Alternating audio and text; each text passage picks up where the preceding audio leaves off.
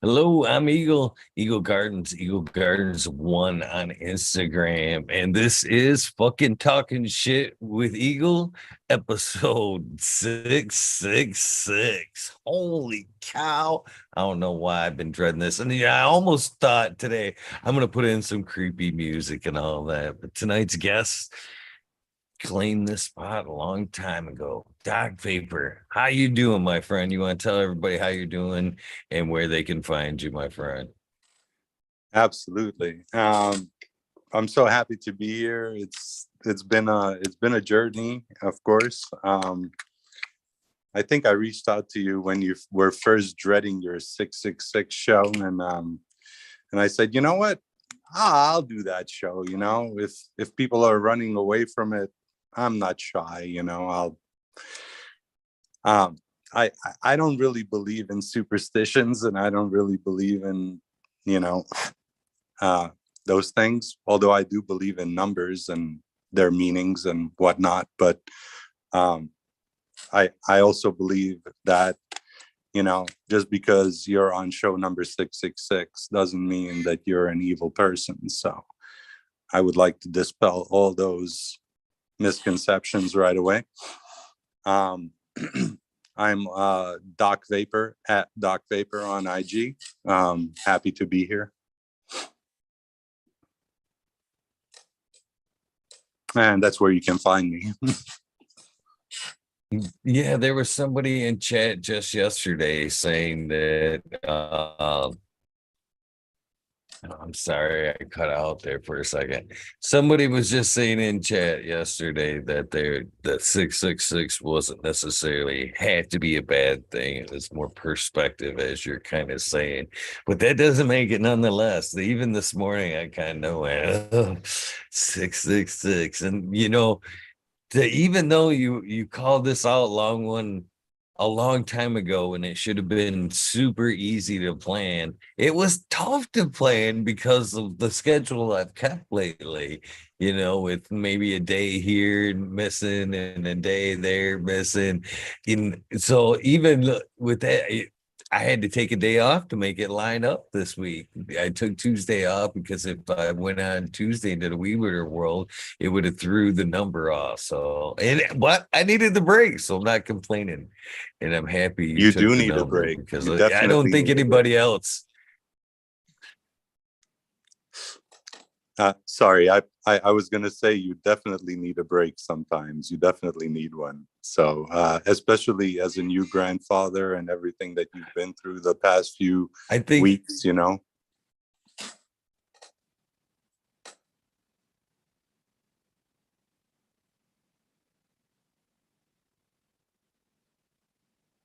Go ahead, shoot. I didn't even want to sneak it in on somebody. You know what I mean? Just not even mention it was like 666. I can just imagine somebody that just sitting in the back of their mind the whole episode. I got this one.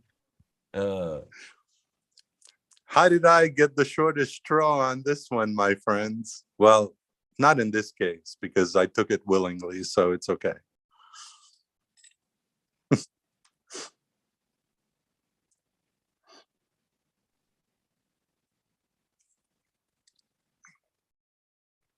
so what do you got to smoke on tonight? What did you bring to start the show off with? Well, thankfully, I really managed to just get my grow in a week ago. Actually, it's day 12 now in dry. Um, I was planning to pull it on the 19th on Father's Day, but it happened they matured a little faster, so I cut them down the week before, and they've been hanging for about 12 days now. In the same 5x5 tent that they were hanging in. So right now, I just packed myself a bowl of Gorilla Glue, number 4, feminized. Obviously, somebody took the real cut and um, feminized it and decided to put it out there for the world. So I think this was a Euro breeder or whatever. That's where I got my first seeds from, legit seeds from, not from bag. So I'm about to hit that in about, I guess, 30 seconds or so. That's my plan, at least. And then after that, we can take a walk down and maybe take a look at some of the other ones, and you guys can pick which of the ones you want me to snip a butt off of, because they're pretty much ready to be sampled and loved and all that good stuff. Yeah, so I grew 7 different flavors this time around. It was Amnesia Haze, Critical Kush, GDP, which is the Granddaddy Perps, the Gorilla Glue #4, the Gelato, and it looks like #33, the Larry Bird cut, which is green. It doesn't really perp out too much. And I also have Northern Lights 5 by Skunk #1, and also an Afghani, which looked delicious. So yeah, that's what I have, the 7. And then I have 5 waiting to go outdoors. But anyway, I don't want to get ahead of myself on this one.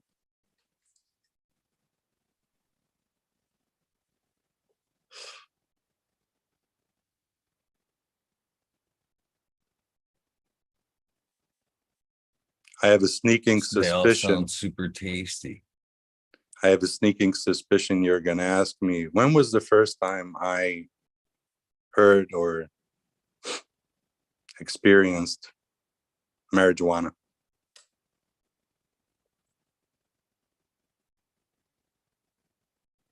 Am I right?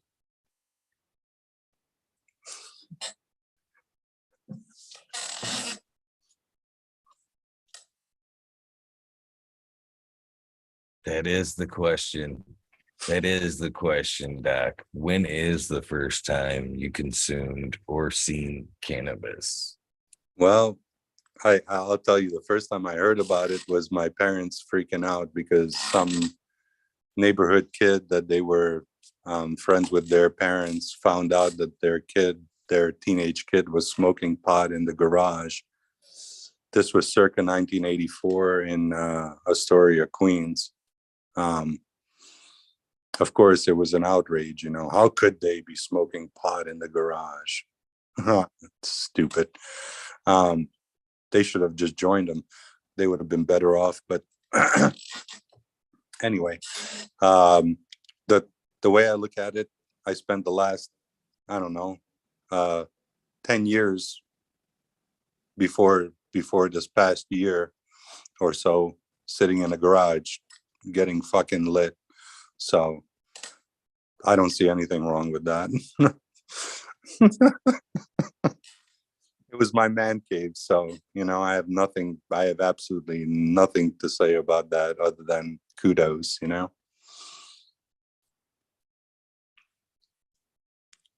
So yeah, that was the first time I heard about it. And then after that, of course, I was a good boy, so I didn't do anything until probably I would say I didn't do anything until I was 17, when I started smoking cigarettes.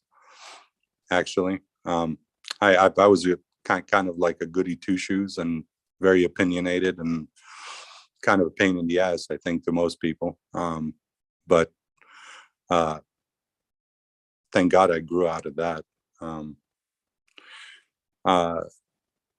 But realistically, I mean, when I was a teenager, I definitely didn't touch anything. I got drunk when I was 17 for the first time, and that was off a beer and some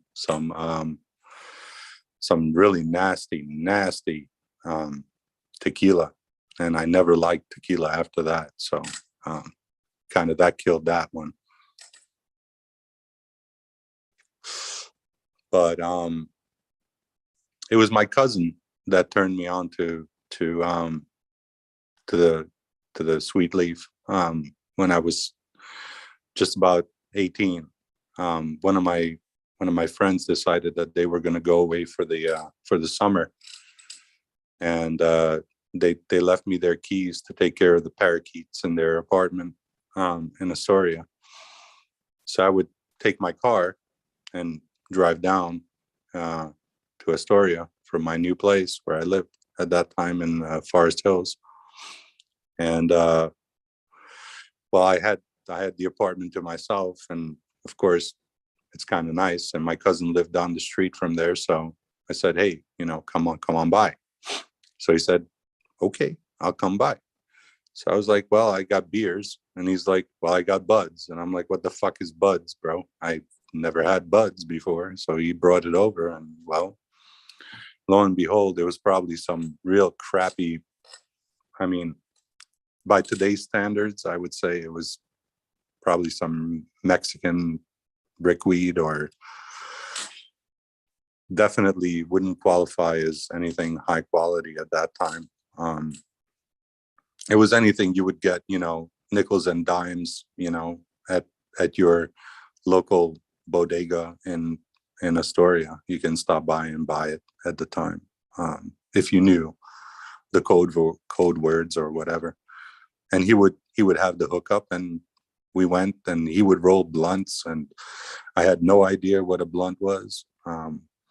Barely had an idea what a joint was.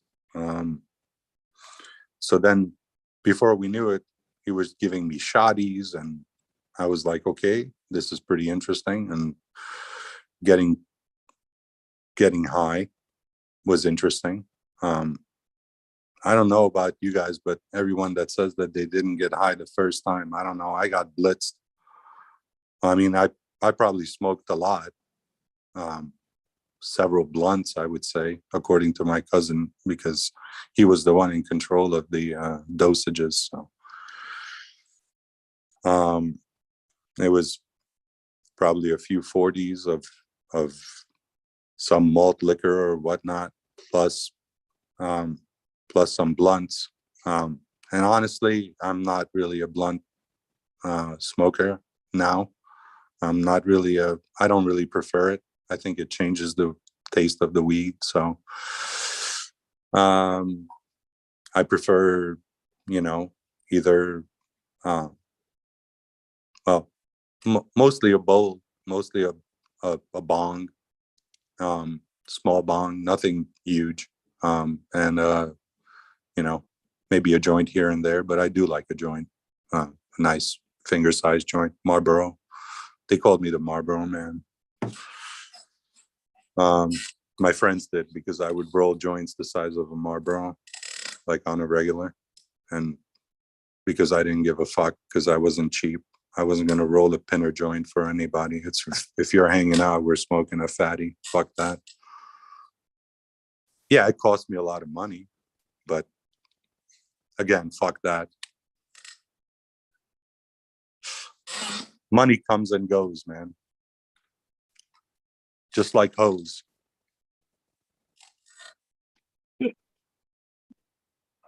I gotta agree. Money does come and go. No sense in getting caught up in the process. So I know you like the rambles, and well,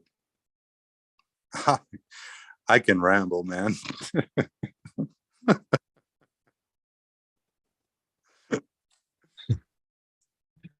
Well, the So yeah, floor is yours, my friend. yeah. So honestly, that was the first time, at my friend's house, that I was babysitting basically parakeets and whatnot, and their plants. My cousin and I would get lit, and drunk, and lit and drunk, and I have to say, like, I think early on I noticed that, because of starting to smoke a little bit of weed, I would drink a lot less. because I come from a background of drinkers, really. Drinking was what the men did, you know, and it was accepted. So like I would watch my dad get shit faced, and you know his friends get shit faced together, and you know fall out together and whatnot, um and then of course the never ending fights at home as a kid, you know, because of alcohol abuse on my dad's part, but that was because he was trying to do business deals and everything that had to do with business back in the old country, like Nikolai would say, from last night. Yeah, cousin Nikolai would say, from the old country. Back then, everything would be about hanging out, you know, with business associates and getting drunk, and you know whether you can hang or not. And if you can hang, you know, then you get the deal, right? So my dad was a tanner, so they would go and buy, you know, from the farmers, you know, the skins and whatnot, and make deals for you know hundreds of skins and thousands of skins that they would buy and whatever. So if they couldn't hang with the farmers, they would get a bum deal. But if they could drink the farmers under the table, you know, or at least entertain them enough, you know, they would get a better deal. But then my mother wouldn't fucking understand that, and she would give them hell for staying out late and drinking and whatever, and coming home smelling like you know, a gallon of you know, uh, distilled yummy goodness that you would buy at a farm, you know. So anyway, it was so alcohol was something that I watched as a kid, you know, as a detriment, actually, as something that I didn't like to see, you know what I mean? Like um I kind of I kind of swore to myself as a kid that I wouldn't become a drunk, you know what I mean? So instead I became a pothead.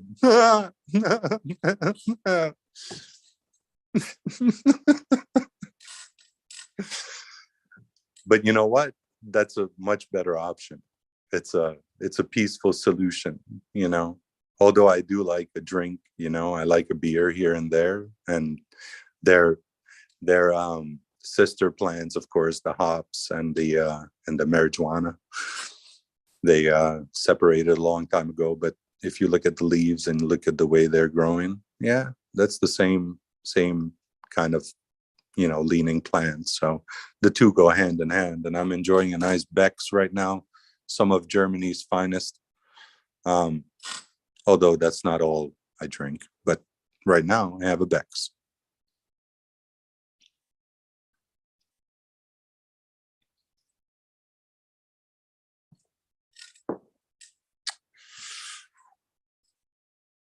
Nothing wrong with that. Nothing wrong with that. Fine, ale. I grew out of it myself. I don't know what happened with me, and well, I do know what happened. I just decided to give it up for the right reasons, but I never had the urge to go back. I don't know. It's just I think I did it so hard beforehand that going back was just too rough on my system. I can appreciate that. I definitely can. I mean, just from my experience with what do you call it, um with tequila for the first time, you know, where it just sent me like basically I couldn't move from the toilet bowl for hours, you know, like, you know, you can, and not feeling good, and the hangover and all of that stuff. Like that teaches you a lesson, you know, you shouldn't be doing that. Uh, Unfortunately, I also had to learn that lesson from Jack Daniels. So, you know, you learn it from tequila, and then you learn it from Jack Daniels. Well, the Jack Daniels world was maybe a half a year later on our senior trip.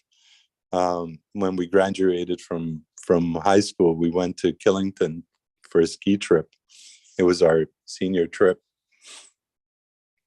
And of course, folks decided, well, we brought beer, and others brought, apple juice and Jack Daniels, and others brought whippets, and others brought other things, but they didn't share with us. Damn them.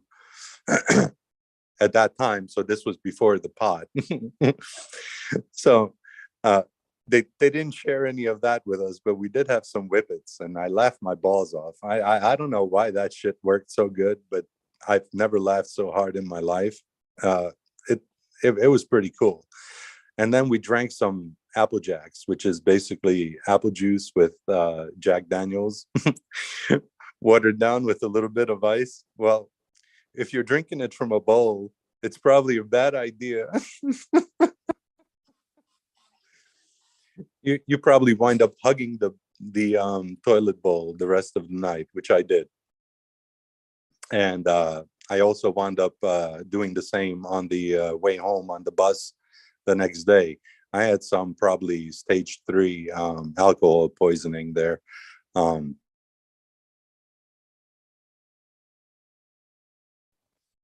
So after those two, I definitely went with the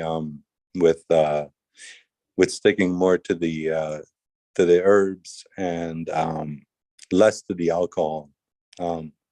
Even wine doesn't agree with me. So hard alcohol, definitely a nay.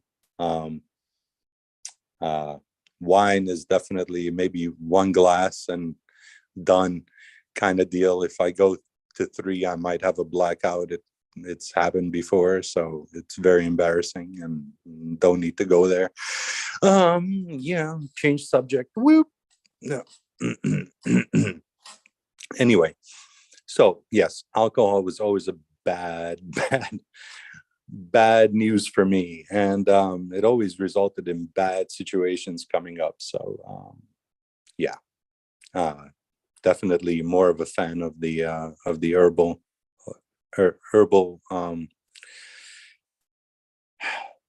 the herbal end of the goodness.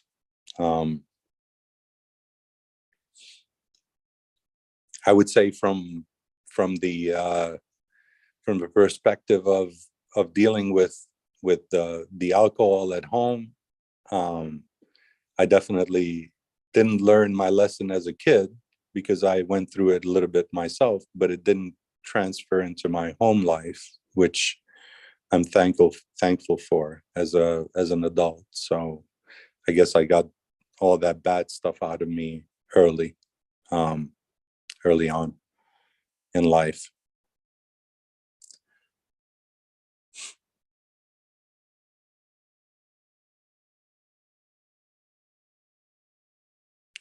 So let's see, what's the next thing that I can get into?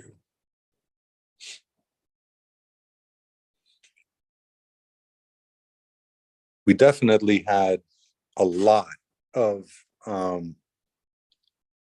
experiences growing up as kids, trying to get our hands on the herb, especially driving through Brooklyn at night with my friends.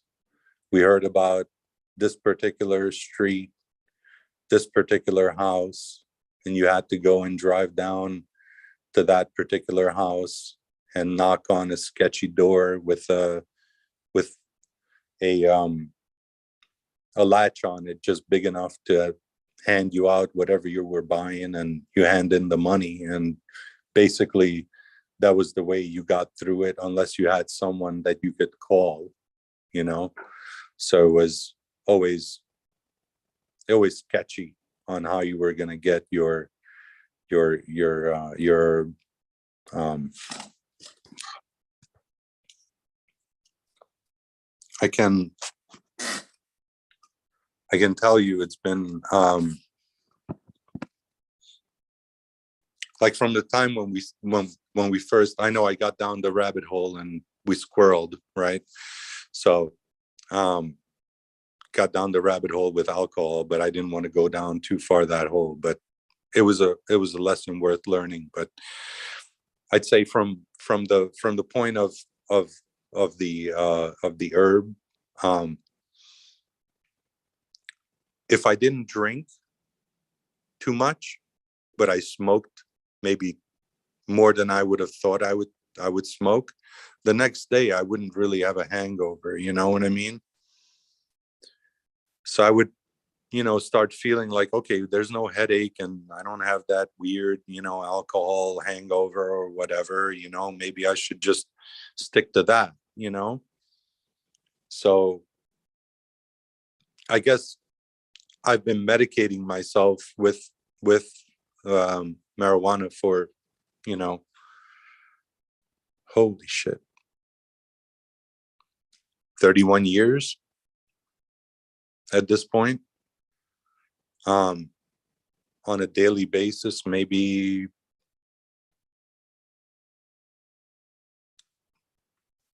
28 years, because that's when I probably had enough money to be able to afford to, buy enough to be able to smoke, especially in New York. Well,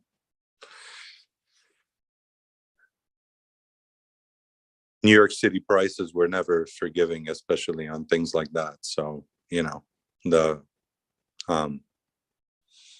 400 per zip, for the good shit. And then if you were buying, you were buying dimes, or you were buying, whatever, if you were buying the good stuff, you were getting a gram for 20.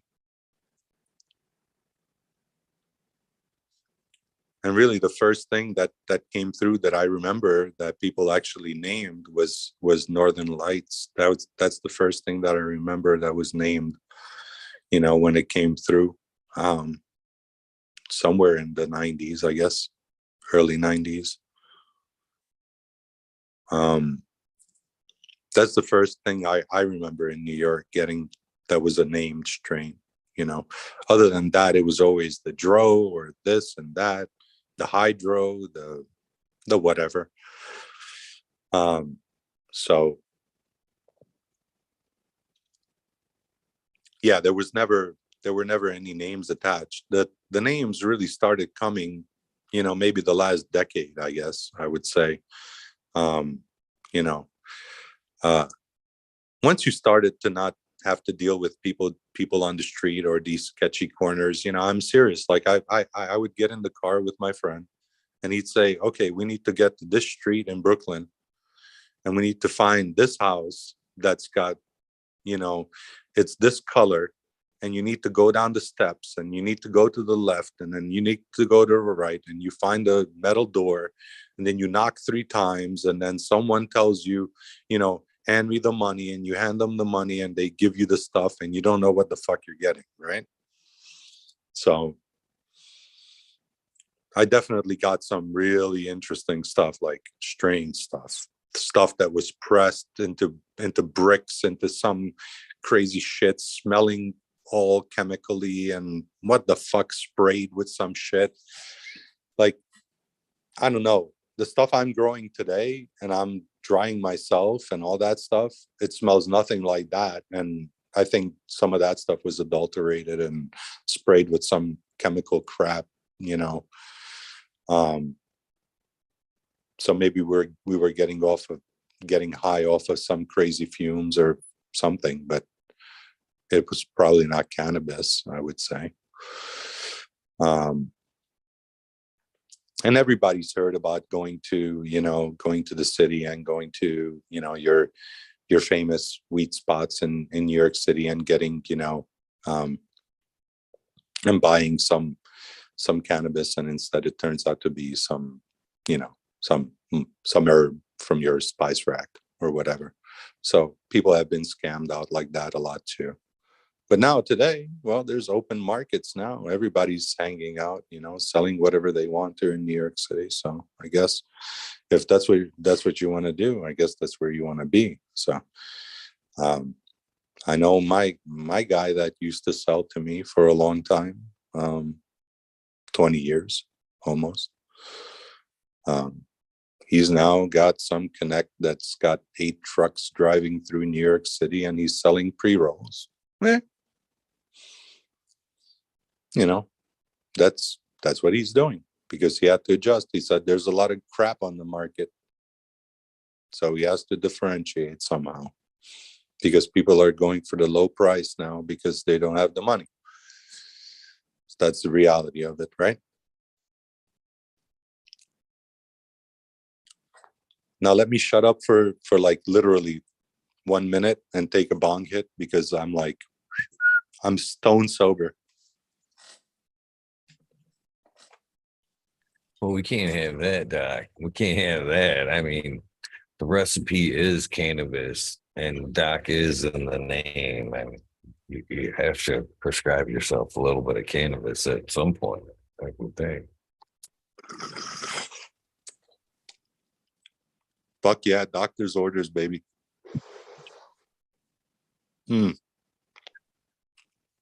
Goddamn terpy bitch. Woo!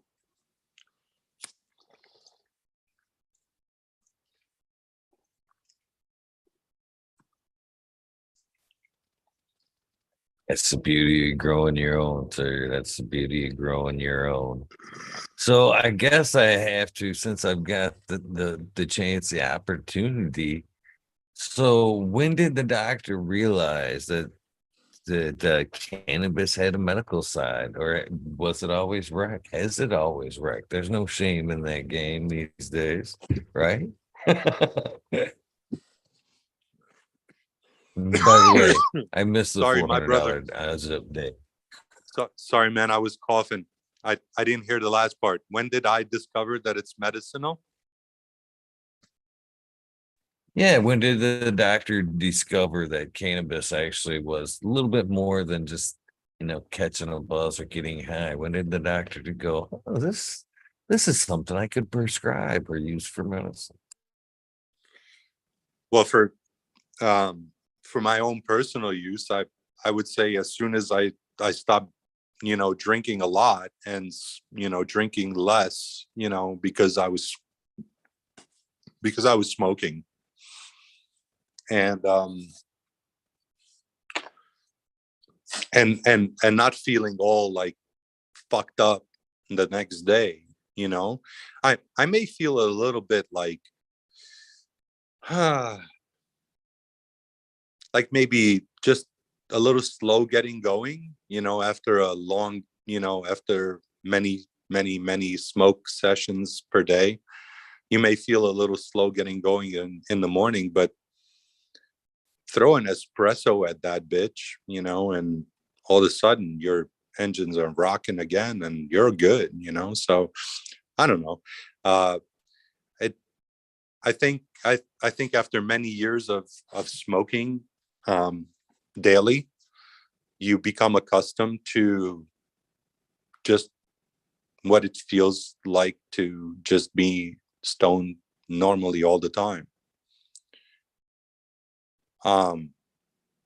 And honestly, the real medicinal effects of it have only really hit me the past 3 years, especially over this COVID thing. Because previously I would only smoke after work. So I wouldn't smoke in the morning. I would go to work, and then I would come home, and then I would smoke, and I would get my rest or whatever. So it definitely helped me unwind, because I was dealing with, always high pressure situations. I'm working in Manhattan, corporate fucking slave, and lots of stress and whatever. And that was my outlet. I would meet up with my friends after work. I would work, maybe 12, 13, 14 hours a day. And my friends would still be hanging out in the evening. And I'd be like, oh, I'm done working. Okay. Can I stop by? Okay, great. You guys got some bud? Yep. Or you don't have bud. We don't got money or whatever. Don't worry. I got money, So I would come and I would buy or whatever if they had, or I would reimburse or whatever the fuck it was, just to get the edge off. You know what I mean? After a long day dealing with a bunch of fuckheads on Wall Street, So um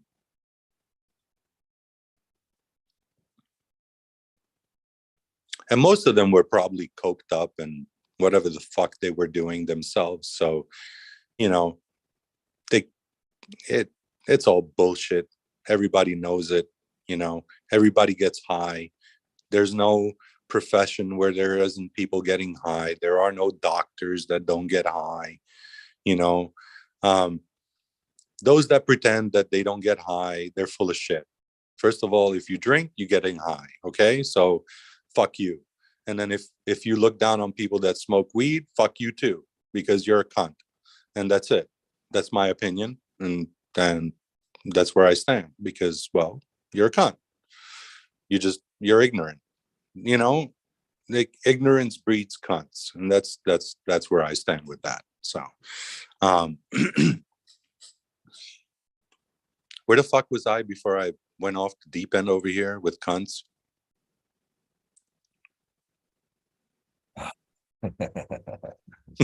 Oh, threw me off a little bit there with that. Oh, back when it became medical, I think you were talking about when you realized that it had the medical weight there. Right. And So for me, that the medical side came early on because I realized I didn't have to drink as much to get my jollies and feel good, and also not get hungover the next day so I can function at work. So like a six pack was enough, or less than a six pack was enough a day, you know, of beer. Even that was like, you know, a a real slowdown from my previous consumption habits. So, you know, um, uh, I would say that the last 3 years have definitely been what's set it off because I kind of, well, sitting at home on your ass, right? You have your wife sitting there and she's like, well, I'm gonna cook and all this stuff, and you're getting all this home home cooked meals, right? And it's all good for you. You're not eating McDonald's, you're not eating KFC, you're not eating this, you're not eating that, right? And then she's telling you, well, maybe it's a good idea if you start doing some intermittent fasting, right? And I'm like, intermittent fasting, what? Are you fucking kidding me? I'm hungry, motherfucker. I gotta eat. But she's persistent, bro. so I remember. She's persistent. What I'm saying is she's persistent. So I got onto the intermittent fasting thing, right? But now we're working from home. So I wake up in the morning, I got to log into work at 9, 8:30, whatever. Uh, uh, you know, I'm working from home, computer logged in, you know, internet rocking, no problems, blah, blah, blah. But I'm up at 5:30, 6 in the morning. And well, I'm smoking because I'm at home and I'm having my coffee, blah, blah, blah, get on to work, do my work, take a break. Well, it might be a 1 or 2 joint coffee break in this case, right? Because you're at home, right? So all of a sudden, I was almost 290 pounds, I think, 6 feet tall. I'm like, fuck, dude, I'm fat. So I decided I'm going to get a dog. So I got a dog. And I'm like, this actually was in August, right before the pandemic hit. So I got a dog and I was a fat slob and I was drinking and smoking and eating badly and working a lot of hours and all this shit. So I got a dog and started walking with the dog and started listening to my wife a little bit and started doing this intermittent fasting shit. And you know what? It took me a year, bro, but I dropped 100 pounds. So I attribute that to smoking a lot of weed because number one, if you smoke, you don't want to eat right after that because you want to stay high. So if you smoke, you want to stay high. So equation number one is I just smoked. I'm not eating. So I would replace the food with, well, another toke. And well, I dropped 100 pounds. Walking the dog and smoking weed and sitting in my garage and working from home and all this bullshit during COVID. So that was from 2019 to 2020. I lost 100 pounds. And then I was watching my son, who was 17 at the time, and he was 350, maybe 350 pounds, but he was also 6'6". So he was a big boy. And he was having a tough time with a girlfriend and all this shit. And I was like, man, he's 17 and all this shit. And I'm like, well, that's when I started smoking. So we had a blackout. So I'm like, we're sitting there, no AC, no nothing. And the kid is fucking bugging out. He doesn't have internet. He can't even charge his phone and all this shit. He can't talk to the girlfriend and they're having issues. And I'm like, all right, dude, you got to tell me. I'm like, did you ever smoke pot? And he said, no, Dad, I never did. I'm like, well, I think you need to. So I rolled up a fatty and I gave him a couple of puffs. And I said, maybe that'll help you to level out things, Does that make me a bad dad? Maybe. But then again, he's also down 100 pounds. And he's 6'8". And he's 240. And he plays guitar like a fucking god. So I don't think I'm a bad dad.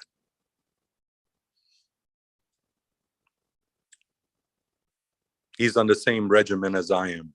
Intermittent fasting and bud. That's it.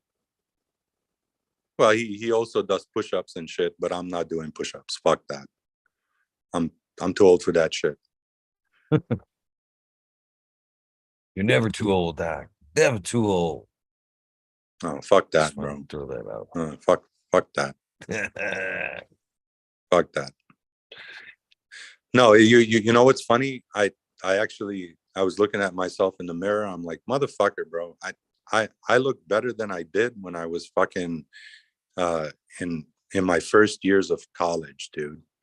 In terms of physical appearance, holy fuck. I look at myself and I'm like, God damn, dude. Well, I guess you can reverse age depending on how you approach shit, So I mean, that's my advice for people that are having trouble, with their weight and whatnot. Look into intermittent fasting, look into eating good, and cook your own shit at home. Maybe grow your own shit at home. All kinds of shit. As Green Fingers would say, plant a motherfucking seed, motherfucker. Right? That's right, my friend. That's right.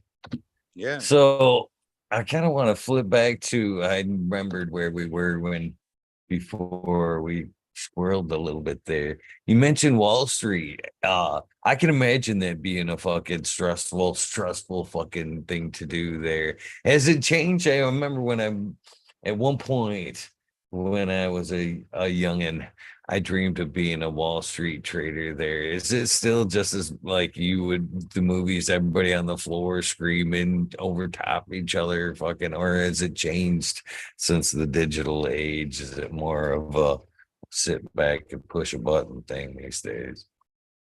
Well, it's interesting, like I've seen the trading floors and all that, and I've been at the New York Stock Exchange and before the changeover to all digital and all that. Now it's a little more subdued, I think. Before they had all the paper and all that, all those things going there, but now I think it's more, everything is so digitized and everything. The people are no longer kind of in control. It's more the machines in control now. Your average trading floor, I guess, would have a lot of traders on it, but it's not as wild and crazy as all those movies or whatever. But maybe in a boiler room, in a boiler room setting, you would have that kind of thing going on. But in a really corporate, big banking environment, people were a little more subdued. I mean, some people would lose their calm and whatnot, but they were also making millions for the bank or whatever, billions for the bank at some point. So, if you lose your shit and you're making the bank billions, maybe you get a pass, So that's that type of stuff is known to happen. But then again, banks have become a lot more strict lately, and well, I'm more on, you know, I'm more on the regulatory side of things these days. So I'm not really dealing with all that all that heavy duty trading business stuff. But I I mess around and I see all the good things and the bad things that are coming from finance and regulations and all those things. So yeah, a lot of fun things that I'm involved in. But that's why I can't really put myself out there fully yet until I ditch the until I ditch the corporate shackles, as they're called, and maybe then I can do something a little more public. But for now, I'll keep myself in the vapors, as it would be.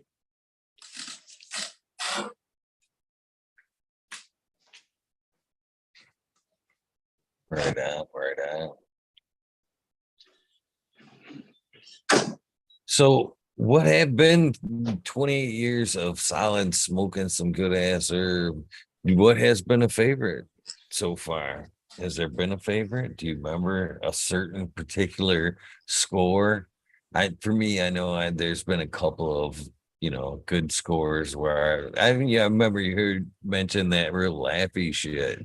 Do you remember any good strains that you know what I mean? You wish you could score some of that today. Oh, absolutely, man. At some point, one of my the same guy that I was getting stuff from 20 years for 20 years, he was bringing like a steady supply of some real good, real good high grade, you know.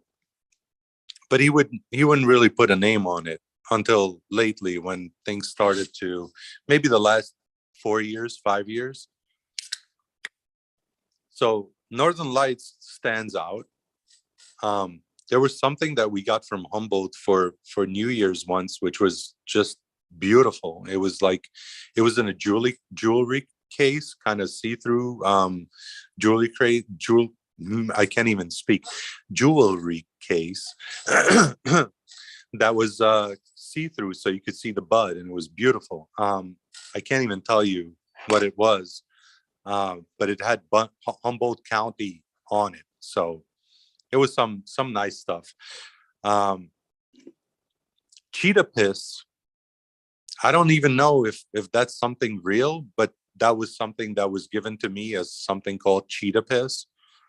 I mean, I heard of cat piss turbs, but this was called cheetah piss. So yeah, it had that cat piss extreme, thing going. Um, Another thing that stands out is something from maybe like early 2000s.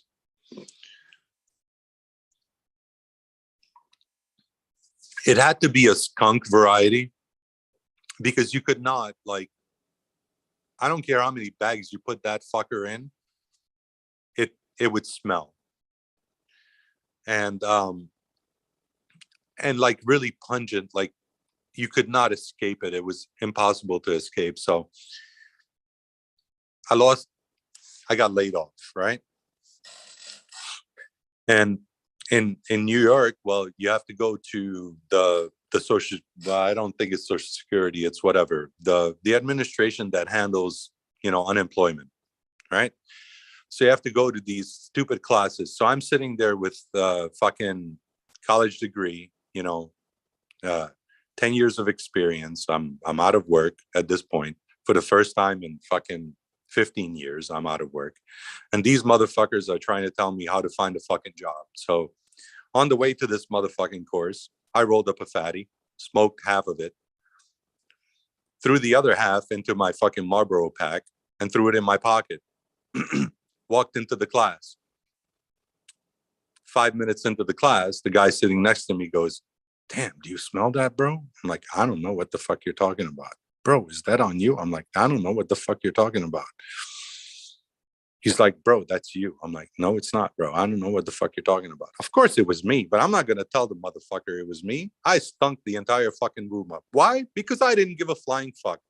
Why the fuck do I have to go to this fucking class when I already had a job for 15 fucking years? I'm out of a job for fucking 1 month, and I have to go to this worthless fucking class. So I went high, and I didn't give a fuck, and fuck you.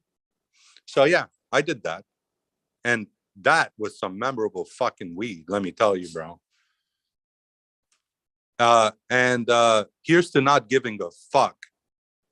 SoCal, right? And the first thing in the morning, when you take that first sip of coffee, right? And you still don't give a fuck.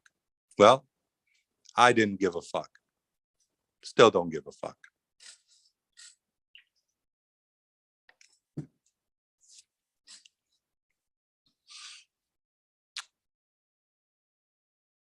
Did we squirrel?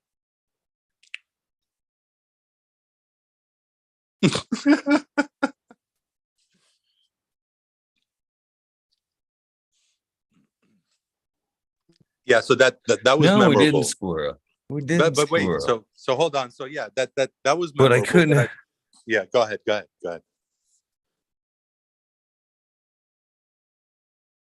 That is a pretty memorable story there. So I understand that, you necessarily have the corporate shackles still on, and New York's just becoming on board with cannabis there. So I can understand necessarily uh having to be a little incognito when you're getting your grow supplies there. So you want to tell me about the incident when you got kicked out of the grow store for wearing a dress? Fuck you, SoCal.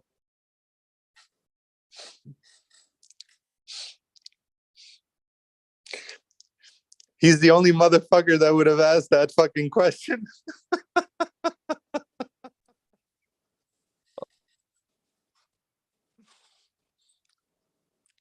I love you, but fuck you, bro.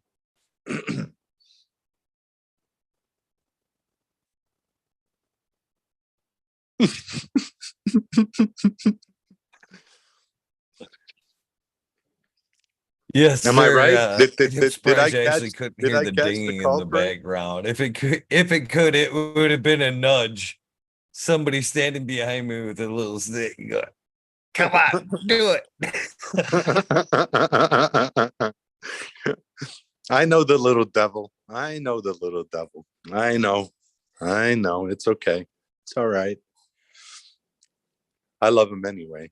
Don't worry about it. See, you just threw me off my game. Okay, so we were talking about cat disturbs, right? And then we were talking about the fucking skunk shit that you couldn't hide for shit, right? What else was really good? You know what was really good?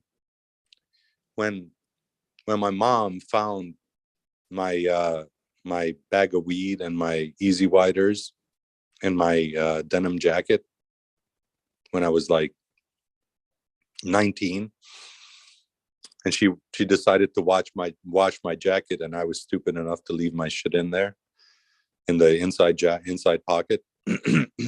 So she took it out and put it on top of the TV. So so I get home and I see the shit on top of the TV. I'm like, oh, how nice. I grabbed that shit, put it in my pocket, said not a word about it, nor did she. Ah, gotta love a mom.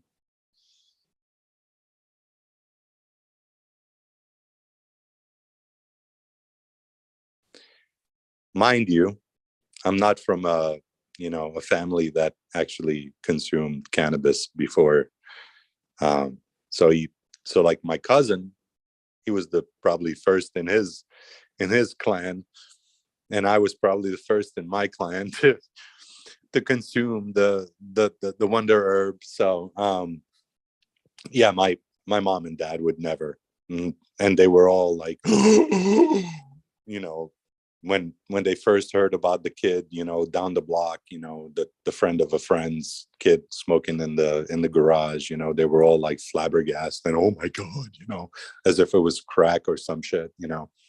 But obviously they they didn't give a fuck because I got good grades and I got a scholarship to go to college and all this shit. So what what are you gonna say? What are you gonna say to a kid, right? That's doing good in school, that's not fucking up, not getting arrested, not you know doing any stupid shit.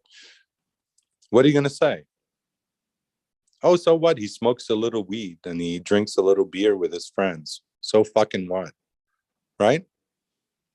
It's probably expected, and most kids do a lot worse. So oh, let me backtrack just a little bit, because I mentioned that I gave a little bit of a little bit of weed to my son when he was 17 to get him out of his malaise with his mental, you know, tie-ins with his girlfriend and all this shit, which he dropped, thank fuck. But you know what he came out and told me? He's like, oh, the previous summer they did shrooms with their friends. It was August, and one of their friends brought shrooms and they did shrooms. So he never smoked weed, but the motherfucker did shrooms, right? So I'm like, well, motherfucker, isn't that nice? You didn't tell me shit. But guess what? I told him, I said, you know what? There's all kinds of other things, right? I said, there's acid and all those things. Well, I went down that path too. So, and well, it's not always pretty. You know what I mean? First time was great. LSD, fantastic. Second time, great.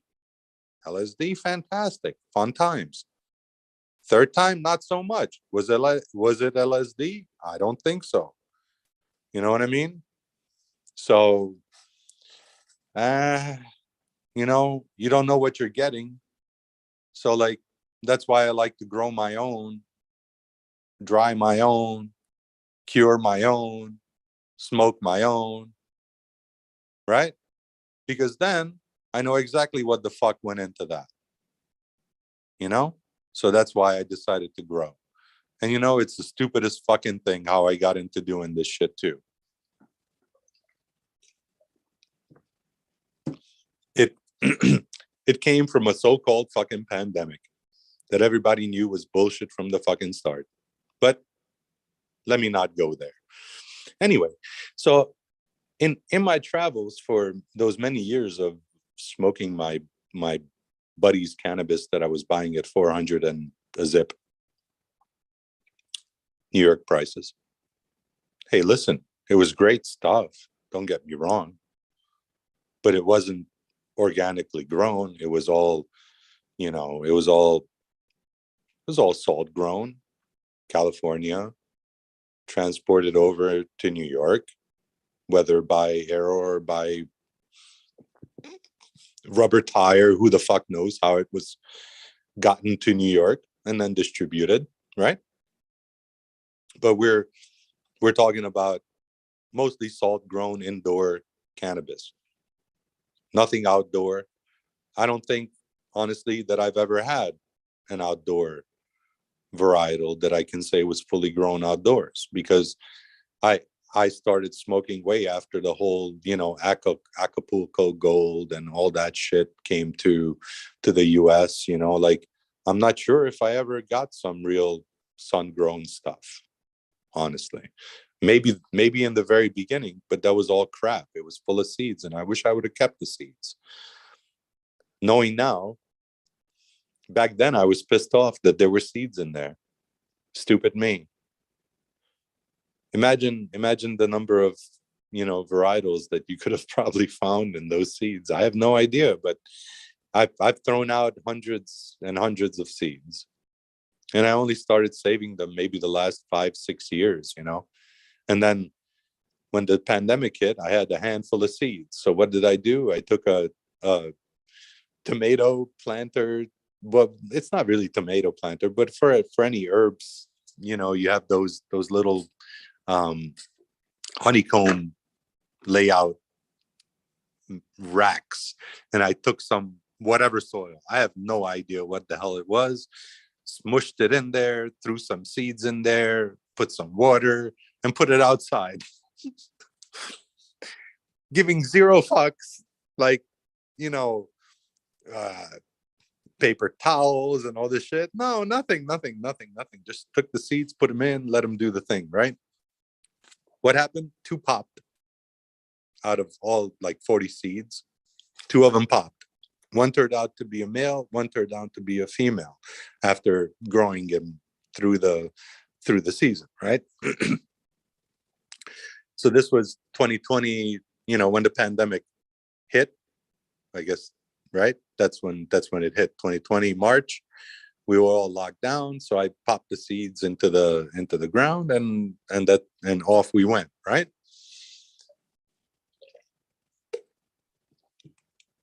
And it was unknown cultivars, obviously. It was, who the hell knows, back seeds. And I grew them out in some, literally, I have no idea what the hell soil I used. It was some bag soil. And well, it was not very successful. I mean, considering they grew out and I could identify, okay, this is a male, this is a female, after watching a bunch of shows on YouTube, not knowing, really anything about how to identify a male from a female or anything like that, as a new grower. Zero freaking clues, no idea. Like, I have no idea what this plant is all about. I mean, it's beautiful. And well, really, that wasn't the first time that I popped the seed. I popped the seed many, many years before that, in probably 1992. And I was still at my parents' place, and I popped it into a small container of soil that my mom had, and I put it out on the fire escape, and it popped, and it came up, and it started getting a little bit too big, and I got worried that it was out on the fire escape and people could see it, so I offed it. And that was the first marijuana plant I ever grew. And well, I feel bad about killing it, but well, I had no choice, and plus it was probably not in the best place anyway. But anyway, in 2020, when we started these 2 plants, I was like, okay, so how am I going to flower this thing out and all this stuff? I got worried about how I'm going to flower it out. I didn't know. So it started flowering at the end of, I guess, mid of August. It started showing, and then it was no bigger than 2 feet, 2.5 feet, I guess, tall, maybe, decent buds, but it was nothing. It was garbage. So, but I bought some blurple lights so I could finish it off indoors. And what I did was because it was coming to the end of the season, I needed a way to finish it, and we were getting a lot of rain. So I'm like, fuck, I need to put this thing indoors. So I bought blurple lights, because everybody was talking about, LEDs this, LEDs that. So I got King LED lights. Everybody's heard of them, and your eyes are suffering till today because of them. Okay? If you've seen that ugly blurple fucking hue where you can't tell whether your plant is alive or dead, oh, fuck that. Okay? So anyway, finishing that fucking grow was a pain in my balls, because number one, I had no equipment, right? I had crappy ass King LED lights, And yeah, right. But good luck with that too, though. Yeah, I don't know about all that though. Still, you can wear that fucking bullshit, but it, you know what I mean? It doesn't look right, right? Okay, so yeah, you can wear the freaking glasses. So anyway, right now I thank goodness for natural lights. You know what I mean? It's white lights, and you can actually see the plant for what it is. If there's some deficiency, you can properly identify, well, yep, it's, you need a little more nitrogen, or you need a little more of this, or a little more of that. But hopefully you don't have to fucking do any of that bullshit, which is what my goal is at the end of the day when I grow. But boy, that's hard to do. Anyway, so getting to the end of that first harvest, I decided to transform, with my wife's blessing, the back half of my garage, which was my smoke place for years before that, to transform the back half of it into a grow room. So I did like half veg, half flower, and I had one blurple light in one blurple light in the other. And well, you can go blind doing that shit.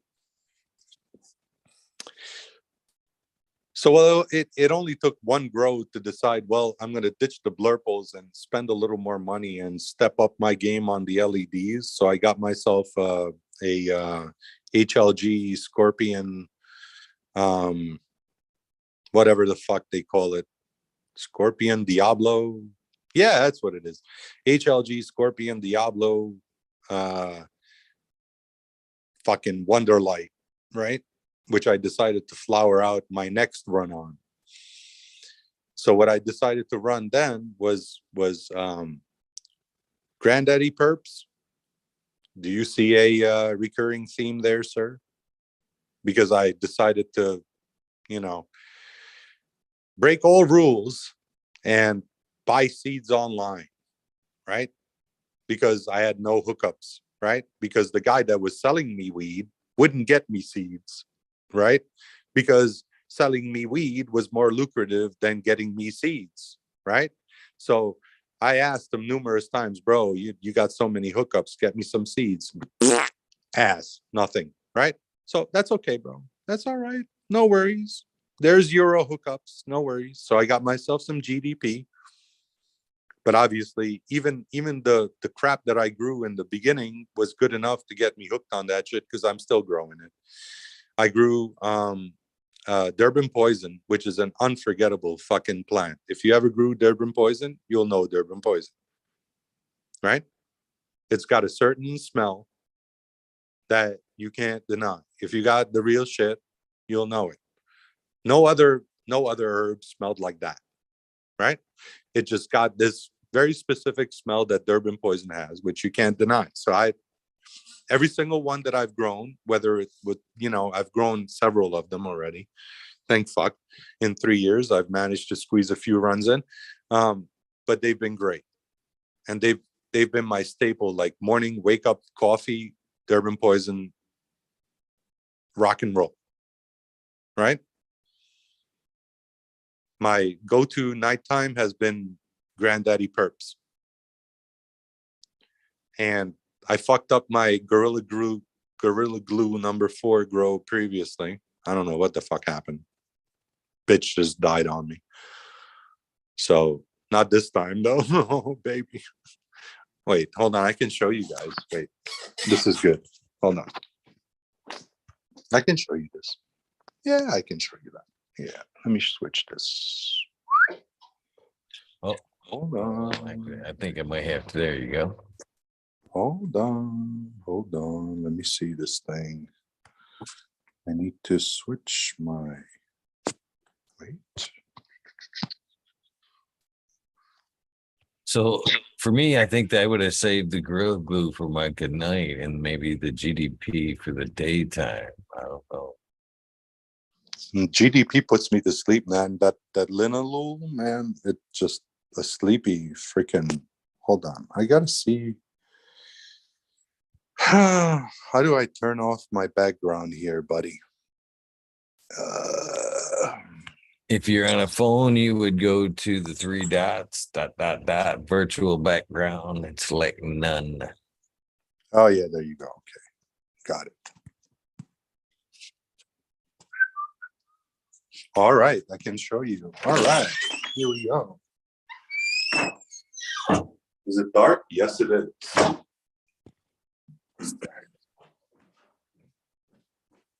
Sorry for the visual effects. But we're walking into the dungeon here, fellas and ladies. Hold on.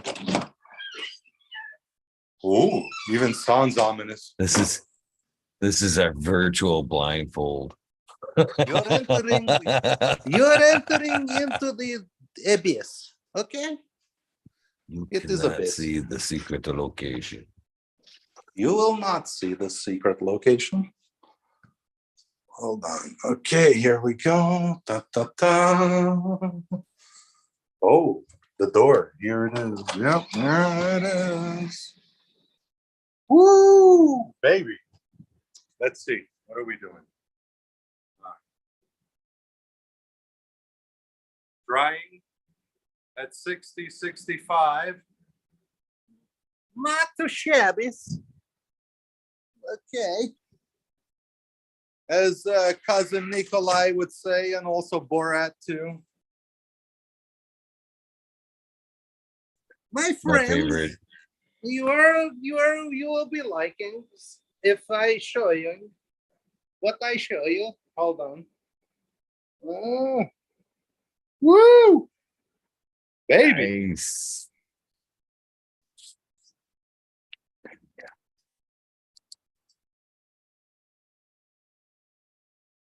All right. So what are we looking at here, Doc?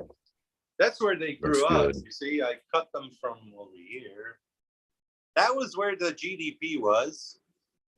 And this is where the critical Kush was. And that is where the Gorilla Glue was. And this is where the Northern Lights was. And that is where the Amnesia Haze was. And that is where the Afghani was, and the gelato was in that corner over there. And I can show you the buds. Hold on. Woo! Baby. Oh, yeah. Oh, yeah. Is that a lobster cage there? Lobster You cage? got on there? Yeah. No. No lobster cage, No, man. just fencing? Just a fencing? No, it's like what do you call it? It's a trellis. It's like a trellis. Kind of. Cheddar Bob uses one that's maybe he says is part of a lobster, part of the lobster cage. He says it works beautifully. That's what it looked like. I was going to ask if it was an East Coast thing.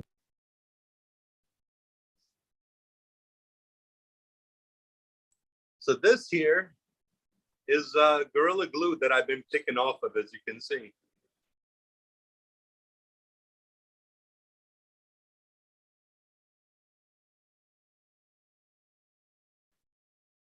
And unmanicured. She's a natural bitch.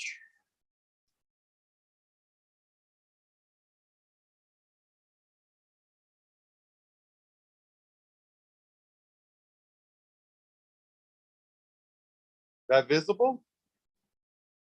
Is that cool? Sure is, my friend. All right, yes, cool. it is. Hold on. That's the GG4. Hold on. It's nice, and I mean it's like it's as long as my leg, basically, this branch here. Hold on. And let me grab. Hello. This one is definitely gelato. Hold on. This, damn. Why are you fighting with me, girl? Stop being a bitch. This is also the length of my leg, basically. Woohoo! Yeah. Hold on. Let's see. It's a little gelato action. Is it visible?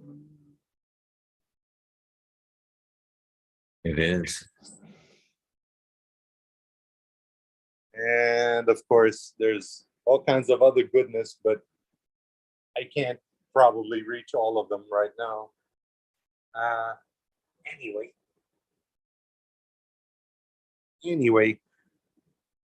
So yeah, that's 4x4 soil. I bed. kind of fell I'm gonna out get at of this during noise.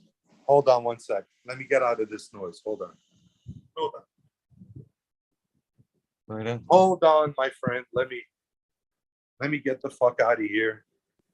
Hold on. Holding on.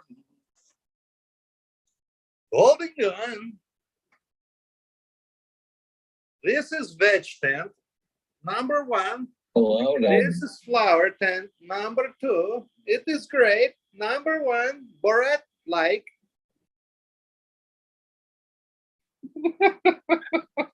There it is.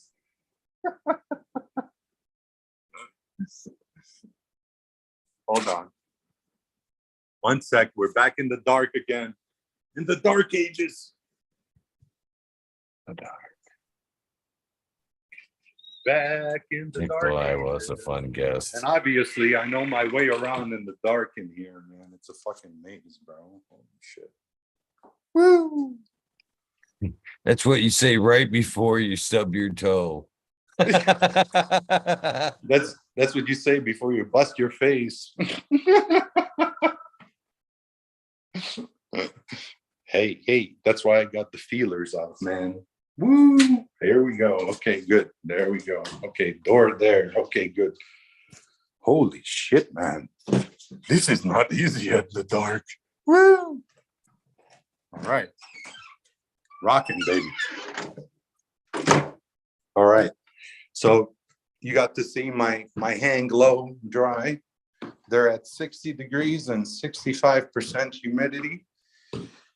I'm thinking hopefully Saturday I can chop, and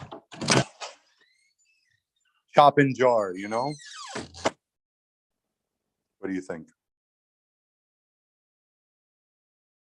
Yeah, you probably right on with that.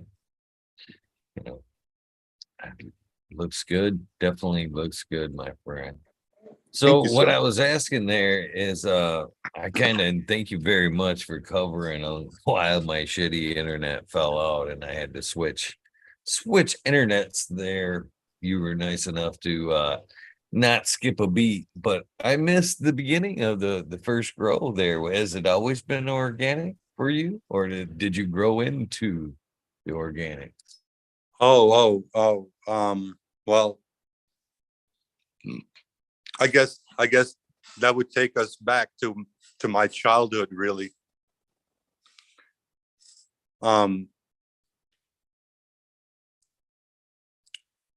As our cousin Nikolai would say, back in the old country, right? Because obviously I'm not from the US&A originally. I'm a transplant. And but that don't make me any less American, man. That probably makes me more American, bro. Honestly, considering some of the fucking fuckheads that I've run into that were born here. So anyway, they don't got no appreciation for what fucking freedom is, you know, until you hear your father tell you about some shit, you know, when he was a kid, when he was fucking thrown in the gulag because fucking he was 16 years old and somebody thought they got a hard on for fucking minorities and they're going to lock up all the young kids because their kids are, you know, more than likely to start some shit. Right.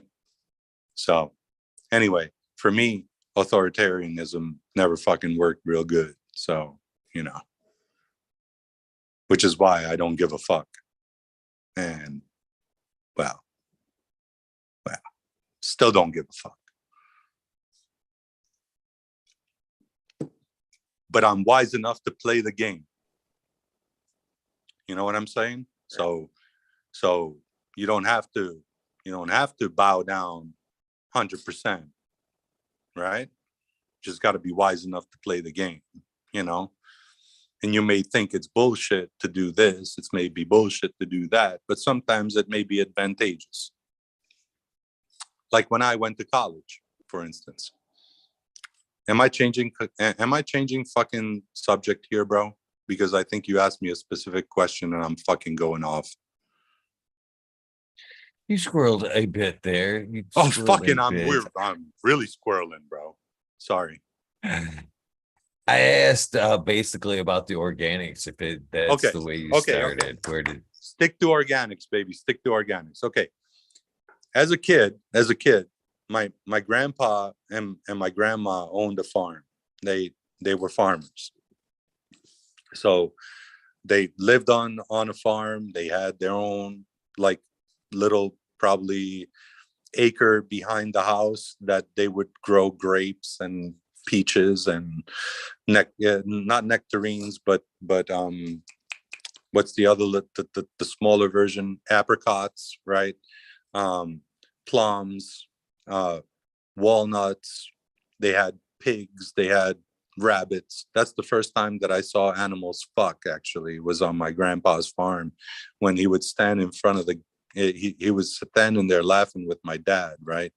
And I'm like, what the hell are you guys laughing at? And I was a little kid. I was maybe 6 or 7 years old. And my grandpa goes, here, look. And I look in the cage and I see 2 rabbits. Okay, 2 rabbits. But then the 2 rabbits start fucking, right? And it's like, ba-da-da-da-da-da-ba, ba-da-da-da-da-da-ba, ba-da-da-da-da-da-ba. And my dad is laughing. They're turning purple. My grandpa is laughing. He's turning purple. I have no fucking clue what's going on. I only realized minutes later, like literally like minutes later, oh, that's what's happening.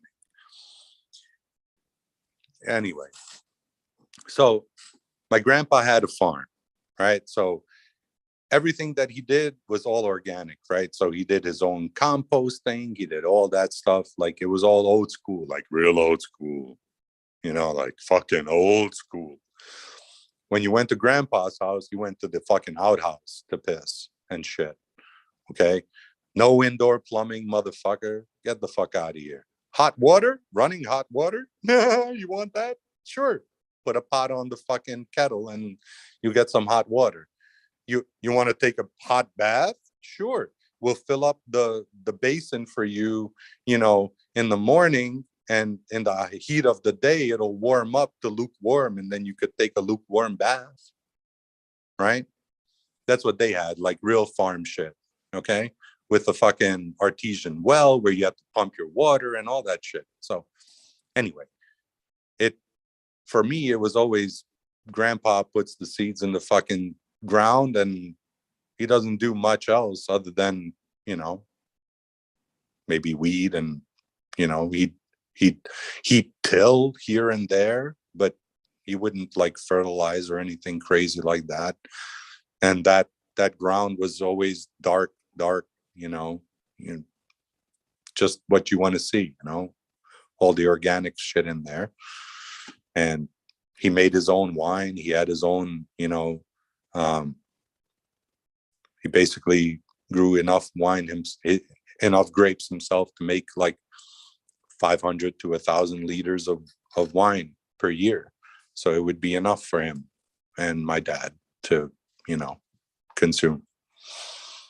And I guess that was my inspiration, that I never watched anyone put seeds inside of paper towels, and then from paper towels into, actually, pardon me, from putting seeds into glasses of water, and then from glasses of water into paper towels, and then from paper towels into some media to sprout them or whatever. Like it was always put the fucking seed in the ground and it'll pop out when it pops out. If it don't pop out, it's a dud and you're done. So going by that kind of premise, I decided, well, I'm not going to go with any paper towel method because it just didn't make sense to me. So I'm like, well, I'm just going to put the seeds in the ground. And in this case, it was in cups. And once I started, like, you know, paying attention, you know, people started showing, you know, online, and I started watching, you know, different YouTube shows. And obviously I came across your show. probably year and a half, 2 years ago, I would say. And I've been watching, like I'm a stealth watcher. So like I don't talk on YouTube. I don't chat on YouTube. I don't get into any of all that. I only hooked up with the guys on the crew over there, the past couple of weeks, 6, 7 weeks, 8 weeks that I've been talking to some of the guys there, Gus and all those guys, just to get a feel for the crew and whether I really, really want to do the show. You know what I mean? Like, I was pretty sure I wanted to. Just when I reached out to you, I wanted to. But, you want to get the bona fides, from the crew, that they're cool people, just not just on the show, but just cool people in general. So like, I always like to make sure that, if I'm going to start hanging out with a bunch of people, that I'm cool with them. You know what I mean? So for the most part, even though we may see things a little bit differently here and there, I think we all see things alike. And I appreciate that with this crew, especially. Because I can tell SoCal, go fuck yourself, and he'll laugh right now. You know what I mean? Because we've had conversations before. So it's not going to be the first time that I've spoken to SoCal. So if you guys think that we're familiar, yeah, because I've been talking to them, on a daily basis. And I'm not going to say that I haven't. And, it's helped me prep for this particular endeavor here, because I've never done this before. You know what I mean? It's my first foray into the public forum, and to be hanging out with Eagle on his 666th show is a monumental fucking occasion. You know what I mean? For any human being to do. So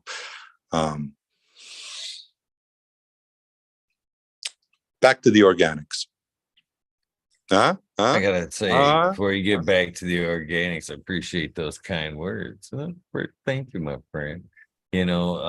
This episode, it does mark a quite a transition for me too, and I can't believe I'm this far into the goal, or what I called out there in the beginning. I said that do 1,000. I can't believe I'm less at this rate. I'm less than a year away from the goal.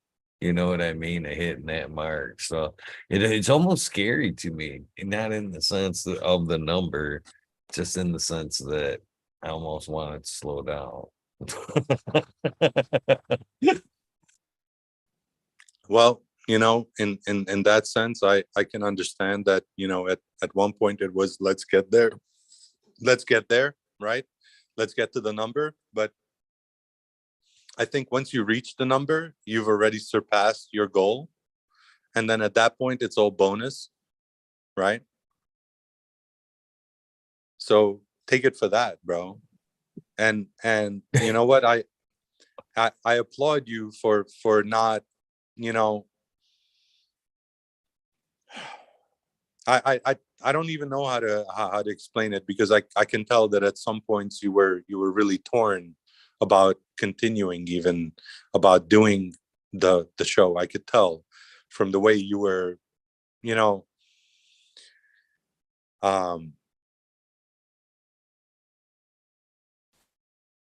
I don't know, like you felt like you were like you were hurt, like inside, because you put so much effort, so many hours, and so many days, and so many, and you spend so much time listening to people just like me, and I'm a nobody. You know what I mean? Like, in the grand scheme of things, who the fuck am I? You know what I mean? To be on Eagle's show, bro. I'm in the grand scheme of things, I'm just me. I'm just Doc, bro. I'm, but you put yourself out there before most other people did, and your predecessor, whom you styled yourself after, in a way, Subcool, I watched his shows as well, because I actually caught some of sub cool stuff before I caught your stuff, you know, and I don't know how, but through the internet, you know, the YouTube fucking algorithm, you find people, right?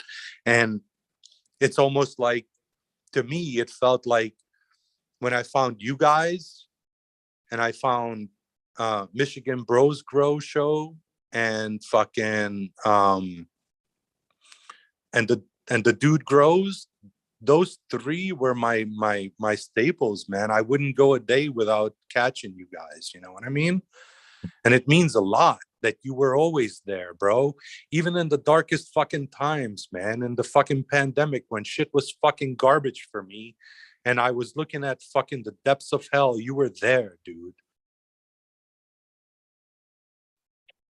And you have Man, no that's idea what it means to me that you know, that community that you were able to bring together, bro.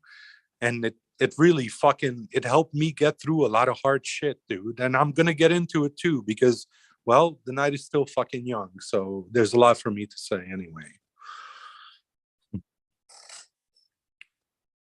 man, I appreciate that. You know, at one point that transition from one phase to another was really tough. It was really tough. But you know, it's doing it every day. I don't know. It's weird. It's really weird. Really become, this has really become a huge part of me. You know what I mean? And you know, I value everybody. You say, you know, everybody's a part of this. You know what I mean? You're a part of this. We all make up the cannabis. We're all a piece of thread in the cannabis community. The whole, you know, the blanket that is the cannabis community. So it can't happen without your story, my story. Everybody had plays a part in this. You know what I mean? We're all fighting to keep it alive. So, you know, I appreciate the kind words. But let's get back to organics, my friend. Let's get back to the fun stuff. Let's talk about some more organics, my friend. Well, no, I mean, I I couldn't help but just acknowledge the fact that the, you know, it's not easy to do what you do every fucking day, you know what I mean? And to be there, and you know, it meant a lot to me that I would have somebody where I could go to. And you know, it would disappoint me because I don't have a Google account, and I don't want to have one, and I don't want to do all that. I don't want to be part of the algorithm and all that shit. And I became part of the algorithm just doing stuff on Discord and whatnot. And I know that. But even on IG, like I keep a low profile. I never post anything. But you know what? I appreciate you. I just want you to know that, dude. No matter what, no matter what anybody ever says, I appreciate you for everything that you've done, for all the people that you've had on here, for all the people that you've helped, that you've coaxed along, that you've tried to coax along, that you know have come and gone in the past and all that. You know, this is the show that I want you to know, that at least from one person here that's been watching you for 2 years, I appreciate you for who you are, bro. And for being a real motherfucker, bro. Like Gus says, you're a real motherfucker, bro. And Smiley is a real motherfucker too. Because you know what? You don't put yourself out there like you're king shit. You're still humble after 666 fucking shows. And it's not just 666, it's double that, because you've done the 0.5s and all those other things that you've done. So just, And it means a lot. It really you know, does. bro, that's, you know, that's it. I just wanted to say that. And going back to the organics, my brain wouldn't allow me to go anything other than that. You know, even though I had crap to work with, I would not work with anything other than just earth. You know what I mean? Just because, like, earth, right? Like, that's what nature does, dude. So like, for me, it was always about earth. So I went out and I got the best, you know, bagged fucking earth that I could get. Did I get fucking what are those stupid things called? Not fruit flies, but uh, Gnats. fungus gnats, right? Did I get fungus gnats? Of course I did, because of course they were, not well maintained and stuff like that. So I used the pre-baked, earth, concoctions that people fucking, put out there in the grow store, and it wasn't even anything special, because I didn't go to a specialty grow store, so I didn't get like Fox Farm or anything like that. It was some generic shit from fucking from from Wal not Walmart, but whatever, Home Depot or whatever, Lowe's, or whatever you can get, right? But but then I started, going down deeper into the rabbit hole, and of course I was watching my guys on Dude Grows show, and of course Scotty Real and all those guys. Everybody knows and loves those guys, right? Because they're entertaining, right? And they give out good information. You learn a lot, right? Great community. Hell yeah. And they Oh yeah. definitely and they definitely hang in there, and they've been in there for years doing this stuff, and that's what, I started watching them. And it's always about microbes and mycorrhiza and all of these things, all of the interrelationships between the soil and the plants, and the microbes, and the fungi, and you know leaving the earth undisturbed, and all these things to go with the no-till. And you know um of course, for for for for most people, it's very difficult to do a true no-till gardening environment, because they don't necessarily have the space, or the yeah, it's more about space.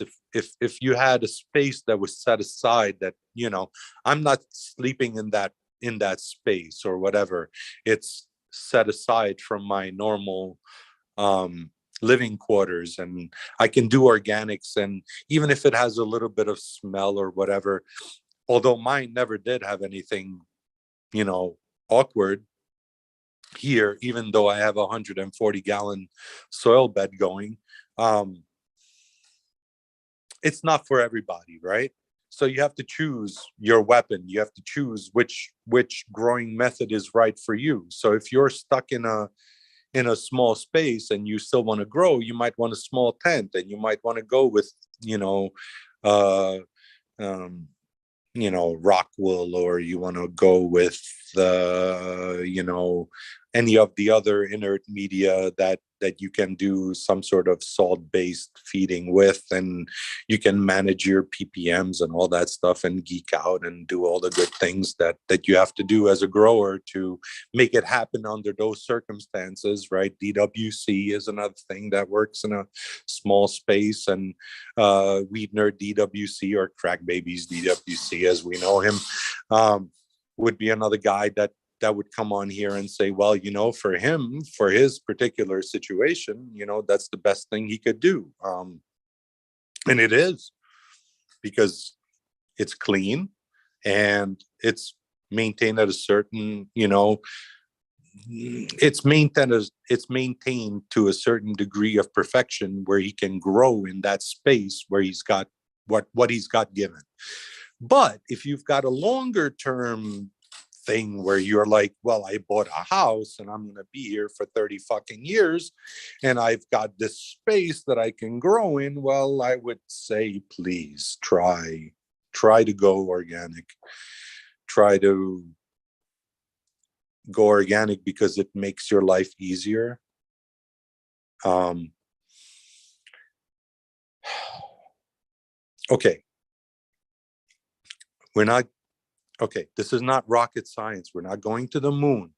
We're growing a weed.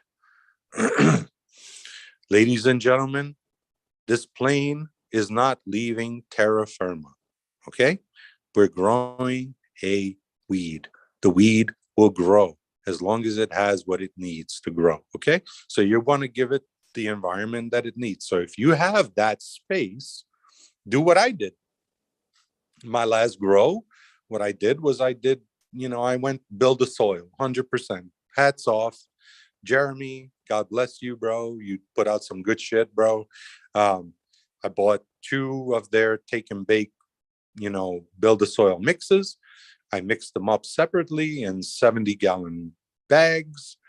And then I mixed the 2 70-gallon bags no, it was more like 90-gallon bags. And then I mixed the 2, which were 70 gallons each.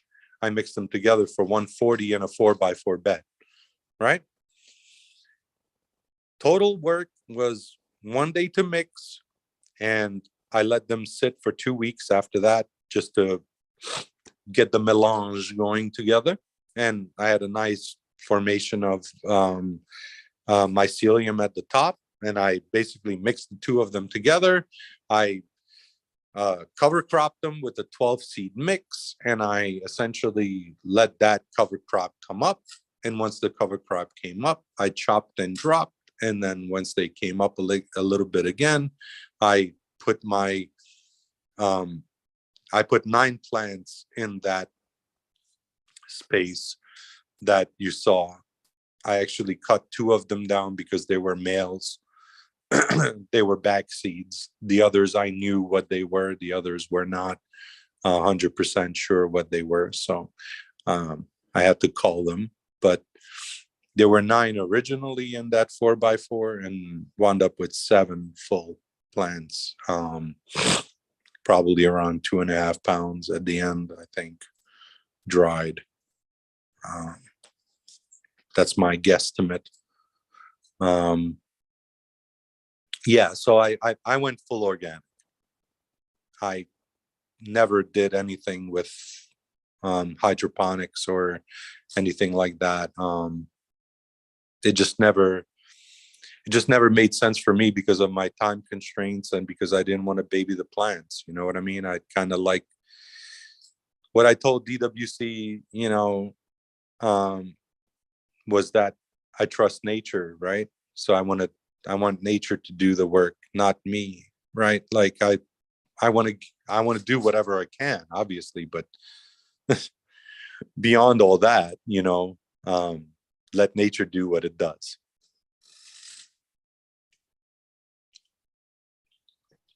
I was thinking though that very same sentiment as I was watching out the window today when I had when I had a second, was washing my hands, was watching the girls out the window there in the earth boxes, shaking, just shaking in the sun. I swear, light breeze, they were just like this in the sun. And I'm like, oh, they look so happy. You know what I mean? They did too. They just looked, they were praying, they were practically dancing in the sun, and it just looked right. I actually wish I could do more outdoor grow, so hopefully at some point in the future try some, a nice little plot. But yeah, I definitely nature and soil. I appreciate it more and more as I go on. I'm glad I made the switch, but I slightly miss my cocoa. I slightly miss the cocoa, but I appreciate the soil 100%. And just, slipping down that organics road, man, you learn about a lot about yourself as you learn about that soil. I've said that quite a bit, man. There's a lot of good things that come out of the soil for sure. Absolutely. I think just from the perspective, if you think about the roots of a plant, right? The roots of a plant, they go into the ground and they branch out, right? Just like the branches of the tree, the roots branch out under the ground, right? But they also have little hairs on them, right? And if you think about your gut has you think about your gut and you think about a bunch of little tubes, right? But inside the tubes are a bunch of little folds, and inside the folds are what? Microbes. What do you think are in the folds of the roots? Microbes, right? So the same thing that goes on inside your stomach happens inside of the workings of a plant under the ground, right? So they're communicating with the with the microbiology in the soil, and your stomach, actually your digestive system, is mostly a bunch of microbes that are doing the work. So actually you have I think you have almost equal amount of microbes in your body that you have actual human cells. So you know, organics just kind of makes sense.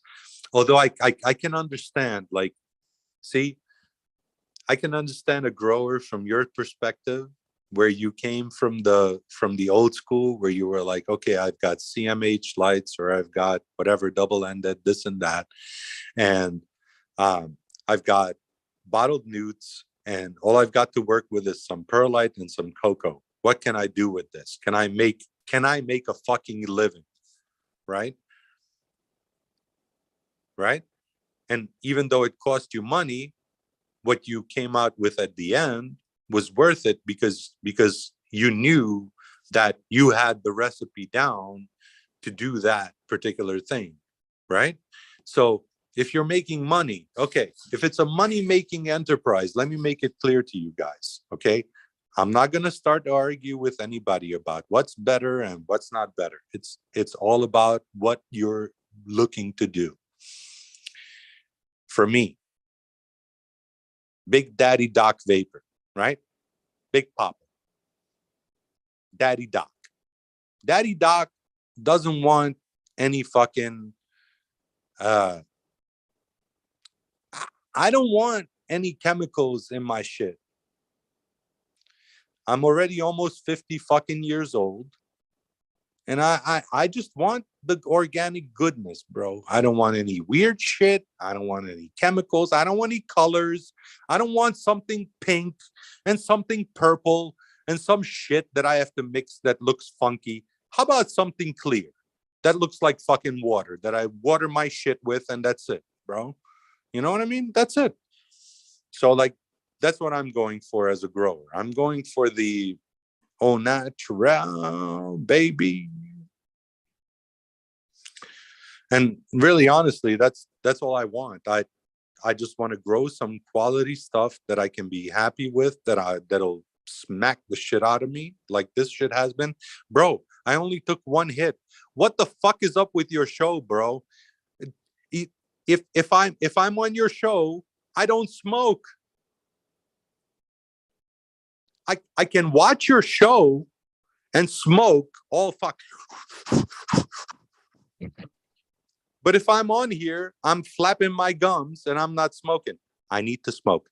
Give me 30 smoke. seconds, bro. 30 seconds. I love you. I love you too, man. Please smoke. Please smoke. It's a must. It's a cannabis show. I often feel guilty as I sit here and listen to all these stories, and I'm just sitting here just cheaping away. Last night during Cousin Nikolai, man, I literally caught myself in the camera and like all clouded up. You know what I mean? And I was sitting there thinking, man, this guy deserves a break.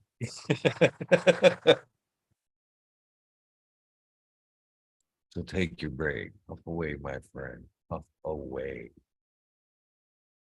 Would have been a good time for the day of Hold on one rest. second, bro. I'm gonna put on a slideshow here, and then we'll be back. You know, I was as far as like the gut microbes there, I was watching a thing there from a quick little clip from Bruce Lipton there, who was saying that our appendix, what we always thought really didn't have much of a function, was our gut biome reset.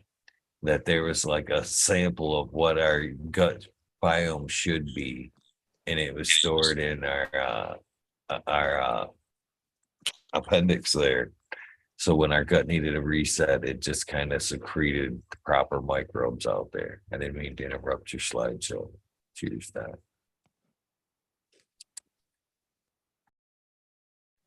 I'll be right back, brother. Just give me 1 minute. I need to my back teeth are floating, my brother. Take care of it. Cheers, everybody in chat. Hopefully, you guys are having a great night. Cheers. I grew some Weedner, DWC, Druzilla, Hillbilly, Herb Grower, of course, Angel Side Piece. Nice to see you in chat again this evening. I'm glad you found the show. Blind Cat, if I haven't mentioned you, I kill. Always nice to see you back in chat, my friend. Supreme Grape. I don't know what's up with the Jesus thing tonight, but cheers to you. Bill 57, Matt. Cheers to you. And nice to see you, Buddha Boy. Always a pleasure, my friend. Brent, how you doing? What are you guys smoking on this fine Thursday evening?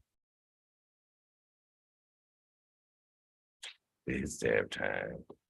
Should be sneaking in the dab song. He said 12, 14.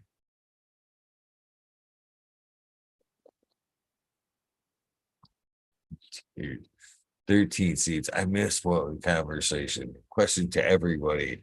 What do you feel the first seed at for regular by 10, 12, or 14? Baker's dozen 13. 13. That way you can pop 10, put 3 up, and then hopefully out of the 3 you pop in the back up, you get a couple of good things. Your odds are better. You get at least one female out of the 2 out of the 3. That's what I've guessed. 13 or 14 Florida dogs. That is my answer. Some Ghost OG Shatter. Woo! That's gotta be some get up and do some shit. Lemon Stilton. Oh, that's been a minute since I've had some of that. Some Jilly Lime Rosin. Sounds pretty good. Black Grape Stomper Dabs. Oof, that sounds pretty fucking good as well. Ice Cream Cake, 73 micron bubble. Oh, I'm definitely jealous of that. Man, definitely jealous of that. Some blue lime pine sauce. Ooh, that sounds really, really good. Mr. Smiley, lucky they red pill on that. But What E up, my homie? kilowatts, cheers. What up? You feel a little better, my friend?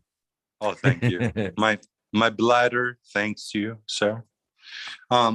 These pictures are from the last grow, by the way. So if you're, wondering what the hell I'm showing you, it's my latest that you saw hanging is what is the compilation of.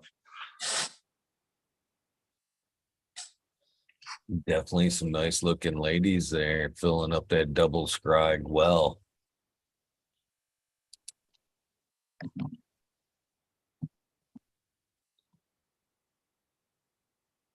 Let me run that again. I'll run that again while I talk. Yeah, So. because now you're here to tell us a little bit what we're looking at. Yeah, so this was just when I flipped the flower and they started showing bud.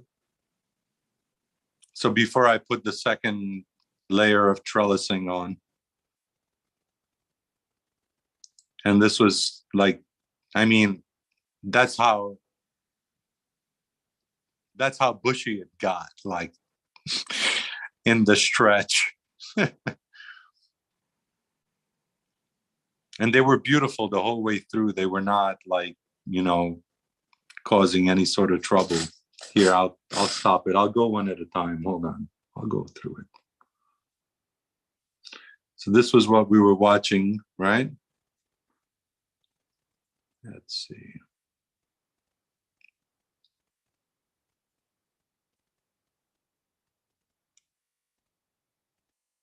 All right, so this one is probably like Amnesia Haze.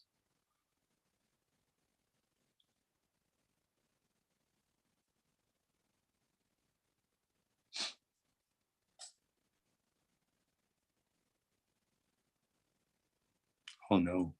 How'd you like that Amnesia, or have you This your It was, first or second run with it? no, it was good. I did Amnesia before. I did Critical Kush before as well. I like both of them actually. Um, both are different though.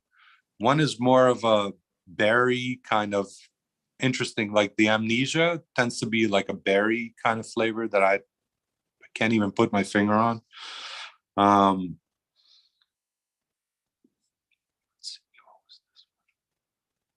this one's Critical Kush. You can see it's very, very sativa-ish. Is that visible at all? Yeah, it's visible. Okay. Yeah. This one is Northern Lights skunk mix. Northern Lights 5 with skunk. Um, early days. It's like maybe week 3, 4. Let me see, what day did it? Yeah, this was May 14th. So it was a solid month ago. Yeah. This was the gelato. You She's can pretty. see that it was already getting frosty even at that time. So this was May 14.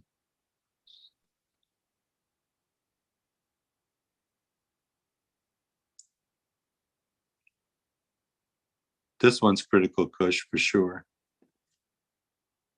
That's Amnesia Haze here. And this was on May 14th. And then just make sure. Let me see. Oh, this is Afghani.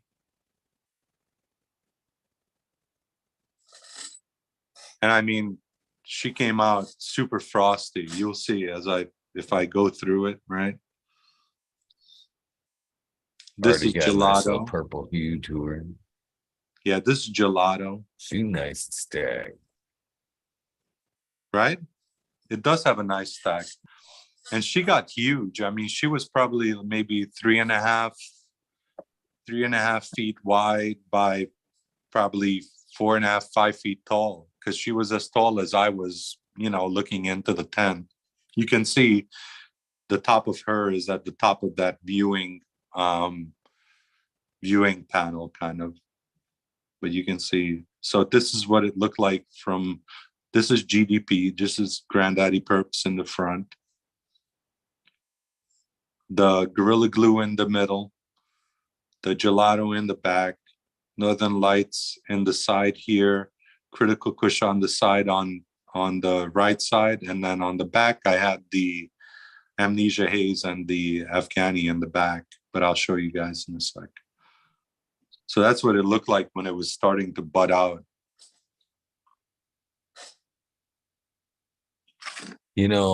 I've always had people ask me, when growing multiple strains in a tight space like that, doesn't it make all your cannabis smell the same?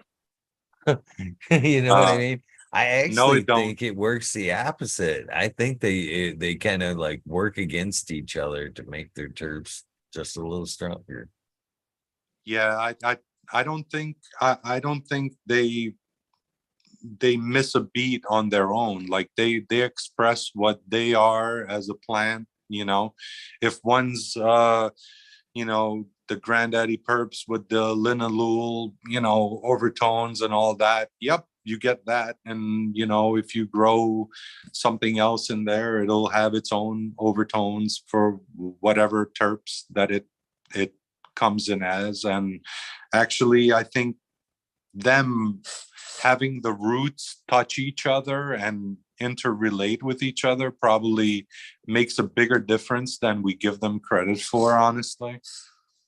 In the grand scheme of things, I think the exudates from one plant to the other, that whole mycorrhizal, weirdly enough, it's kind of like that movie Avatar, right? Where you're talking about Mother Earth and having all the plants talking to each other and all that. That like sci-fi vision of things. I'm kind of I'm kind of pulling for that. because I think they talk to each other and they'll give each other whatever they need and all that stuff. So once again, I'm all for trusting nature and if you have the freedom, if you have the ability, like I urge people, if you have the ability to have a free space to put some dirt down and put some seeds down, please do. It's the most therapeutic thing you can do for yourself on the face of the planet. I swear to God. I agree. I agree with you 100%. Still looking beautiful. Still looking beautiful. So this was May 28th. So I chopped them June 11th. So we're getting close to the end here.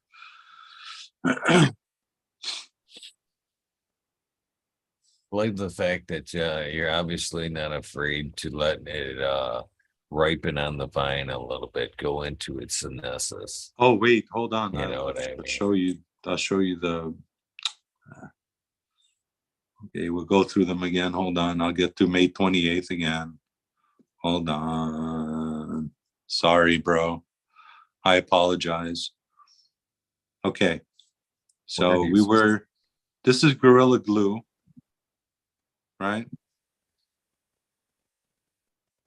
May 28th. And supposedly it's Gorilla Glue. But pardon me, well, I'll let you guys pontificate on that. You know who Stoney said that he grew jilly glue. Is that right? Maybe that's what he grew, and he said that it looked very much like that as a Gorilla Glue. So maybe this was May 28th. Any of the Gorilla Glue that I've ever grew out, or any crosses that I've ever seen, Gorilla Glue with, were really looked foxtaily. Towards the end of flower there, that was like a dead giveaway for me for the GG4s, the foxtaily kind of looking bugs. That's just me. I'm not there smelling it, or I haven't consumed it, but But again, me, don't that's forget, always a I pulled telltale. it. I pulled it at 9 weeks, and on the seed packs they said that it could go to 10, but I just didn't have the time to, to wait.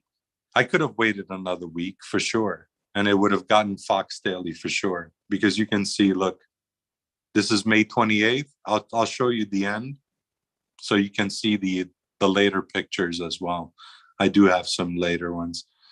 How about the gelato? This is the gelato that I have. And fuck me. What are you doing? Here we go. For me, it looks kind of like the green pheno of the gelato, that 33, the Larry Bird pheno, because it doesn't really perp out too much, And then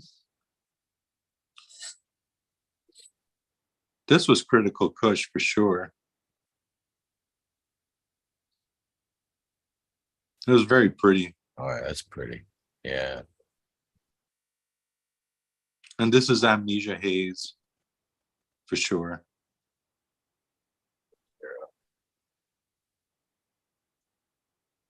And this is the Afghani again. But it's so pretty. This particular one I find just captivatingly pretty. Me too. Yeah, that is a good looking flower. That's one of the things I've always appreciated about cannabis, was how the strains and the flowers can vary so much, be so, so beautiful. It's an amazing plant.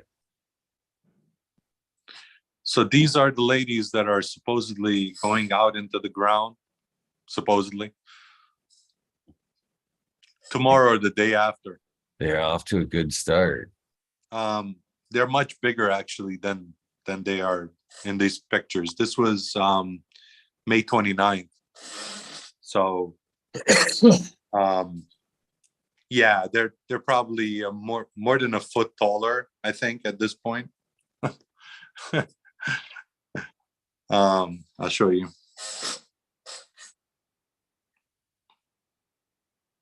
I use my truck to move them from one place to the other. So. What do you think this is? Huh? It's a fucking train wreck. It looks like a fucking train wreck. Look at it. It's not uniform. It's a train wreck. This is a train wreck right here. Train wreck. 100% train wreck. It's a Mendo 2020 train wreck. In this mix, you've got something good from Mendo 2020. You've got glue sniffers from Mendo 2020. You have also got the train wreck from Mendo 2020, and you also have something good from Mendo 2020, which is their 2020 winner of their whatever outdoor grow that they had. And then I also have a bag seed that I'm pretty sure is female. Bag seed from the ones that the two that I cut from the other grow from the 9 that I cut out that were males. Well, this one is female, and from what I understand, it's should be fire, but it's a bag seed, so who knows. And there they are. Now, if you look at them now, they're sitting in my little solarium there. They're probably almost double the size today that they were in this picture. So, yeah. Let's see. What else do we have? That's my first dab rig, sir, that I picked up in Maine. Shout out to Meristem. I drove literally 1,200 miles round trip just to go and visit Meristem and Blue up in Maine. And I don't know what anybody else has to say, but they grow some fire over there, buddy. If you haven't tasted Maine yet, I would suggest you fucking do, because it ain't all Cali, baby. I gotta tell you, there's some terps and flavors happening in Maine that I've never tasted out of Cali in 30 years. So I can tell you, when Blue says their herb has an umami, it sure fucking does have an umami, man. It's got a flavor that you just can't explain, man. You can taste Maine if you've been to the coast and you've been to the ocean and you've smelled that salt air and you've had that shellfish and you've eaten the food, and you can kind of like really that umami comes through, bro. Holy fuck, dude. Yeah. So anyway, that's my first dab that I took out of this rig. It was something called false teeth. It was a batter. And not for nothing, bro, when I smoked that, dude, I felt like I had false teeth, like my teeth were fucking loose in my cranium. It was fucking nuts. I never felt anything like it. It was the first time I ever dabbed. So it was, let's see, what day was that? May 30th of this year. I've never done a dab until May 30th of this year. So how'd you like it? Did you become an instant fan? Or, I mean, man, as much as I love the high of a dab, man, it's tough on these old lungs. Yeah, I still prefer my bong and flower. And even if I do hit the dabs or whatever, the concentrate, I prefer to put it on top of the flour just a little bit and then burn that off and then just continue chiefing on the flower through the end. But honestly, I try not to really go too crazy with the dabs. I've taken literally 3 cold start dabs my entire life until today. And all the other ones have been, just basically putting it on top of some herb and burning that in my bong. It's a little harsh. And to be honest, like that, I don't think you really need 81% or 76% THC or whatever. I think that's a little too much for any human being to be consuming on a regular basis. I think once in a while it's a lot of fucking fun, but when you're done coughing your lungs out after one of those hits, I think you're like, okay, I think I'll go back to my joint. Thank you so much, and my bong hits or whatever the fuck it is. But yeah, no, it's a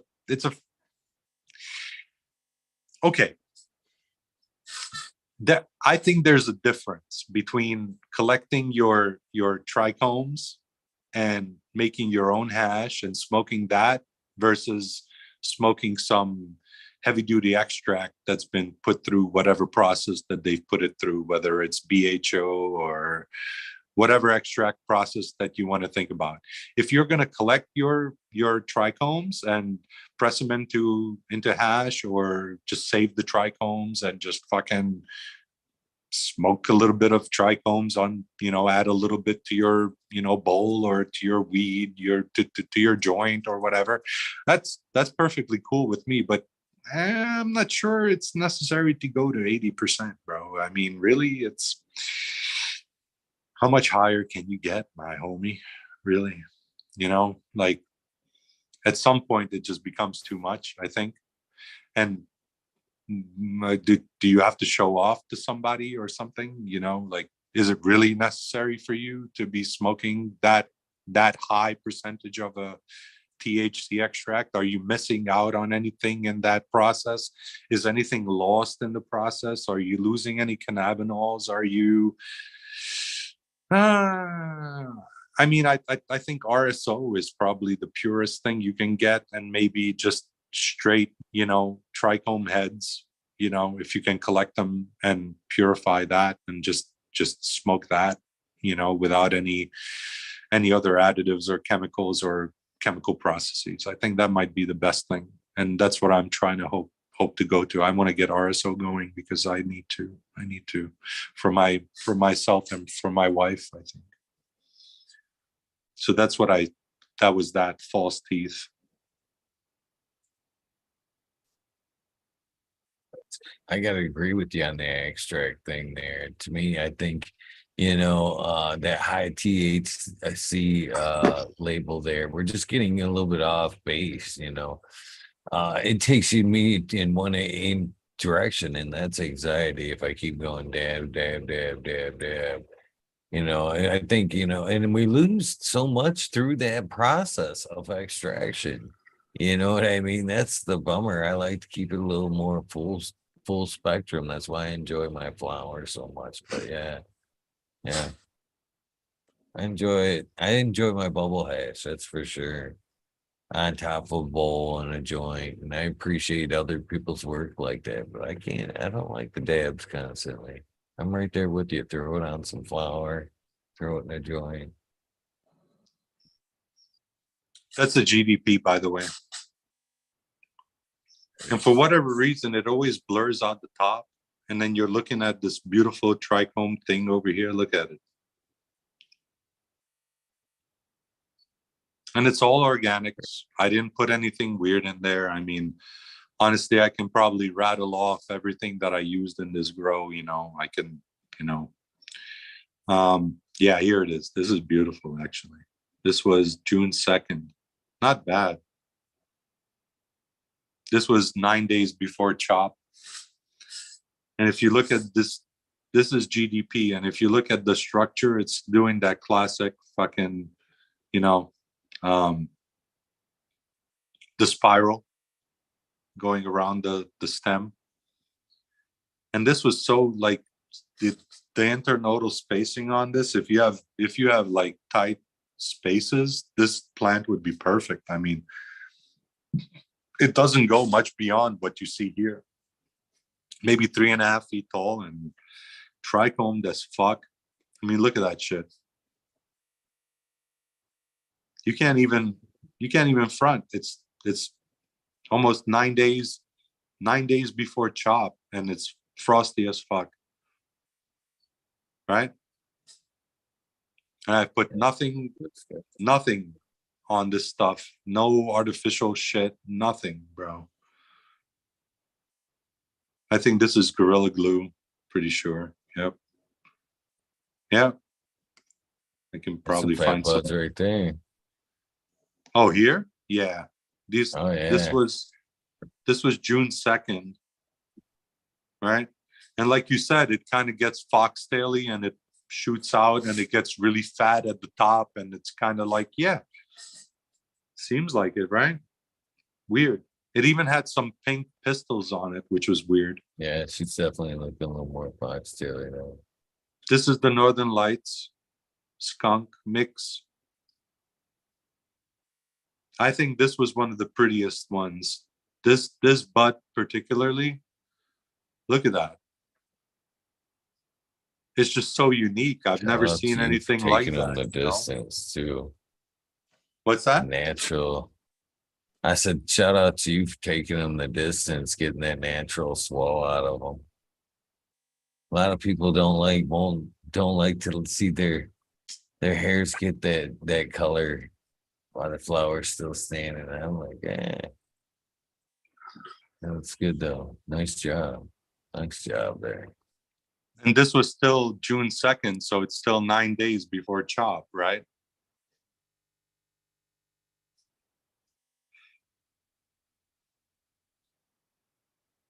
Nice purple hue there.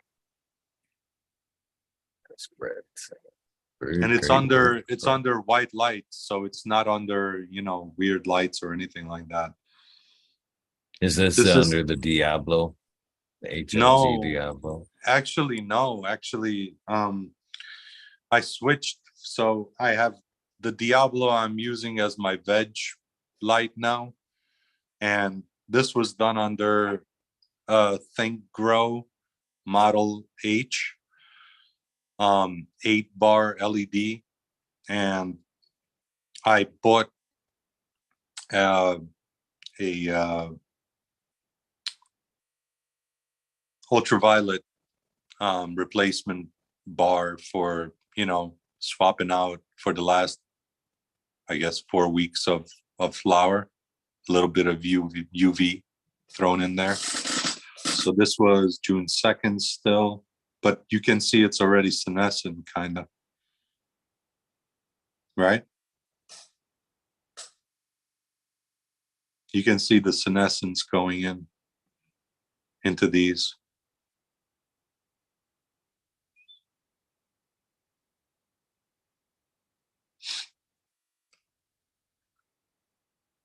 Yeah, this is Critical Kush, starting to foxtail out a little bit because it's a shorter flowering varietal than the rest, so it's starting to really fade on here. June 2nd. I'll go through it quick.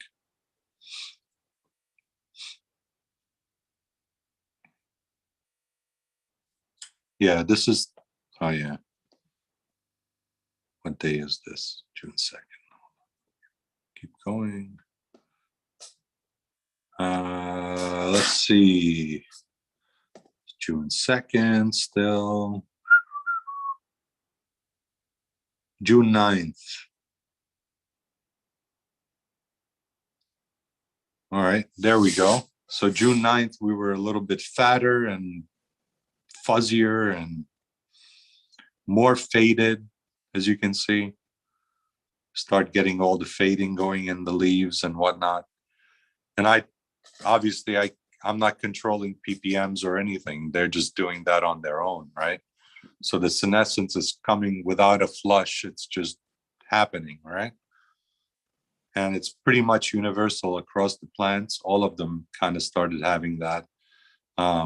Even the Even the GG4 had it in here. But you can see it really started getting buddy on the 9th. And that's about it, guy, you know? So this was chop day, choppy chop. Opened it all up. This was the gelato, basically taking up like almost 1/3 of the space there.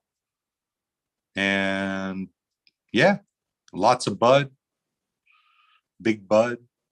That was the GG4 in the middle by itself. And that's everything hanging after I chop.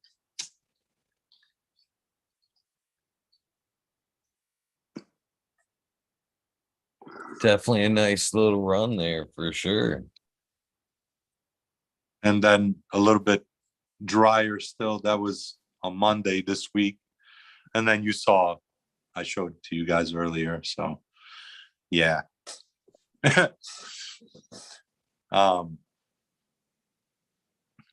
Yeah, that's, I mean, realistically, that's really the best run I've had, you know, and I've done everything else in like 7-gallon pots when I've floured them out. So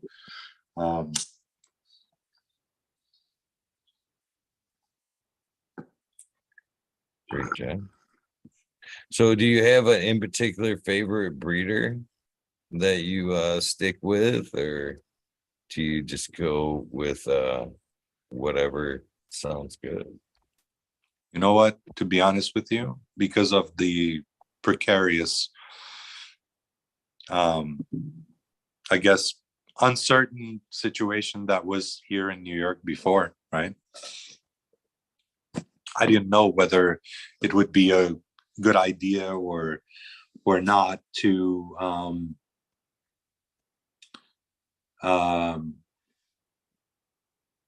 whether it would be a good idea or not to even grow, you know.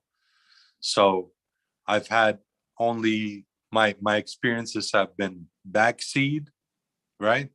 And then from the backseed, I would go to this Euro whatever company that was selling things here online, right? That I bought a bunch of seeds from. So I bought from them the GDP, I bought the Durban Poison, I bought the Critical Kush, the Amnesia Haze, the Gelato, and all of that from them, right? Including the Northern Lights and everything else. So I have like a dozen strains, you know, that were probably feminized somewhere in Spain or in the Netherlands or somewhere like that, and then shipped here. Who knows, right? But looking at what I have as options right now, I went to the hydro store, and I was surprised. You know, actually, it was probably January of this year. I went to buy some fans, or no, actually I needed RO. That's what I wanted. I wanted an RO system. So I went to the hydro store, and I bought a small RO system that probably makes about 5 gallons in about 2 hours, you know, 4 gallons in about 2 hours. Nothing too expensive. It's just your standard thing. But when I went up to the counter, I saw that they had Mendo 2020 seeds, and they had what's the other one that's really famous these days? Many, so many. No, So it's many. a big one. It's one of the big lots of fruity flavors. Irie genetics, maybe. No. That's what I think of. No, It's got I'm some not fruity talking stuff. lemon Jeffrey. I'm talking all these other crazy things. Ethos. So they had Ethos genetic seeds, and they had Mendo 2020, and they had something else. So I was like, I know for a fact that that the Mendo boys like to grow their shit outdoors and they like to do a lot of the crosses outdoors. And I'm like, well, maybe it'll be a good thing for me to look into some of that. So what do you got? So they said, well, most of their stuff will do good outdoors. So that's what I'm going to try to do. So that's why I have the train wreck from the Mendo 2020 guys. I also have that something good. I also have that glue sniffer. And the glue sniffer is probably the one that's going to do the best. And then, of course, you got the train wreck. And, that's going outdoors. But I'm going to snip them from the top first. I'm going to take their apical meristem and rob them of that. And I'm going to clone them. And they're going to get stuck into the 4x4, earth bed for the next run indoors. So we'll see whatever we get out of the outdoor, we'll get out of the outdoor. And if we don't get anything good, we'll get something from the indoor. So that's my plan. But so far, I've got probably about 2.5 pounds of stuff drying downstairs. So that's going to last me through the next grow. I'm pretty certain of that. Fairly happy about that, actually. I was stressed the fuck out before. Hey, listen, not every day you take a 1,200 mile trip in less than 48 hours to go and get yourself some yummy chiba and some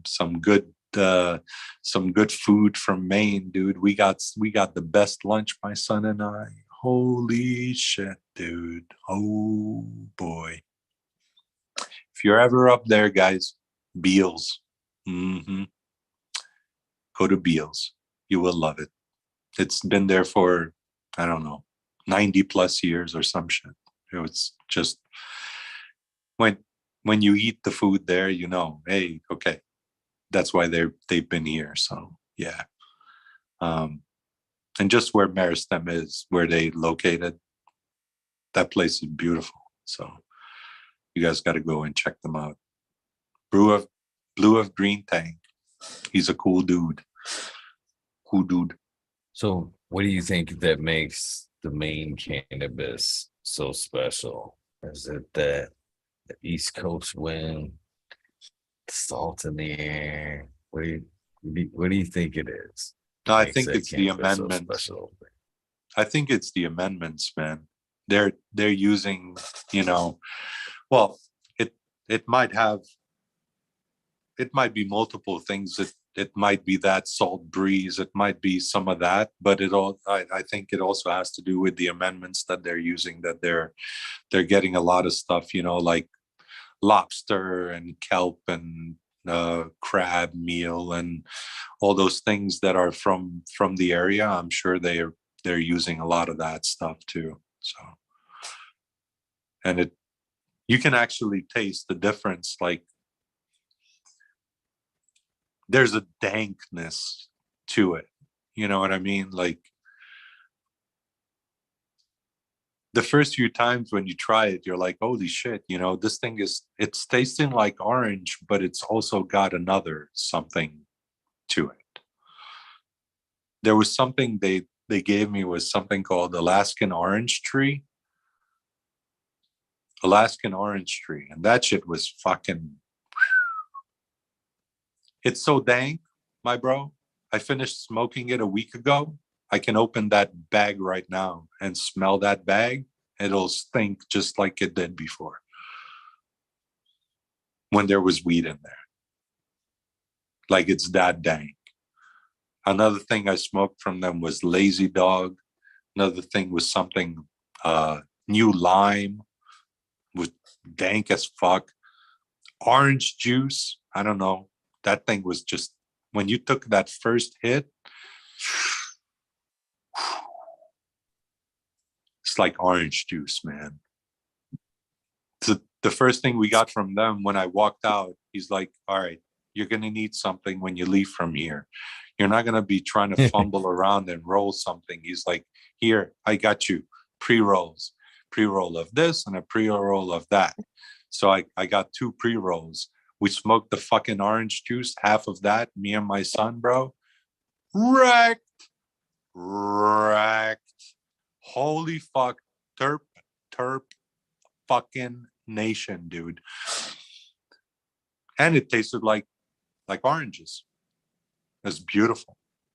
And it was such a good high too, man. We took a walk. We bought some fucking pastries for mom for her birthday. We fucking went back and smoked the other half and then got some food on the way back. Oh boy. I don't know, man. I don't know. Cannabis drives you to do things. And I drove to get cannabis. Yep.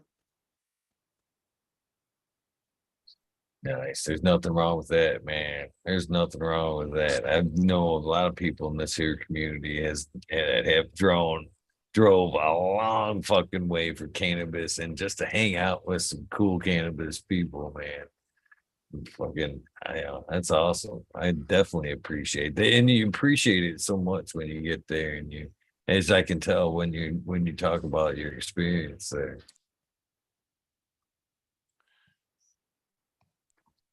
Yeah, I mean, I got to give him props, man. I showed up out of the blue. I never hit the guy up on Instagram or anything blue, and I never gave him any indication I was coming out there or anything like that. And he actually took the time to come out and talk to me and point me to his best stuff. And here, take this. I know it's only says 18% THC on it, but don't worry about it. And I'm like, bro, I'm sure there's stuff in here that's 15% that'll knock your dick in the dirt. Don't worry about it, brother. Just hand me the best shit you got. I just want some tasty, good shit. I don't want no fucking cardboard, please. I want some tasty stuff. Thank you. Is that so bad, bro? Like, I literally told him that. I said, I just want your best. I don't care if it costs me $1,000, it costs me $800. Just give me whatever you got at your legal limit, and let me get the fuck out of here so I can fucking enjoy. because I'm not gonna be able to harvest for another 3 weeks, and I ain't got shit left. So it's a 1,200-mile trip to Maine. It is, because I wanted to check it out, because he was on your show, and because fucking guy is he's convincing. He's like, awesome. He's like, dude, I got it. I got the organic grow down, and I think he does. And the people that he selects, that he sells their wares, have the organic growing down. Like, I think it was Sweet Earth or something. Hold on. Stoner has the fucking packs here. Here it is. Can you see that? Sweet dirt. Yeah, Sweet Dirt. So this was what the fuck was this shit? Hold on.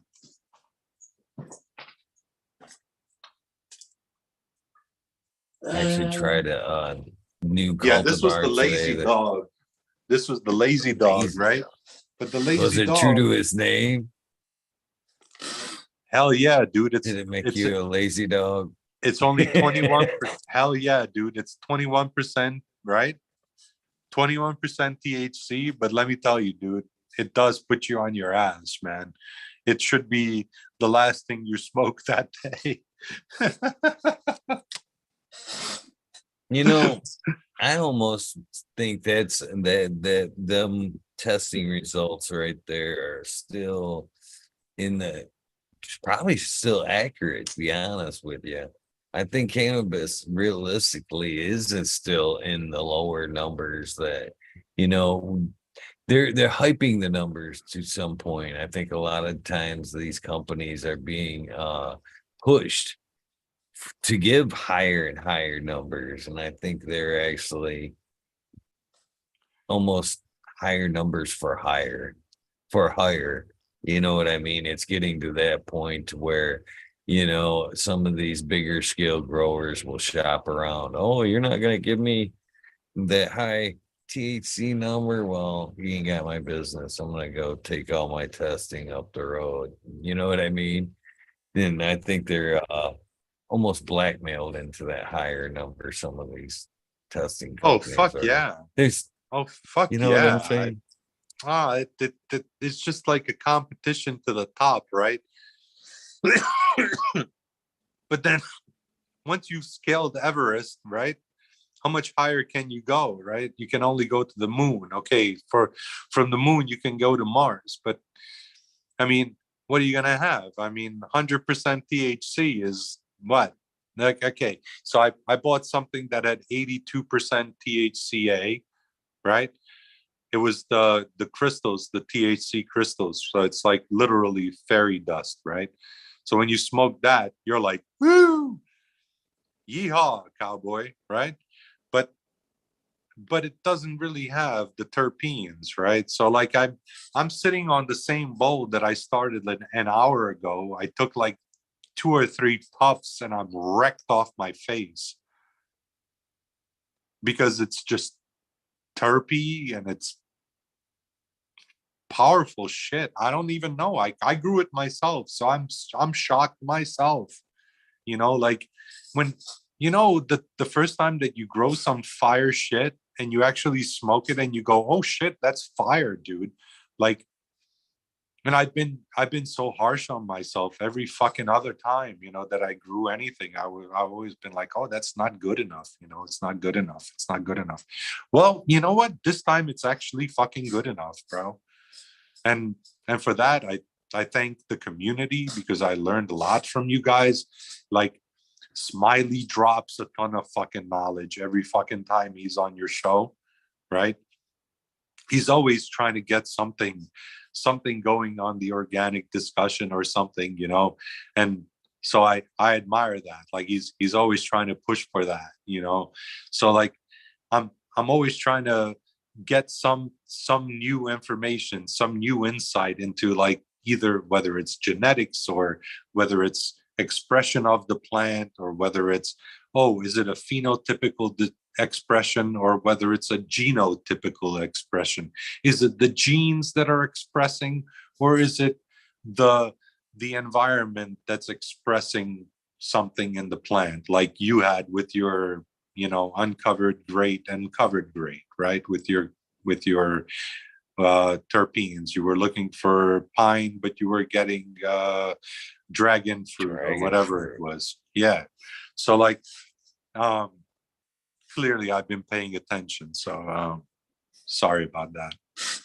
uh, uh, that's No, that's one of environment. my that's one of my faults, man. I tend to not forget stuff. um it's a blessing and a curse at the same time, um a lot of times I told my son that I've been smoking pot for all these years, trying to dial it down, if it makes any sense to you, bro.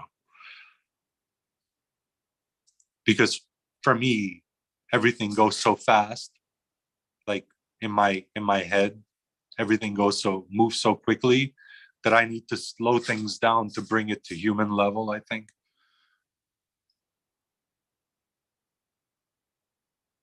And it's worked. I mean, the gardens that place, man. I can smoke some pot, and sometimes it just feeds to the chaos that goes in my head. But honestly, the garden actually, when I'm, scanning over the canopy and looking at my plants, it's about one of the best times for the slow down in my mind. Oh, 100%. No, maybe I didn't 100% express myself fully.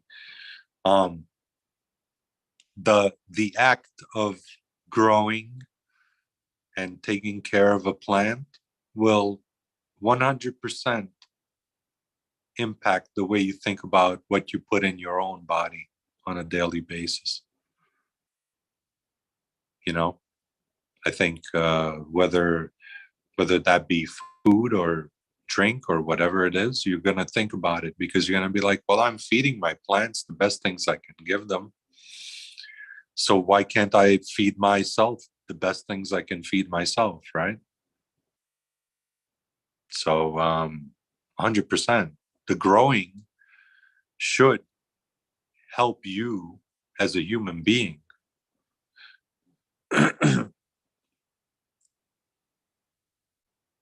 Oh boy, I know. Oh, I know. I know that feeling, buddy. Um, Ooh, yeah, that one got me. as a grower, you should feel that, like, you know, that it's a benefit to you. You know what I mean? If if if you're taking care of something from seed, right? You're not just buying a clone that somebody grew out or whatever. You're taking it from seed, and you're growing it in a solo cup, and you're doing the cupping cup method, the clear cup inside the red cup, and then you're just marking on the cup what you put in that cup. And you put, literally, you should start with the soil you intend to grow that plant in, at least for the beginning, unless you intend to ramp up the nutrition, for flower when you up pot. But if you have a certain, type of soil that you want to grow in, and just start the seed in there, put a little divot into the middle of the cup, when you put the soil in there, like halfway, like a quarter inch, maybe that size. You can use a marker, put a little divot in there, drop the seed in, cover it up nicely, spray a little water on there. That's it. Nothing harsh, just real gentle, and put it into a dome and let it sit there, and it will sprout. I guarantee you, 48 hours maximum, 24, 48 hours. I've seen it go to 72. If it goes beyond 72, it's probably a lost cause. That's all I got to say, in my experience. And I've had literally 95% pop rate on my plantings, just doing that. 95%. No paper towels, no prayers, no vitamins, no hocus pocus, no mambo jumbo, just, you know, a clear cup of solo, a clear solo cup with some dirt in it, with some good dirt, good stuff, and you're good. Nothing too heavy duty, obviously. You don't want to put like some, you know, some of Subcool's heavy duty baked shit where he's like, oh yeah, when you put the plant in there, it better be this big before you fucking throw it in there. Yeah, well, obviously, because a small plant wouldn't be able to take that nutrition, but within reason, right? So if you've got a reasonable amount of nutrition in there, you're good. Redirect my thoughts, my brother. I like to use my old soil to do what you're talking about there. You know, start the babies in. I definitely Yeah, appreciate the solo cup and the bury them up method there as they come up. I find that a good tip too for seed starting is to pre-moisten that soil before you make your little divot there and drop your seed. That way, when you do moisten the soil for the first time, you're not driving that seed straight down further for it to struggle. As far as the 72 hours thing, I've seen some go as far as 10 days. Older seeds, even some fresh seeds. Some fresh seeds can take sometimes a little bit longer to germinate. You'd think that they would be first bang, but if they're still somewhat green, if you will, haven't been properly dried before they were sent out, they could take a little bit longer. But 3 days, 72 hours is about the dream right there. I'm usually definitely looking for day 3 for some kind of action.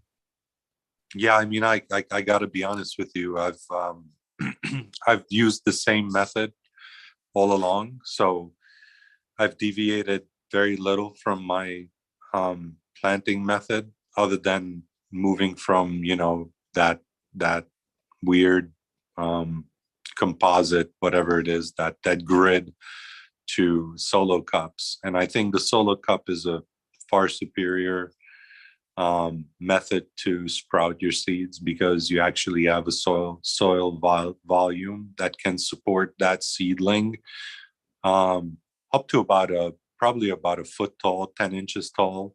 You're good. You're you're more than good in that. And then if you're going into a soil bed like I am, I went straight from the solo cup right into the soil bed.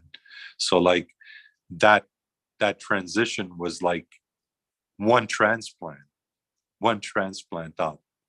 You know what I mean? You can't really beat that. You know what I mean? For the amount of for work, effort, or whatever, you can't beat that. To be able to go from a solo cup into a 4x4 bed with 9 plants and come out with 3 pounds, 2.5, 3 pounds of finished product at the end. Okay, you go ahead and tell me that you can do better with less effort, and I'll say bullshit, bro, because I was literally watering those things like maybe 3 or 4 days, once every 3 or 4 days, literally. And I was using no inputs really, other than their something called Rootwise mycorrhiza, which is like a microbial inoculant that Build the Soil recommends for like veg, basically. And then they also have another like a biophos, also another inoculant, which is a microbe that pulls phosphorus into the plants more readily. That's the only thing that I really used. And in addition to that, I used this quiaya, or whatever it's called. It's like a saponin, a wetting agent, to allow the moisture to spread evenly throughout the soil, because sometimes you tend to have pockets of dry and not so wet, whatever. This stuff kind of spreads everywhere. So I think that also helped a lot, realistically. Because that's really all I used. The only other additive that I used was like, I think, dried coconut milk powder. And I was putting that like maybe every 3 weeks during veg and every 2 weeks during flower. Oh, and the other thing was some enzyme. It's another Rootwise product, some enzymes that go with the microbes. So every time I would do the microbes, I would do the enzymes too. But it was every 3 weeks, I think. I didn't really overkill on the microbes. You cut off at a certain point. Um, I mean, it's a living soil bed, but if I were in cocoa, I would cut off, week 1, week 2 with any kind of microbe treatment. So in soil is there a certain point where you're like, I'll wait to re-inoculate until next run or something like that. yeah, I mean, because this was the first run in the soil, I wanted to sort of follow the recipe, so called. So while I didn't follow their recipe to a T, you know what I mean, the dosing, every 2 weeks, I was doing it maybe 3 weeks. Every 3 weeks I would throw a little bit of the microbes in there. So But the initial inoculation, which was the rootwise mycorrhiza, I think I only did that twice. The first time when I started to bake, and then when I planted the plants in there, I also inoculated them with that. And then when I flipped them to flower, because I had a relatively quick flip to flower from planting in there, I think it was maybe 3 or 4 weeks after that I flipped to flower already. So after that, I think I did maybe 2 inoculations of the biofos microbes, the phosphorus leaning microbes. I did that 3 times, I think, and that was it. And the only thing that I put on there was RO water, really. That's it. Yeah.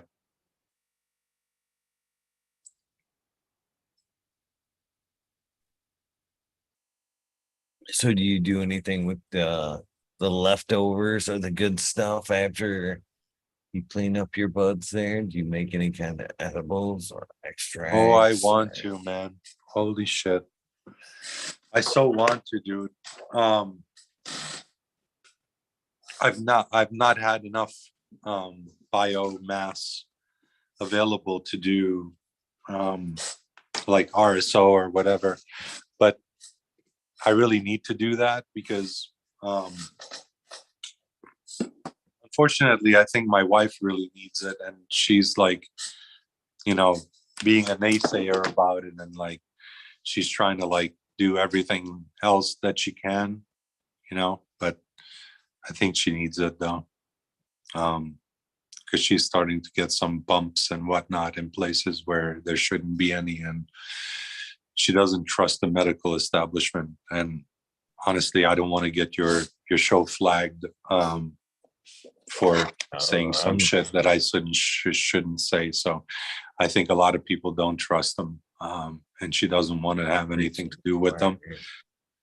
And I mean, I agree with her on that, because I was able to do more for myself and more for my son and more for ourselves, you know, by ourselves, without any medical intervention than,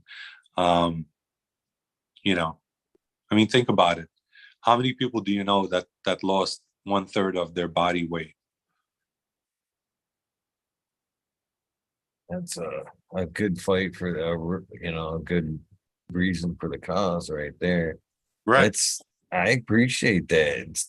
So do you relate it just to a certain strain or cannabis in general? Because there are some that are, you know, THC B, which is an appetite suppressant, you know, dominant.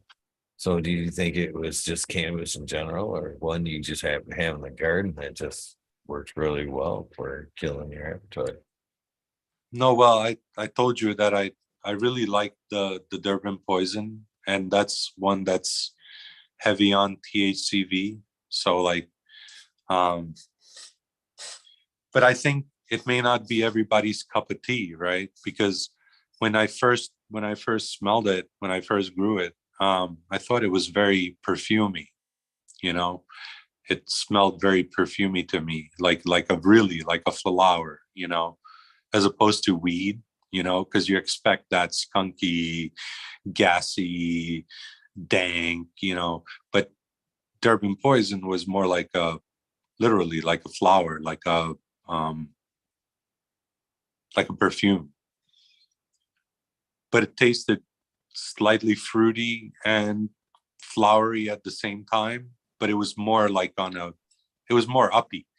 So it's definitely got more of that up high, up. It doesn't have that indica kind of heavier, you know, like what I've been smoking tonight. You know, it's been mostly indica shit. It's been gelato. It's been GG4, right? I haven't smoked anything sativa because I don't really have anything sativa right now that I can smoke. It's still nothing sativa leaning. And the most sativa leaning thing that I've smoked lately has been that Durban poison. And yeah, I think it does help, like suppress appetite or whatnot. But like I said before, I think just the fact of smoking and then going, well, I want to remain high for the next, whatever hour or whatever I can. So I'm not going to eat anything or whatever. So you just take a puff here and there and you just prolong. So that's how you get into kind of using cannabis as not just a tool for alleviating pain, because I also went through surgeries and crap like that, and I didn't get into. Boy, it's easy to get squirrely, man. Can we get like a 9-hour show, bro? Because like 11:30 to 4:20 just won't cut it, man. I got a lot of shit to talk about, bro. We're here. I'm here. I'm here.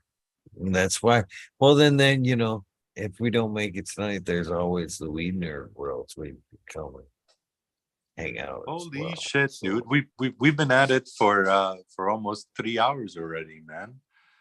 Kudos to you for putting up with my dumbass. Oh man, I'm enjoying the journey so far, my friend. Well, then let me grab a beer. Hold on 1 second. Hold on.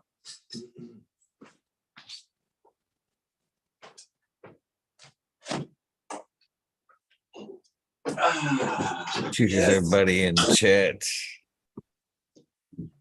There's still, last I checked, there was 75 hanging out.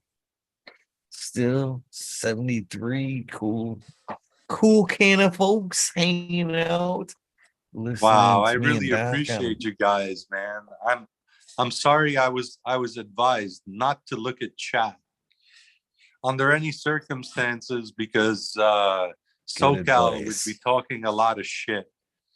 So if SoCal had his way, this interview would be quite comical. He's been trying to get me to ask some fun stuff. He's been trying to get me to squirrel you.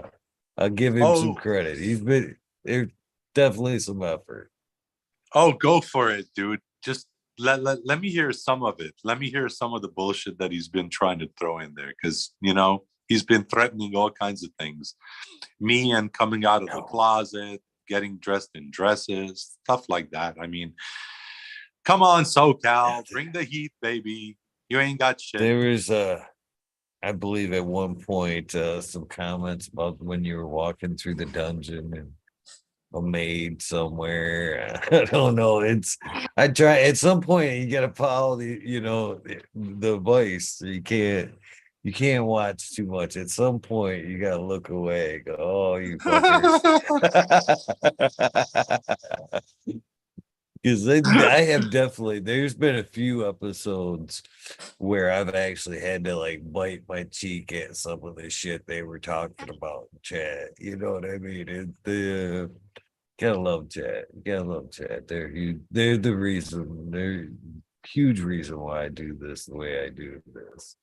I've tried to record episodes and it's like it's weird. It's just not the same vibe. It feels like we're in on my end, like a recorded effort is like me and you being in like a large theater, like auditorium where all of our words like echo into like some dead seats. That's what it feels like when I record it. It's weird how that can fuck with your head, but yeah, I need chat. I need chat, to be honest, to do this. Well, live is better for you, right? Because you're getting some feedback from chat, right? and not for nothing, a lot of times I can tell that the chat is really good because your face, I can tell you're smiling about something else and you're holding it in and stuff. which is perfect because that's exactly what it should be, because you're the host. You should have that, that key, but honestly, if folks have questions, just fire them at me. But listen, I'm not a tranny. I don't pretend to be a female on Friday nights or anything like that. No hose, no You know what's pantyhose. funny was after that question there, chat definitely rolled for a few good minutes with laughters and more questions, and then your abrupt right turn with it. You know what I mean? You're like, who the fuck was it? Fuck that. You know what I mean? Chat was like, you don't want to talk about that. You know what I mean? It almost fed into it a little bit. Oh man. Oh yeah. Poor people, man. I say it all the time, man. Some, we talk about the friends we meet in, high school and shit, and lifelong friends, but some of the best people I've ever met, all throughout my life, have come through the cannabis community. This thing, I talk about being a weed nerd, and mainly a lot of people through that. But I mean, throughout life, how many people have you met and smoked a joint with, or met and then seen they smoked weed and was like, I knew he was a cool motherfucker. Come here. And you know what I mean? And it just kind of kicked off a really good relationship. Oh, definitely. And Oh, definitely. SoCal said, 100%. fuck you. He's going to sleep. I just wanted to sleep. I wanted to relay that. Oh, SoCal. I love you, baby. Fuck you too. Go fuck yourself.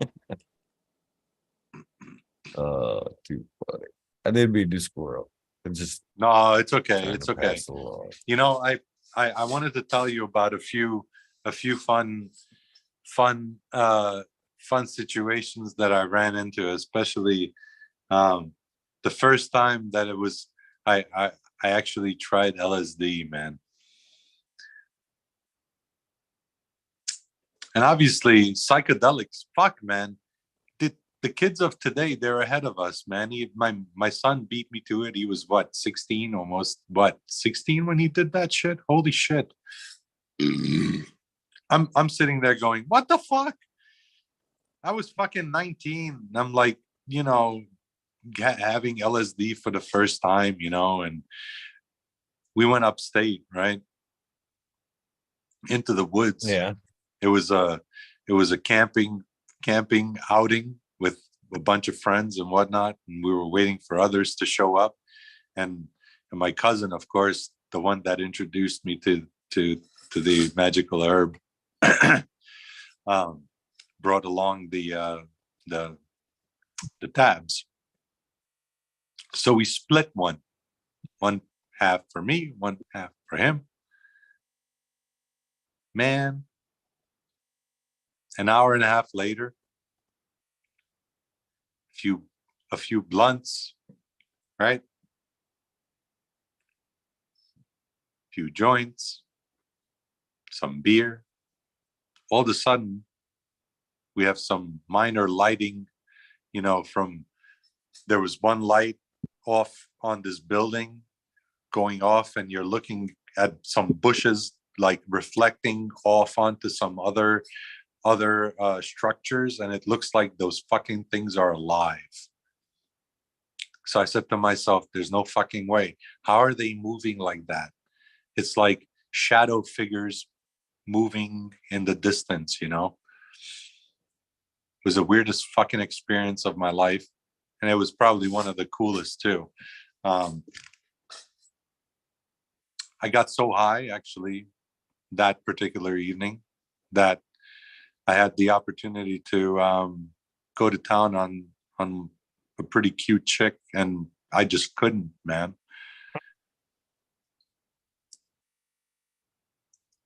I was like, man, So I'm gonna cheat myself out of something good here if I actually go forward with this, because I'm not gonna remember any of this shit.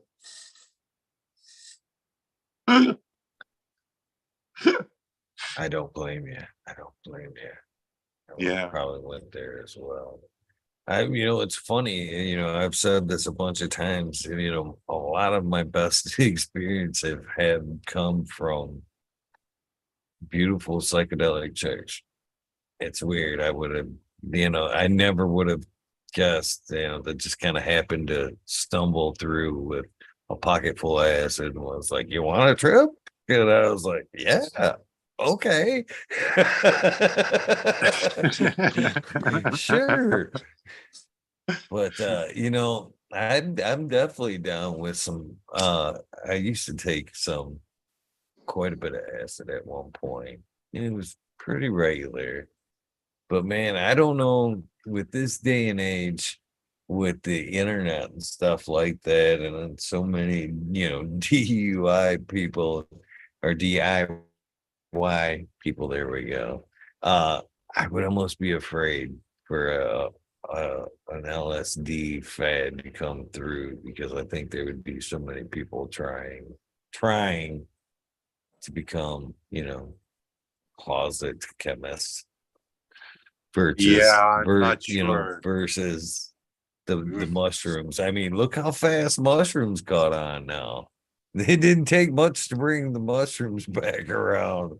Everybody was like, who's got that? I can do it myself. All right. It But spread I can grow just as fast as mushrooms. cannabis did Woohoo! to bring back. Yeah. I don't even have to do the same thing with cannabis. I ain't even got to see a guy.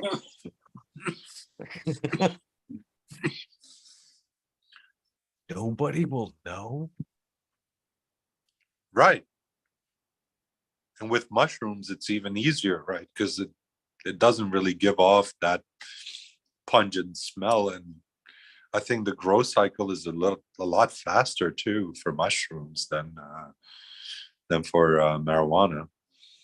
You know, from what I understand, from a bloom to actually getting something, it's quite quick.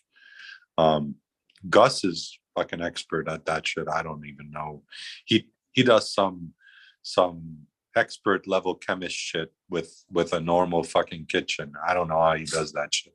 Honestly, it's pretty amazing. He amazes He's me. a good dude. Yeah, no, he does amaze me with the shit that he pulls off, that he's able to do. Yeah, it's like low tech, high tech, man. That's what I call that shit. Happened to jump on the Gus bus yesterday. It was just happened chance. I was just kind of going through some laundry, get prepping for laundry, and I happened to find a handful of goodies left from Mendo, the Michigan. I was like, Lord.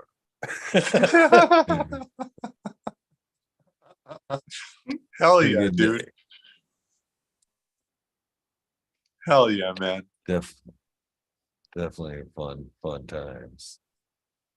It was a good meet, man. I tell you what, man. I met Gus one other time up in here in Clio, and you could tell, but he had a good energy that first meet. It was fun to hang out around the campfire. That's again, man. I love these campfire weekend events. You know what I mean? It is so fun to just do the like circus almost, if you will. You know what I mean? The carnival atmosphere of cannabis. But it's funner to after you've hung out the carnival or whatever. You know what I'm saying? To hang out around that campfire with a bunch of friends and just Oh smoke some fuck yeah. weed, tell stories. It's amazing times, man. That's what the cannabis community is all about, man. And so, yeah, I hope more and more, areas start more events like that. You know what I mean? I think that's what cannabis or people need. It's like, as you kind of pointed out, just fucking slow down. Just fucking slow down. Enjoy life. Yeah, man. Enjoy life for sure, brother. I think you've been doing good. It was really good that you got out there and you had some people actually show up from that Mendo in the mitten event that you attended. So that's pretty cool, you know. Mr. Big Cloud was funny. That suit, you know, you can't even forget that blue suit with the clouds on it. Fucking crazy. The story with Mendo, you know, the what is it, the Mendo Loco, I think it was, right? That Mendo Breath. that oh, Mendo Breath, right? Mendo Breath. So right. Mendo Loco is SoCal's. Oh, it's Mendo Breath, right? So it's Mendo Breath. Okay, so the Mendo Breath story was pretty cool. How he basically got essentially robbed of it, essentially, which is pretty raw. Talk about a raw deal, right? But to still have that kind of impact on a community is pretty fucking cool. Yeah, for sure, 100%. Yep. As far as tell me. Go ahead. I mean, no, it's okay.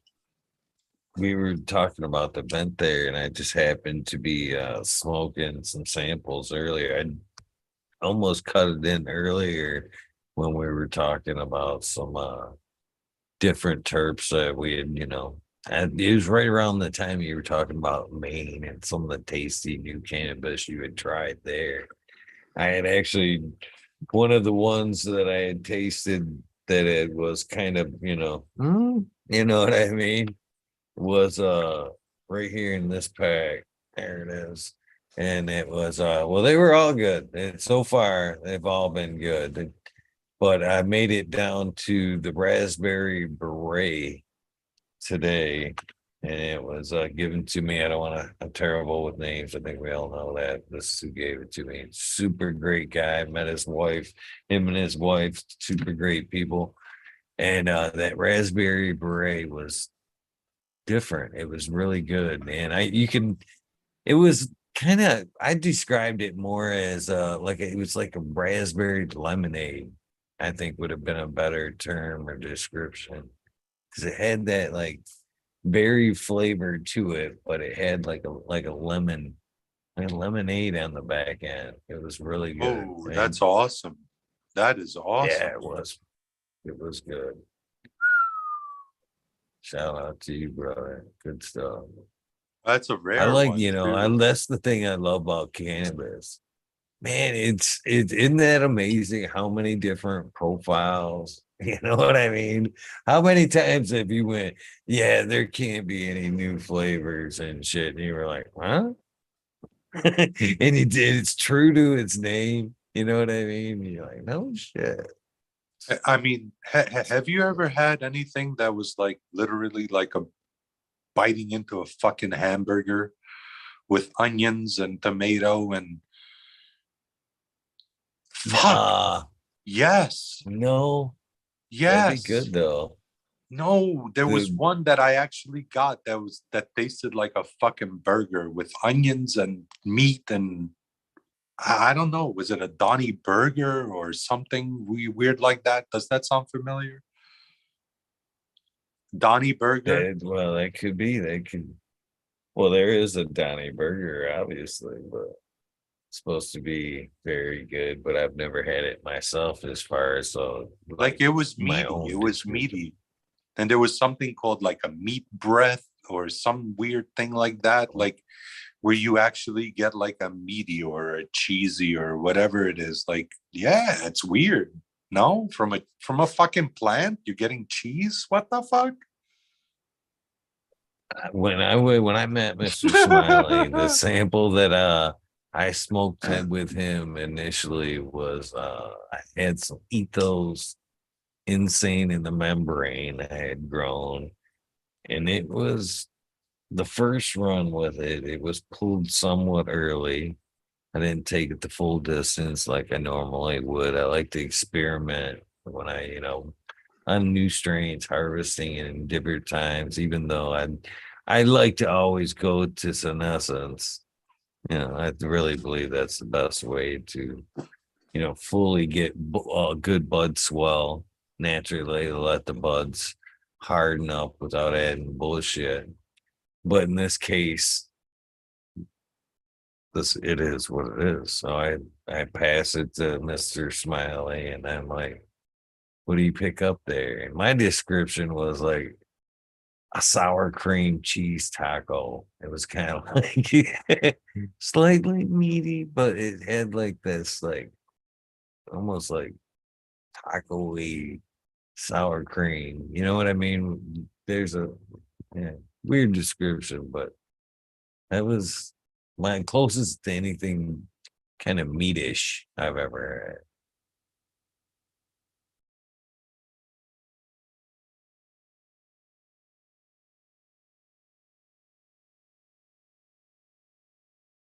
If we lose you, doctor, you are muted.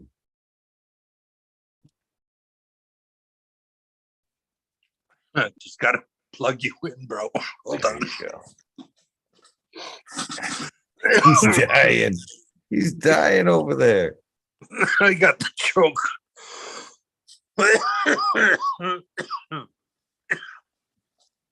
Sorry, man. Holy No shit. worries. I was just doing the same while you was talking about 5 minutes ago. It's just, I think you heard me. I was like, "Ooh, that was a good one." God damn. Turning beat right on camera. Holy shit. I don't know why it doesn't want to fucking come on, bitch. Oh yeah, it is. Okay.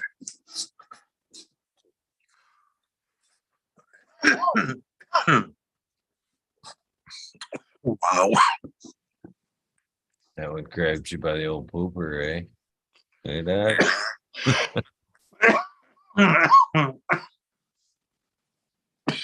Wow.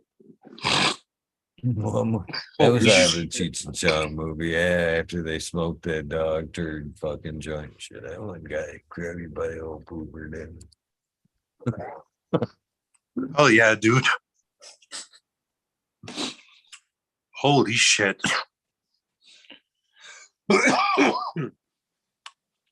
So Fucking feels like amateur hour. I feel like it's amateur hour right now, man. Wow. Damn. I can't believe I grew that, dude. That is insane. those I swear to bro. fucking God, dude. It's nuts. To be able to fucking grow something that takes your breath away, that's kind of insane, man. Holy shit. I can actually hear the sweat on your forehead almost.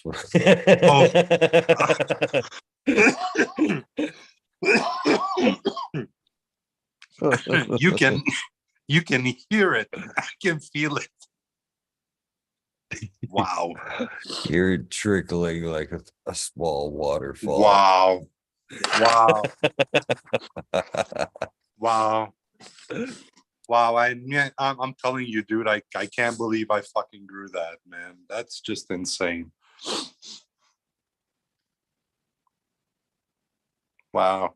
I can't even put my finger on the fucking terpenes because it is because I smoked a lot of GG4, like the shit that my boy brought me, you know, GG4, right? Whatever, as it was grown, but it was not grown organic, so it was not exactly the same. But this shit has like a little bit of that, what Blue was talking about, that umami. It's got that a little bit of something else to it. And it's not even properly cured yet, so I don't know. How do I get you a care package, Eagle, so you can try it, so you can give me your opinion, bro?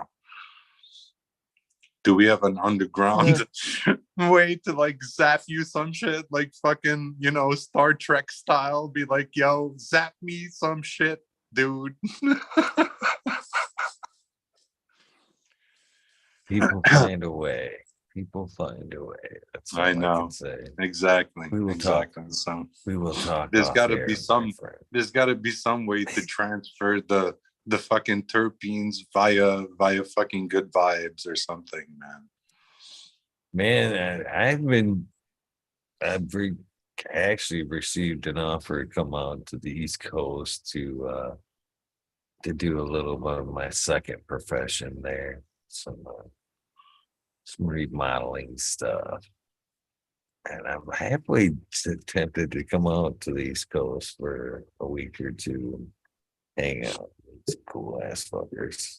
Some cool ass people from the cannabis. Do you want to come out for longer? I don't know. You know, I'm still kicking it around. It's I've never been down No. to the I'm east I'm, side. I'm saying not like a permanent move or anything like that, crazy like that. Right. But I could definitely use your expert opinion on a few projects that I got going on. So what I'm saying is, if you want to hang out for like a month, you'd be more than welcome to. You know what I mean? So like that kind of thing. It's weird how life works. I've definitely, since Mendo had put out the vibration, and that I was kind of thinking about considering, traveling with cannabis a little bit, seeing some great events and, catching some people as I work my way through. You know what I mean? I don't know. Yeah, I may. If I take the other offer, I most certainly am not gonna not leave the East Coast until we Oh cross fuck paths, yeah, dude! You would you'd be missing out. Um, Not only would you get world class food, but you'd get some decent smokage and some fine lodgings without having to go to an actual lodging place. I've got more. See, that's you just put another fun angle on that. Would be as I travel across country, just to be able to, on camera or just try each micro region. You know what I mean? Everybody's little garden, and try a little bit of, the great states as I go across. Would be fucking fun, and just it would be cool to see. Because, like, as you talk about, Maine, California claims their different terps over there. It'd be fun to roll around, and I don't know. I don't know. I don't know. The door's open for the ideas, that's for sure. Uh, California dreaming, my friend. Cannabis dreaming. Cannabis dreaming. Right. It's more like cannabis dreaming, because what you're talking about is tasting all the flavors, right?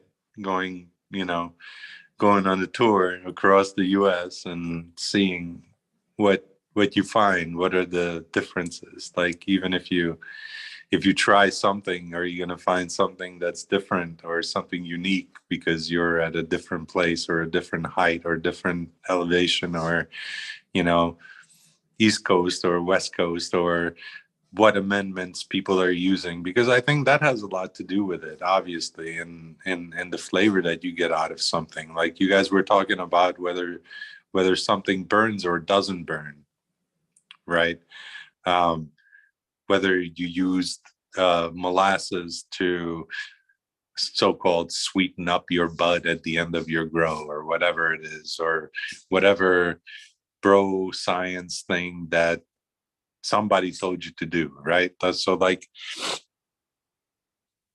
in my opinion, I think things have to be broken down to a little bit more simple, right? Like, you want to do as little as possible, like as little as humanly possible, to intervene in that plant's growth. I think, in my opinion, if you're using an organic approach. If you're using anything other than just straight organic, trust nature, quote unquote, which is my thing. Like, it's like, yeah, man, dude, I just trust nature, right? I'm like, okay, I'm gonna throw some fucking microbes in there, a little bit of water, a little bit of enzymes or whatever, and that's it. Let's see what happens. And if plants are doing good, I'm good, right? I'm looking at the plants, I'm seeing prayer, right? Right? Right? They're not like, bleh.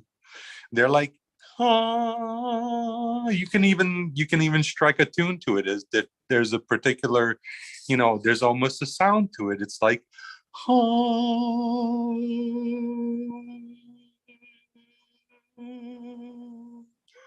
right? You walk in It's there, like the the plants are vibration of happy. cannabis. Right. It's like you're in there, you're happy. I'm hearing Bach, I'm hearing Beethoven, I'm hearing Tchaikovsky. In my head, I'm looking at the plants. I'm like, yep, perfect. The symphony is going right. I need to do nothing. The great conductor is in charge. And who the fuck is that? It's not fucking me, bro. It's nature. I got nothing to do with it. All I did was put a seed in a fucking cup. I gave it some water. Some motherfucker said, put these fucking microbes. I did. And that's it. Who the, hey, what? Am I God? No. Am I the greatest thing ever? No. I only provided some fucking water and some soil for the motherfucker, bro. I didn't do anything, dude. Ooh, you grew some awesome fucking weed. Yeah. What's it called? It's called a weed, bro. It's not a fucking rocket. You're not going to Mars. You're fucking growing a weed. Like it's like, some people want to make it seem like, oh boy, like holy shit, I got this magic elixir and the fucking magic 8-ball, and ooh, look at this, and you need 18 bottles of some bullshit, and get the fuck out of here. Buy your 18 bottles and shove them up your ass. Thank you so much. How's that? Is that cool? Like, you know what I mean? If you need 18 bottles of some shit to grow some fucking weed, I'm sorry, bro. Like you're just going down the wrong fucking path altogether. Because I think you can do a 2-part, right? If you're really going to salt, like you really want to go salt cocoa, okay, 2-part GH or whatever, and you're rocking in a small space, and you're cool. You don't need 18 fucking bottles of some shit, do you? Spend $1,000 to grow bro, you're gonna spend $1,000 to grow like $500 worth of weed or some shit. That's some dumb motherfucking math, bro. I don't know, it's embarrassing to me. Like, you want to go, dude, the cheapest method you can that's going to give you the best results in your area. That's what you want to do. Because I think, a lot of people do that. Like, I think, yeah, once you finally figure out what's best for you, you're not going to spend your life's savings on a million bulbs and, 18 different bottles of some kind of nutrients in order to make your grow happen, I just don't think it's necessary, and people overcomplicate it. It's just a weed, man. It really does grow. Like some people just demonstrated it, like by dumping a plant into a pile of dung, and it all of a sudden springs up, and all of a sudden it's like 4 feet tall, and they didn't do anything. Hey, listen, I just dropped it there and it came up, and look at it, right? So once again, I think yeah, it would go be ahead. kind of funny if we all decided to collectively just like pick a random weed and start cultivating it, and kind of like just to leave them wondering, you know what I mean? If anybody ever we found it here too. What the fuck It's are just they a doing? fucking weed, man. They found another weed. What's up with this? It's just a fucking weed, man. No, but at the end of the day, if you can grow a fucking tomato, you can grow a wheat plant. Like it's not like, You don't need, really, honestly, you don't need to be like, ooh, and ooh. You can. I mean, you can get really fucking insane with the technicalities on this shit. But once again, why fuck with nature, right? If you have the luxury of separating from where you're sleeping from where you're growing, once again, I want to stress this. If you are growing in your living space, you cannot do what I do because there are smells and there are temperatures and there are whatever. You don't want to deal with it. Okay. So if you want to do a living soil organic shit, you got to have a separate space that's going to be a long-term thing where you don't have to move 1,000 pounds of fucking soil, you know, right? Does that make sense? Because I don't want to move that motherfucker. I'm like, yeah, you're going to stay there. Okay. That's it. I'm not fucking moving you, bro. You know? So like, if you have the means, do that. If you don't have the means to do that, do anything other that will make your life good for your living space. So whether that means to go as sterile as you possibly can, so there are no bugs or anything like that, which you have to, especially if you're sleeping there, because you don't want gnats and all kinds of shit flying around. So yeah, I mean, growing comes with certain things. So Yeah. right. That's one thing that wasn't.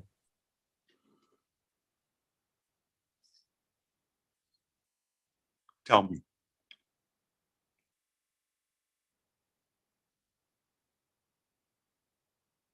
Broke up there. I What were was you just gonna gonna say? say, yeah, that's one of Yeah. the drawbacks before coming back into soil for me was the bugs. Bringing the thought of bringing anything, bugs back that soil encourages and Yep. crop cover. Yep. I'm Yeah, not even gonna front. I'm not gonna front. Like, you know, some people are gonna say, oh, oh, you're gonna get this, you're gonna get that. You are gonna get it, right? If you're not like like I literally baked my own soil for this run and I had zero fungus gnats in this run. Zero. But that I can only attribute to the fact that the room where this all took place was sealed, and the only way to get to the room was actually to like walk around in like a semicircular fashion from the only space where you can get access to the outdoors, right? So there's no way for really any kind of gnats or anything like that to manifest themselves if it's not coming out of the compost or whatever you're putting on the soil, because usually that's where it's coming from. You're going to get your store-bought compost or whatever, or your store-bought worm castings, and you're going to put them on top of your soil as a as a topping, and more than likely you're going to get some other kind of life with it, right? In my case, none of it came, and I can't even explain it. And then you're going to talk about VPD charts and all this shit, right? And honestly, in this case, I just basically threw it all out the window because my entire grow didn't drop really below 70% humidity, 65% humidity, and it topped that probably 85% overnight.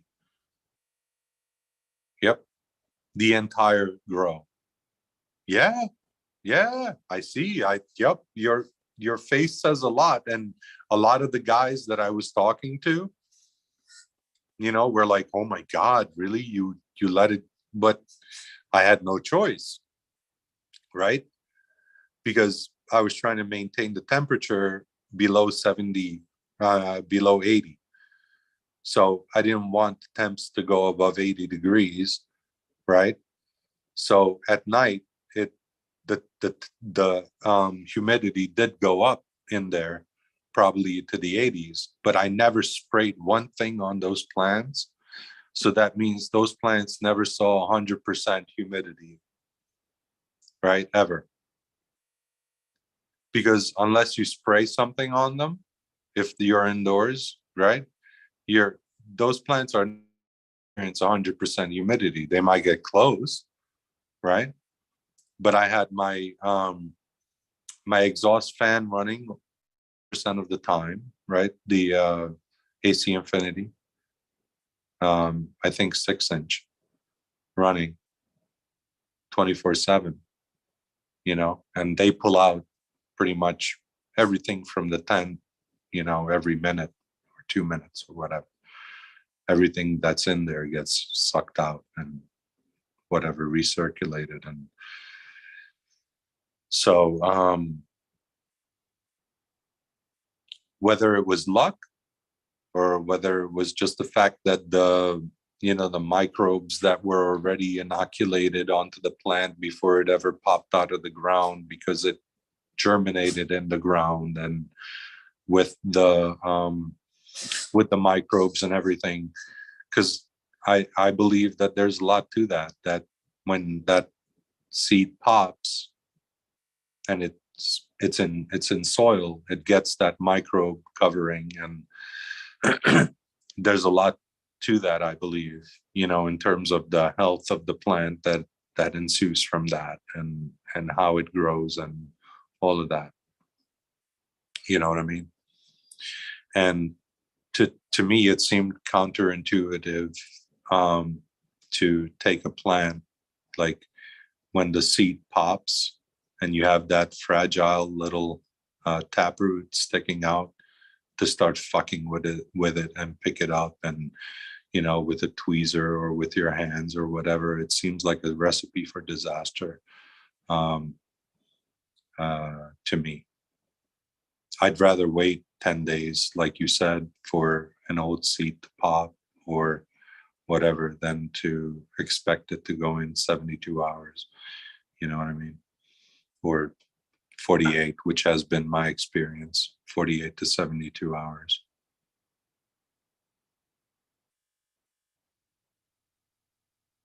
Do you believe there's a right or wrong way to drop that seed? To drop a seed? Yeah. You think there's an up and down to the cannabis seed? I think you just put it on its side, really, because that's when you take a seed and you put it down on any surface, it kind of lays down on its side. It doesn't stand up on its end. I've never seen an egg stand up on its end unless a human being propped it up and made it stand like that. You know what I'm saying? So in my opinion, when you put the seed in the soil, you have to think about nature, right? In nature, the wind would shake the plant, right? A gust of wind comes through in the fall, in the whatever, and takes takes that plant that's been seeded and shakes it, right? And goes and it goes all over the place, right? Or a bird comes by and eats it and then poops it out 5 miles away, whatever. Does the seed give a fuck which way it landed?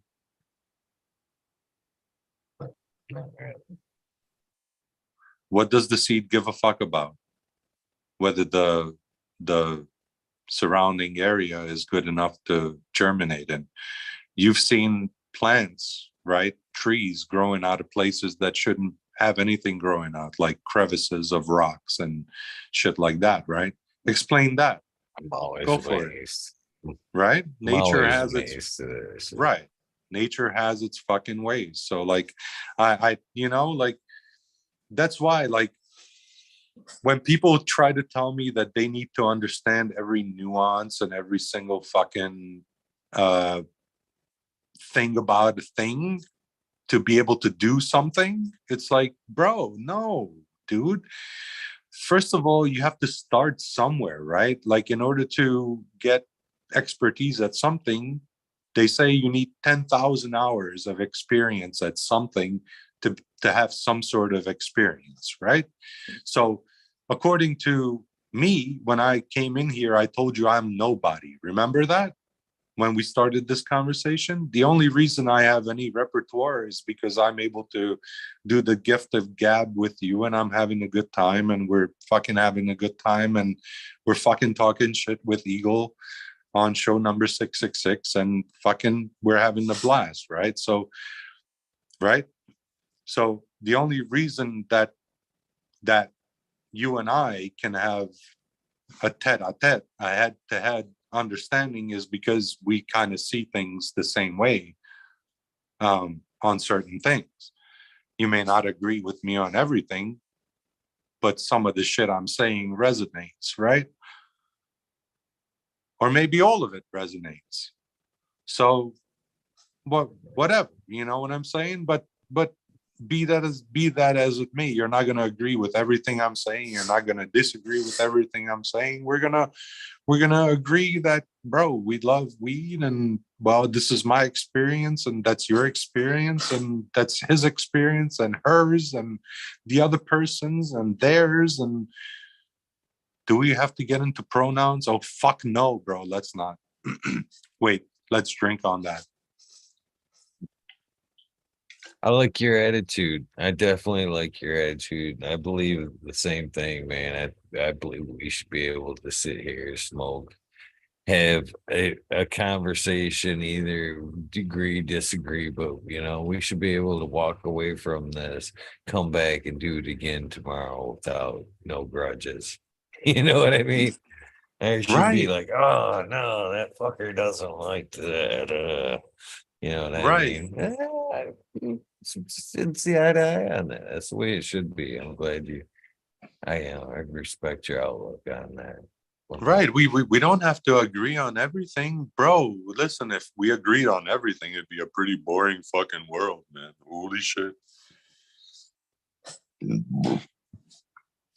know, No, it would be no, boring. No, it would be fucking boring if we agreed on every fucking thing we ever said in this world, bro. This shit would be boring, man. You know when's fun? When we're like, no, man, cause this and that and the other thing. But yeah, well, okay, 19 beers in, okay, it might get a little heavy, but I'm thankful I don't do an alcohol panel show, or this was an alcohol show, it could get terribly deep. no, can you imagine like Hulk Hogan, like one of those characters, coming just like over the top, that kind of like just nutty kind of weirdo. Yeah. Oh man. Well, that's I'll what I take grew the up deep with, cannabis discussions. What's that? Say that again. I said I'll take the cannabis discussion. Oh hell yeah, dude. No, but that's what I grew up with the wrestling and all this stuff, in the 80s. It was all of that stupid stuff. So yeah, no. Cannabis discussion all the time, 100%. I'm all for it. Yeah, I was talking with Medically Fit one night, and I forget exactly what subject matter of what we were talking, but he said to me, he's like, well, you could argue the fact or something along that lines. I'm like, you can take that right out of that word, right out of this, because we're having a discussion we can talk about. I'm not going to argue any facts with you. You know what I mean? We can talk about it, we can discuss, but we're not going to argue. This isn't an argument. This isn't a heated debate. This is right. It's a lot better that way, isn't it? It's a lot better that way. I prefer a gentleman's agreement to disagree in certain situations, just to say, hey, listen, you see it that way, I see it this way, but listen, I think the best thing to do is to actually open everybody's mind and to see why it works for that person the way it works for them, right? Because if Coco and 2-part or Coco and 97-part works for you, or whatever it is that works for you, it could be just straight perlite a la Bingus, right? Right? Because Bingus grows some fire shit from just straight perlite and whatever mix of nutrients he uses, right? And his Grandmaster LED lights, and he'd grow some fire, right? And there's nothing, there's zero dirt there, right? So like that's amazing to me, like, right? But he has that down. He perfected it, right? So it's something I can't even understand. And what Crack Babies DWC knows about plants and DWC and just growing in a small space and being able to pull off some fire grows in small spaces. I'm talking 2x4 spaces. You can't say a fucking thing about that, you know. You can, other than like I'm amazed and I'm fucking flabbergasted that you're able to do that, and I don't know how you do it, and it's way beyond my understanding and comprehension. And that's why, like, when I said like I trust nature, it's because I'm ignorant of all those functions that it does. I'm learning things from one place or another that says here's how you get like mycorrhiza to spread out through your soil, and don't fuck with it. Put some cover crops. Okay, 12 seed cover crop and let it go, and that's it. So like there's some life in there. So I don't know anything more than any other human being knows about growing these plants, right? I'm only learning from you guys, and apparently I learned something, right? So, right? And for that, I thank you, right? Like I thank you, and I thank all the other panelists that have been on here, and for all the doors that have been opened for me, and for in terms of knowledge too, because it's good for us, right? It's nice for us to be able to, like, for 3 years, I feel like we've been on lockdown and things are kind of opening up, and it's kind of nice, you know. And I don't want to freak you out, but if you want to talk about numbers, look at today's date. What's today's date? We started on the 23rd, right? But today's the 24th, right? So add up the numbers. So you got June 24, 6/24. So June is what? 6, right? 24 is 6, right? And then 2022 is what? 666, right? Yeah, it is. Wow. What a coincidence. I was just thinking about that right now. Like I was like, wait, hold on a second. Wait, hold on. Slightly creepy. That just gave me a little bit of a chill.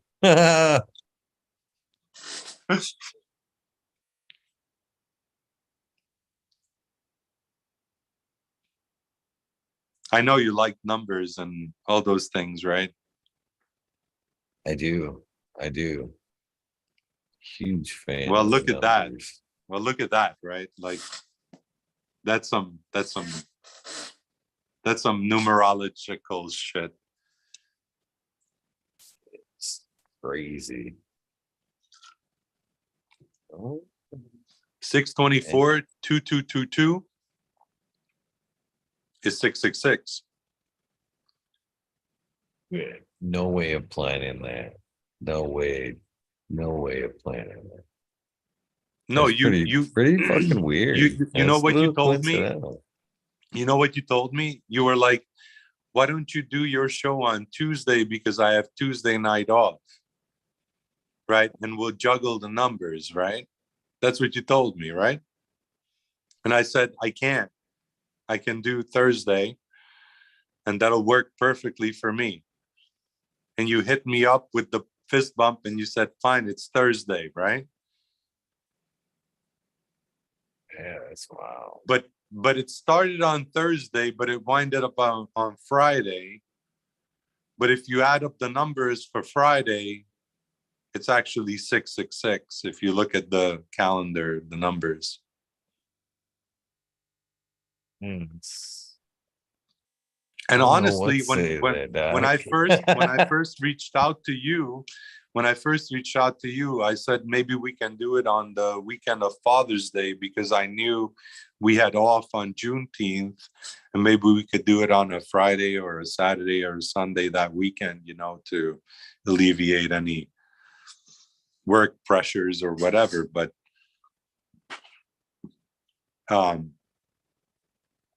what time is it? Oh, it's When I just 3:30. yeah, It's 3:30 six, my another time. six, another six. I caught that a second ago too, as we were talking about the other ones. Yeah, so Whatever. it's 3:31 right now in the morning, and well, I do have to work in the morning, but you know what? Because I'm no pussy, and nor are you. We're gonna make this go until 4:20. Yeah.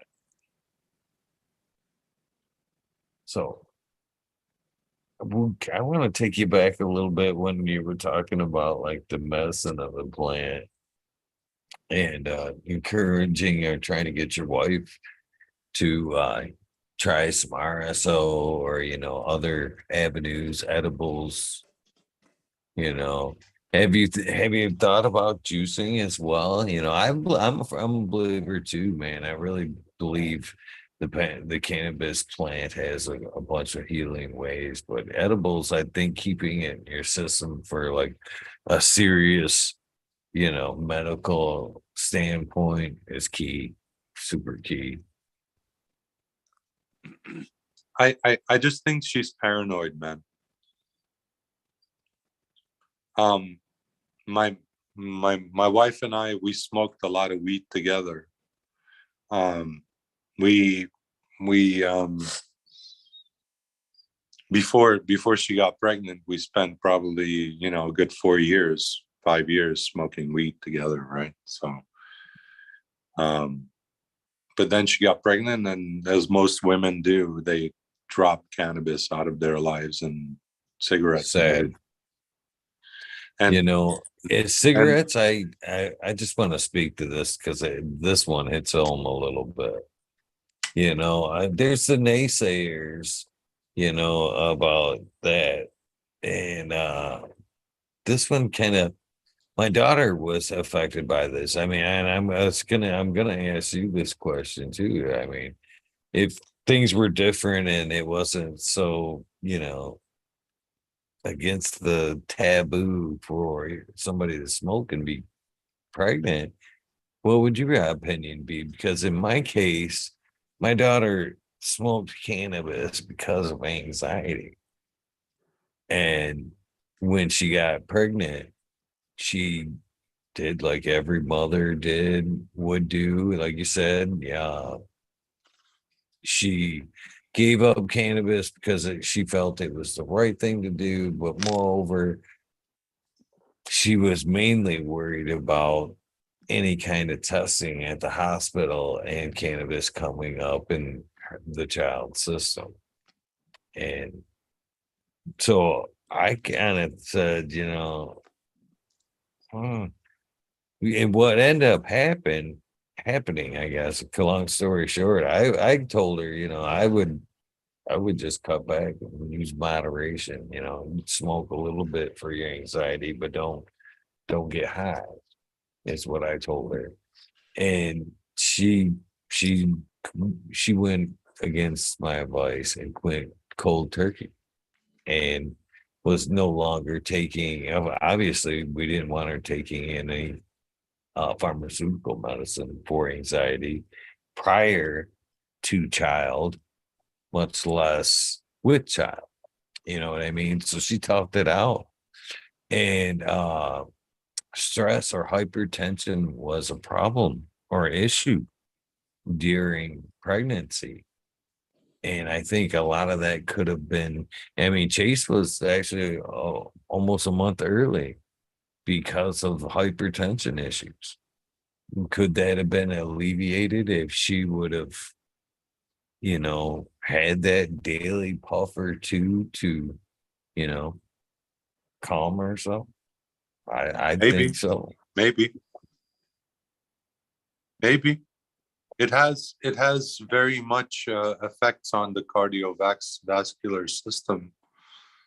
Um, from what I understand, I mean, it does have beneficial effects on the cardiovascular system. I mean, people are, um, wasn't it, Johnny Cannesy that was saying that his resting heart rate is like ridiculously low or something like that. He's got the heart rate of an Olympic runner or something like that because of his, proclivity to chief. That's an amazing thing to have. It's nice Right, like that. right. So I mean, like, things like that, your heart rate, your blood pressure, your things like that are regulated and things like that. So from my experience so far, and I would love to have it expand beyond, myself and my son's, weight loss, experience. And Congrats on that. you know what I mean? Like when, there's that song that says, I'm half the man I used to be, right? So Well, pilots. yeah. So in this case, I'm 2/3 the man I used to be, right? But that's still significant. You know what I mean? When you think 300 pounds, 6 feet tall to 185 or 180, 6 feet tall, right? That's a huge change. Or, 6'4", 5'6", being 350 and going down to 240 or 235. But then with working out as well, putting on muscles that weighs more than fat. So you're losing the fat, but you're still weighing more because the muscle weighs more than fat, right? So there's also all those considerations that you have to kind of get into when you're when you're thinking about your own health. And I think that's important too. And I don't want people to forget about that. And you had Fit, who's that Fit Fit Growing Goddess or whatever her name is. She has the babies and she's like all about like, juicing and all those things. And she did do all those things and you had her on and that was, did I have it right? Is it Fit Growing Goddess? Is that correct? Yeah. Well, yeah, oddly enough, yeah, there's also another green goddess, also kind of same lines. But yes, that was the most recent The most one. recent, right? The most recent. Yeah, yeah. She's really young. She's like early 20s and with a baby. Yeah, yeah. So I followed her after her uh after her appearance on your show because I felt like, I think my wife could have, benefited from some of that, when she was going through the postpartum and all that. But um, like I said, my wife was an athlete and she went through a lot of things that most men would have a hard time going through, you know what I mean, as an athlete. So with the injuries and the things that she's gone through. So um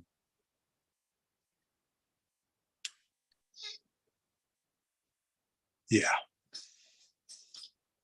You know, that's one of the things I think I'm most proud of on this endeavor. You know, I've heard you give thanks for, taking away some knowledge from a lot of these great peoples, but I'm moreover, man, I'm really proud of the friendships that's been made through this whole adventure, not just on my end, but to see those bridges being gapped in chats, you know what I mean? And, stuff like that, I think super powerful just to, I mean, these days, this, this pandemic, these last 3 years might have drove us indoors, but man, it really created a bunch of bridges. I mean, through this cannabis community, I think there's a lot of us that could just go, well, I'm thinking about going there.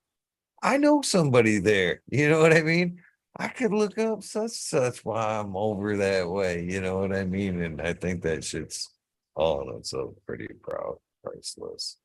Glad to see bridges Hell being yeah. made there. Hell yeah, man. Hell yeah. And you know what? Like, honestly, the last like few weeks that you've been, you're a grandpa and all these things, you know what I mean? And we're so close in age. So like you're only maybe a year or two older than me. So for you to be a grandpa, it's pretty fucking cool. Um, congrats on that in person. Um, I know, I've wished you congratulations before on IG, but that's a different situation altogether. I think being a father is one thing, but being a grandfather is another thing, man. That's like, that's branching the tree out in a whole different direction altogether, man. I'm getting all sappy or all on you, bro, but it's fucking cool, and I appreciate the pictures that you put up, and you know, uh, just to have the ability to see the little guy, and you know, you said you would go, play with him and go fishing and whatnot, and all those things that you want to do as grandpa, and that's pretty fucking cool, dude. I appreciate that, dude. Thank you, man. That little guy has most definitely reignited some passion in my life. And moreover made me wanna,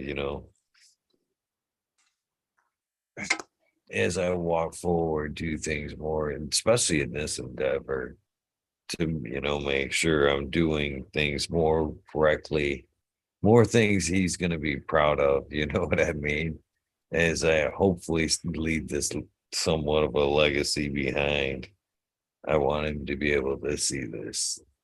Go, man, that was pretty cool. You know what I mean? I don't know. I really, yeah, he is he has reignited a lot of passion in life for me. And hopefully someday soon that you'll know what I'm talking about, because it's a powerful experience. You mentioned just having kids, but realizing that it's transcending the time is really crazy. It's really crazy. Fuck yeah, bro. Thank you for acknowledging it. Fuck yeah, dude. Appreciate it. That's huge, man. It is. It's transcending it. 100%.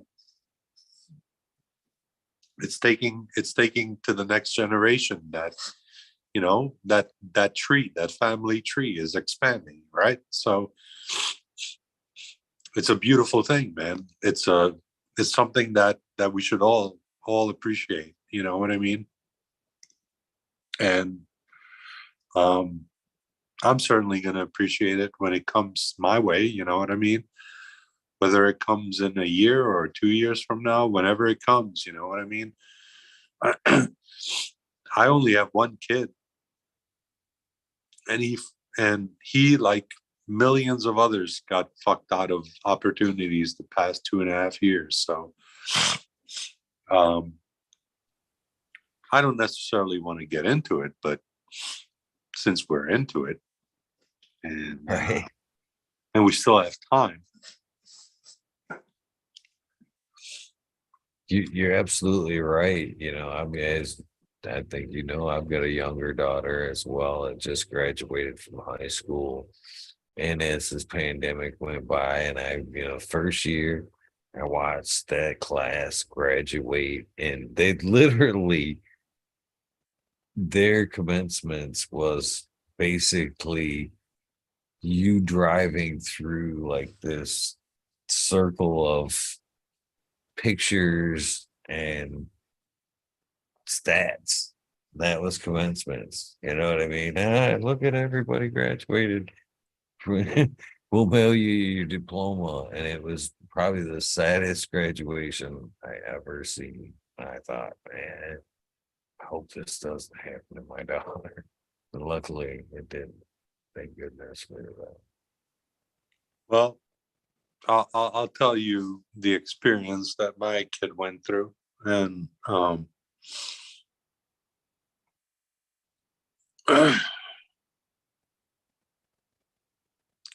it breaks my fucking heart.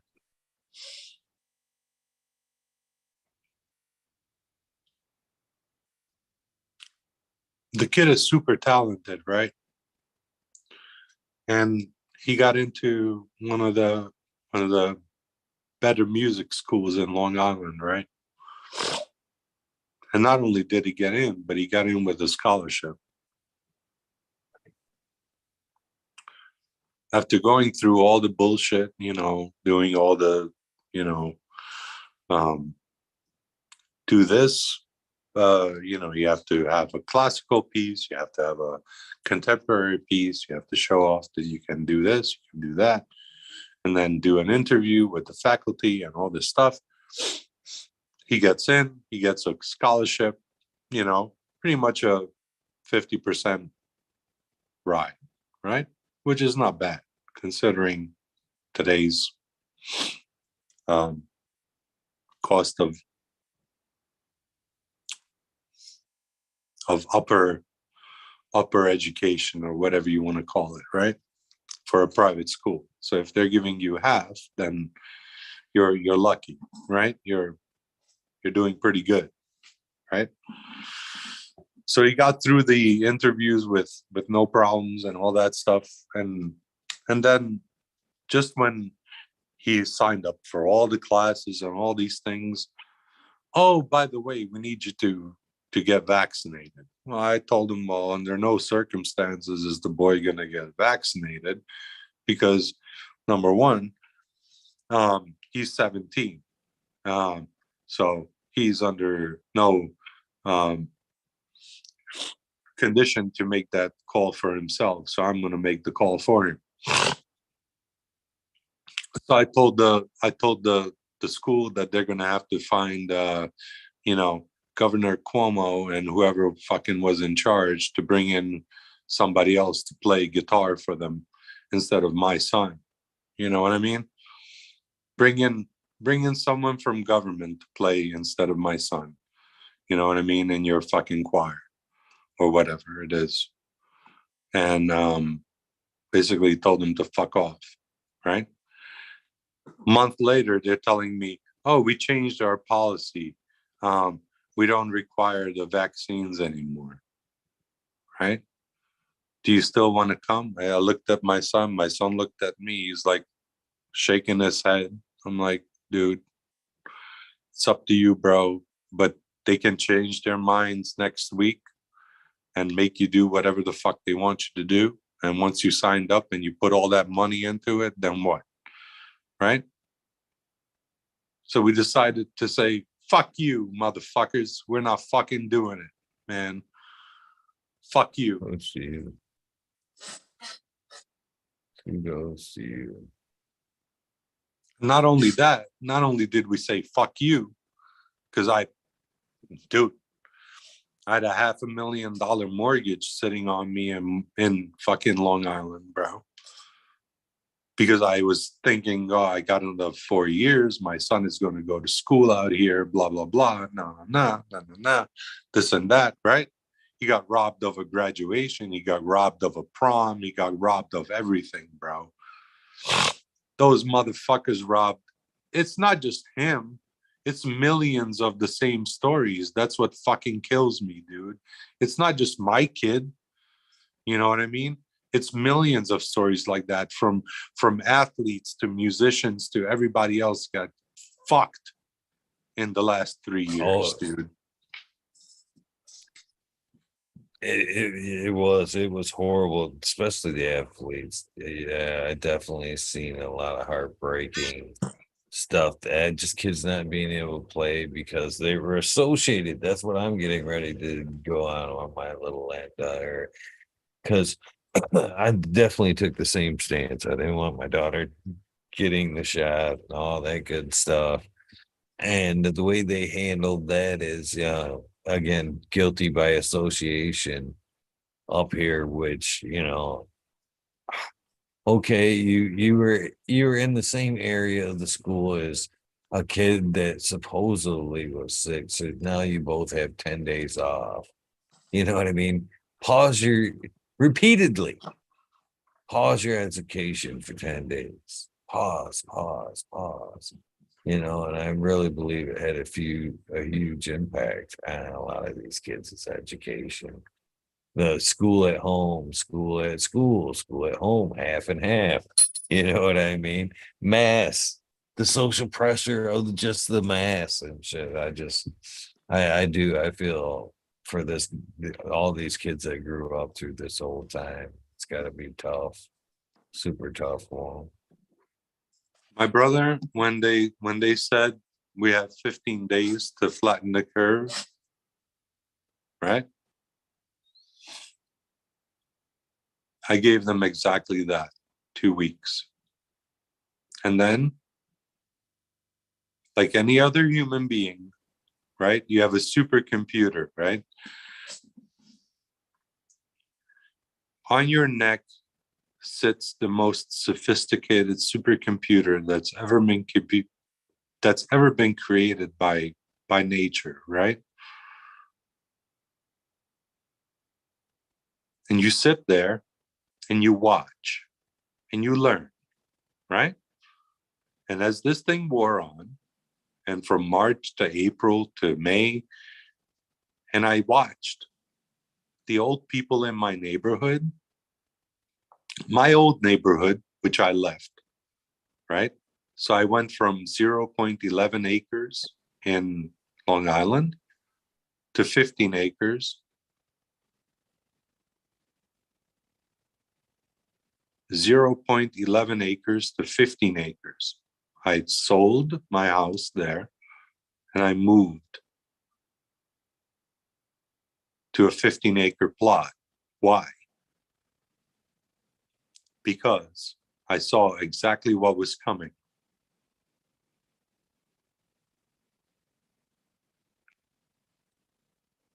The food is shit.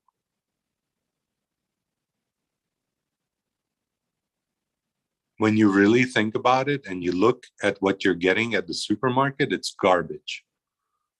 Compared to what I used to get on the farm at my grandpa, what he used to grow and my grandma, it's ridiculous.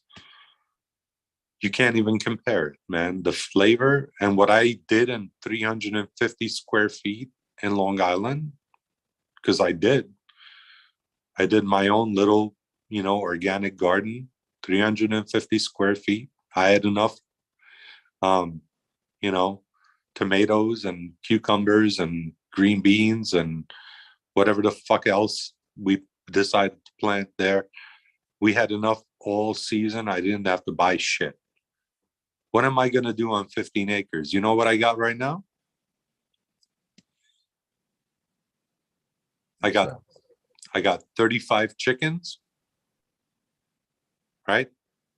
4 or 5 roosters among them, right? I got some Guinea fowl coming tomorrow that I'm picking up from the post office. They're coming in, little babies.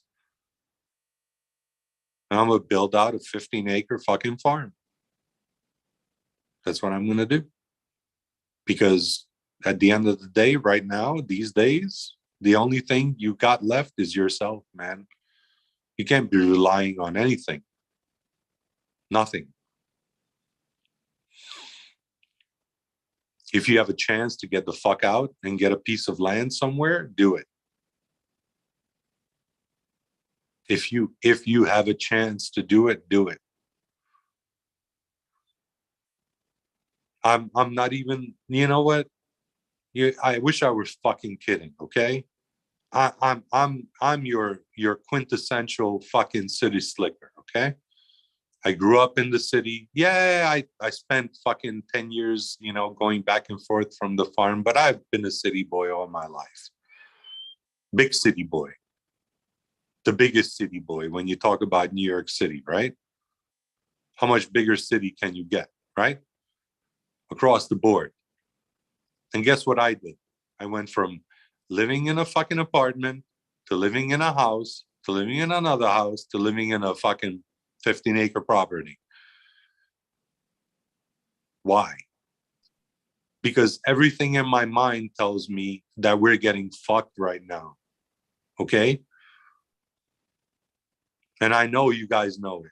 I don't need to tell you that. We're getting fucking shafted left and right. If you can become self-sufficient, do it. And if you can't, link up with people that can and help them become self-sufficient with you. You got people that are buying up farmlands across the US left and right. Okay. Oh yeah. Mm-hmm. Yeah. Left and right. I definitely seen I'm up here in northern Michigan, so I'm already in BFE. So when the pandemic hit, man, we definitely seen an influx of people getting the fuck out of the city, coming up to their cabins, saying they just had enough, and they came up, and it would suck because it really, I think supplies were kind of geographically dealt out by past numbers. So my area being, a low populated area, I think toilet paper, shit like that, they went, a village of 1,100, this is all they need. But they didn't necessarily figure that even though, it's 1,100 here currently all the time, we do get the influx of people from their cabins and shit like that. So when people come running up here and started grabbing fucking toilet paper and shit off the shelves, it really stressed our local chains of bullshit. Food, toilet paper, of course. But yeah, people definitely felt it too. They definitely felt the need. And that's the other thing, even as the thing is have wind down somewhat there, uh very few went back. I think the majority of them sold their houses downstate. Was like, yeah, we're good up here.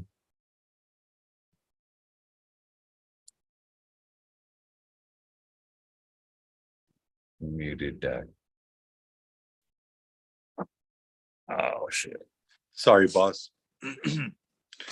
I was gonna say that's exactly what I did. I moved I moved upstate. You know, kind of like Iron Maiden would say, run to the hills, right?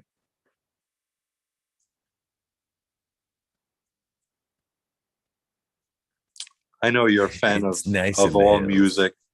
I know you're a fan of all music out there, seen you rock out to some Slayer and some Sepultura and some other things out there, you know. Yeah, I kind of like that stuff myself. um, I uh, was thinking about starting tonight's show off with Slayer Seasons in the Abyss. oh, oof, some Good of my too. favorite stuff. You know, that's when they started to actually study music theory. By the way, because you can tell that their soloing actually starts to, you know, jive with the music really hardcore. Um, before that, they were just driven by purely fucking just the greatest rhythmic rhythms that you can come up with in thrash metal history, I think. The first band I ever saw actually live was April 15th, 1990. I think it was 1990, 1991, maybe. It was uh, the Dr. Feelgood album from Motley Crue when they were out running that show. And funny enough, my son is going to go to the City Field show tonight at to catch Motley Crue and those guys tonight, the 24th tonight, meaning, um, which is pretty fucking cool. And guess what? That shit was delayed since 2019. They had tickets to go in 2019 to go. No, actually 2020 to go to this show. They had tickets to go, but it was canceled because of this whole bullshit. So even though Tommy Lee is not going to be on the drums, because he obviously cracked some ribs or some shit. My I boy heard that was is, gonna be spotty for a minute, but I don't, again, I don't fucking know. Hopefully he gets some Tommy Lee action there, but it's gonna be a good concert nonetheless. I'm fucking stoked they honored the ticket.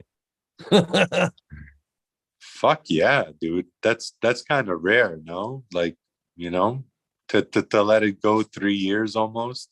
Yeah. So my boy's gonna be there tonight, and he's in Long Island, and he told me he would be watching the show tonight. So, you know, shout out to him. Um, he's he's got It's awesome.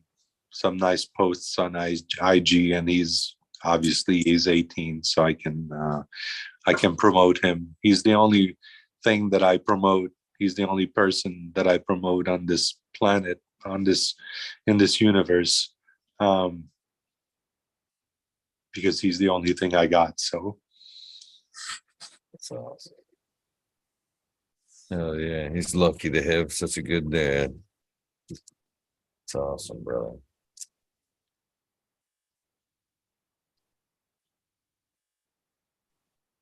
yeah, Yeah, the best things we have. That's why I always give Mike a shout out. I say it every night when I do the shout outs, Brittany, Lexi, and Koo and Chanel Chase. The most important things I have. I totally agree. yep. It's the only thing you live for, man. So Took me a long time in life to realize,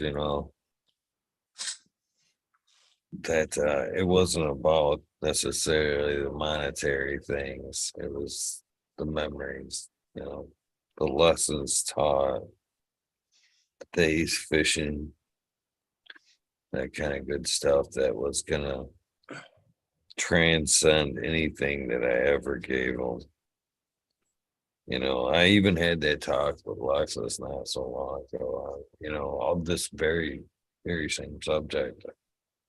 I'm like, and if in my life, if I look back, it's that's probably one of my biggest regrets is working 12, sometimes 16 hours a day to come home with that fat paycheck to just spoil the shit out of my girls, give them every fucking little thing that they ever wanted. And I did. Those girls never went without a motherfucking thing. I gave Fuck them yeah. everything that I could possibly give them, every instrument, every game console, every fucking thing I could get, every little fucking, attachment to the shit. And the best, And I says, you know, and the best yeah. of it, not just whatever, but And get the best you can get, right? and I says, fucking I now I look back at, you being the age that you are, and now I've got a shed full of fucking shit you never fucking used.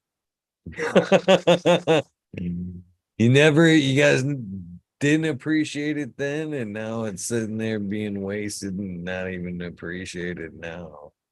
But I would appreciate it every second I would have been there and hanging out with you. You know what I mean? And I think you would have appreciated the memories that we would have made then. I think they would have meant a lot more to you than that trash out in the shed. Hell yeah, dude. Yep. Life heeds some cruel lessons sometimes. The ones we Sure pass does. down are No, it sure does. But you know what? Like you said, in one of your other broadcasts, you said that, holding grudges is a really bad thing, right? Because because holding grudges only enslaves you to the fucking problem that you're holding a grudge over, right? Instead of letting go, you know, instead of understanding that, you know what, you're imperfect, everybody is imperfect, right? And just let it be at that, and just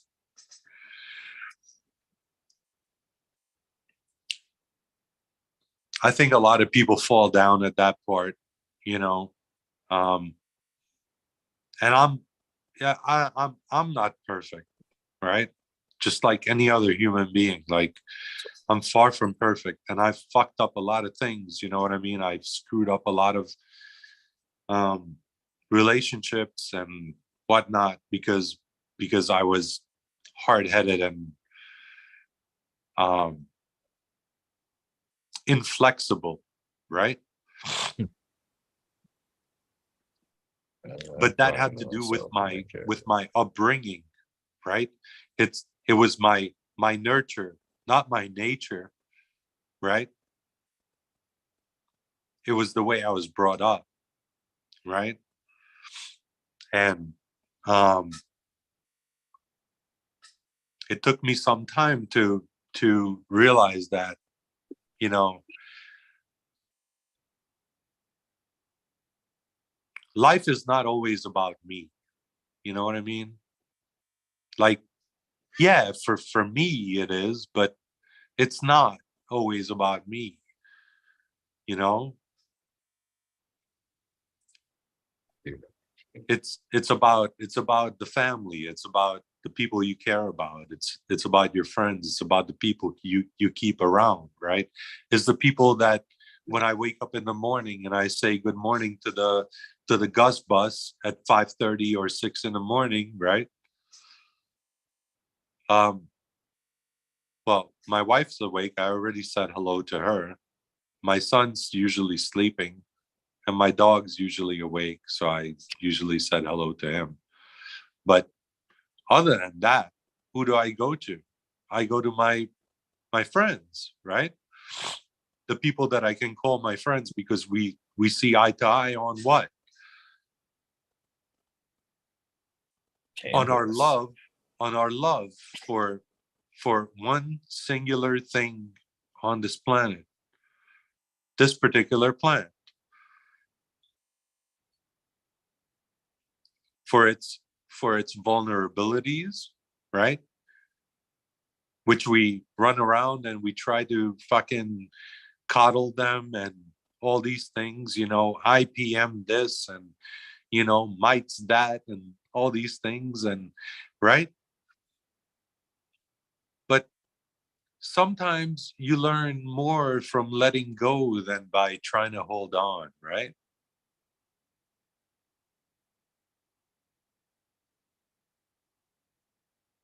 And I know that the time is wearing on and I'm getting really philosophical right now at 4:10 a.m.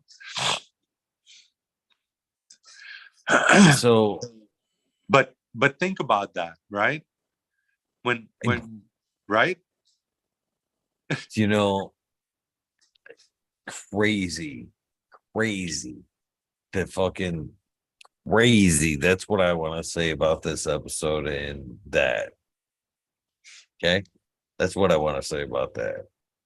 Is because while you were talking earlier, and I can, I obviously didn't fucking whip this up this fast. You can see right here. I was like, let's check out the better side of the 666. Angel number 666, meaning and symbolism. And I was thinking to myself, wow, the coincidentals with, the date, the time, the episode, and there's a few other things through the discussion that kind of, raised an eyebrow. And then you ending up with this point is I kind of thought to myself, what all these, again, back to the numbers, all these can't be a coincidence. I'm obviously supposed to take something away from this experience, whatever. And I started kind of reading through this. And as I scroll down, I'm reading through, what does it mean? What are the angels communicating? And then so I'm looking through this and I'm nothing to do with the devil and what. So it says, first one was be like, beware of your thoughts. And I was like, well, I'm not really thinking nothing, too, sinister or nothing like that. Look to help those in need. It's like, well, I could see how, some things we talked about tonight can reflect that. And then as you see here, interject positivity into your life. And I'm like, I can see a little bit of that. We can all use of that. And then there was this one that fucking raised, goosebumps up my back. And is the point you just made. I can't see it, bro. Let go, forgive. You can't, but they probably can. Yes. You probably have to swipe your screen or something there, but it says let go, forgive, and move on. Yes. Forgive and move on. Absolutely, 100%, man. Forgive and move on. You've mentioned this more than once, I think, through many different talks, I think, and we've talked on IG about it, letting go of grudges and things like that hold you down, man. That's a weight, right? It's a weight on your shoulder. It's a weight on your psyche. It's something that holds you back, right? So like, but this is what I'm not.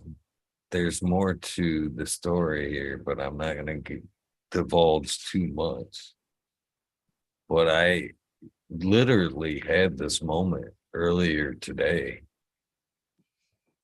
to where I had an incident behind this everything. And it was frustrating, very heartfelt. And I actually told myself earlier today, this this is truly the ending of this, and it is time to move on. So everything that's what, you know what I mean? This is crazy. That's all I can say to all of this is, crazy hitting home right. It's hitting on a lot of different cylinders, right? Yeah. Yeah. Yeah, I think it's important for you to be able to, I think for everybody to be able to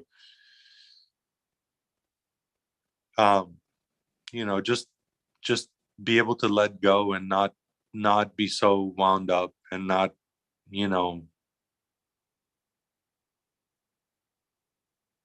just allow yourself to forgive people, allow yourself to forgive yourself for your own fuck ups and your own mistakes. You know what I mean? That's all. Just, uh, I think I've said it before, and I told Gus before this too, you know. I said, you know, you got to love yourself. You have to love yourself. Number one. Once you love yourself and you can say, okay, look, when I look in the mirror in the morning, I'm happy with myself because I'm a good person. I've done everything that I could to do something good, right? Like you said, random acts of kindness, right? Do change lives, right? And I believe that. Eagle, I believe that 100%. 100%, man. Doing something good for somebody else when they don't even expect that you're going to do it is something that's fucking phenomenal, man.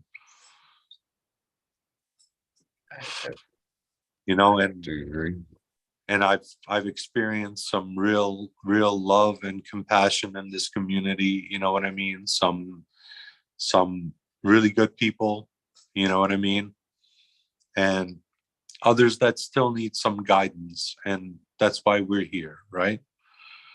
Us old dogs are here to help those that still need to be helped along, right? You know what I mean? So I think we have our work cut out for us, Eagle, and I don't think it's the end of an era or anything like that. It's just the beginning of another, right? You know what I mean? And you're a good man for doing all of this, and you know, for bringing all of us together, really, because at the end of the day, none of us would be hanging out, whether it's on Discord or whether it's on IG or whether it's, you know, here with you on your show or on your channel, hanging out, you know, putting together some sort of, you know, content for people to watch, whether it's Tony's band, you know, Catachronic banging away on the drums and fucking pushing out some rock and roll, you know, some old school rock and roll for us, you know, or whether it's some event that you go to and you're sharing for us that we can't be at, right? So, you know what I mean? Like you brought people together, dude. You're literally across the world. We've got people, you know, you've got you've got Icini, you've got Green Fingers, right? You got Green 13, right? In the UK, right? You've got uh you've got SoCal, West Coast, you've got Johnny Caniseed in down south, right? He's hanging out down there by the freaking Miracle City itself, Las Vegas, right nearby, right? Then you've got uh all those wonderful, cool fucking people in Michigan, right? And then you've got all those people in Maine that you've hooked up with that you've already talked to. I mean, come on, just the number of people that hang out in Maine that I see posts from, it's ridiculous, right? Right on. Who who's a Cheddar Bob that hangs out, right? He's one of the guys from Maine that comes around, right? Then you've got Captain 420. He travels the world, right? You've got Tao from my neck of the woods, right? When he starts talking, you're like, holy shit, it's fucking Doc. No, it's not, but it's Doc with a much deeper voice. It's fucking Vin Diesel of the fucking weed nerd world, right? When he shows up and shit, right? So, bro, we cover East Coast, West Coast, Middle Coast, you know, every fucking where. We've got the North covered. We've got the guys in the North. We've got Weed Nerd DWC. We've got Smart Poker. We got all those guys that whether they got the start here or their ramp here or whatever the fuck they did, you still get the credit for it, Eagle, because you started this shit, bro. And I give you credit for it. Me. I don't care what anybody else thinks. But when I look at the landscape, you know, you gave a lot of people a jumping ground to take off from and to meet people. And that's the biggest thing. It's to meet people. It's not, you know, it's not about what you put out on YouTube or whatever. It's the community that you build around yourself. You know what I mean? So, and I think you've done a fucking hell of a job of that, man. Appreciate those kind words, brother. Man, you did it, man. You definitely proved that you can hold your own. We definitely hit that 420 mark with those very kind words. I definitely appreciate it, my friend. Thank Fuck you yeah, for man. volunteering for this amazing episode 666. Interesting numbers, eh? Coincidental. Yeah. It's the numbers are powerful, that's for sure. Yeah. And I don't think they did. I don't think it was any coincidence they happened to line up as perfectly as they did. You know what I mean? So, you know, cheers to you hanging out. Cheers to this great plan. Hey, cheers to your awesome son and amazing wife. You know, and cheers to Thank you. everybody that puts into this dream. You know, I got a lot of respect for everybody that comes and hangs out and shares their life with me. You know, it's huge. With that being said, my friend, it is time to check out, and hopefully, you know, some of what I'm about to say. That the Zoom link that I sent you is always good now. You can come out and hang out in the We Nerd world anytime you feel that you want to. We love the people coming, going, and new conversation, perspective, and jokes, all that good stuff. So hopefully you will take me up on my offer and come hang out on some fun nights. And again, share some more fun stories and some more of your personal journey. I'm sure we'd all greatly appreciate it. Moreover, I need to get that sound bite from you, my friend, before we go. Hopefully you know how that goes. I do. I do know. Yeah. Soon know how as it goes. you hear, there's a little voice that they don't hear, but you will. There it is. I'm ready. Do I need to do anything? Push anything? Nope. Okay. Just All right. Well, I'm Doc Vapor, and I'm having a blast fucking talking shit with Eagle on episode number 666. Come and have a look if you're brave enough.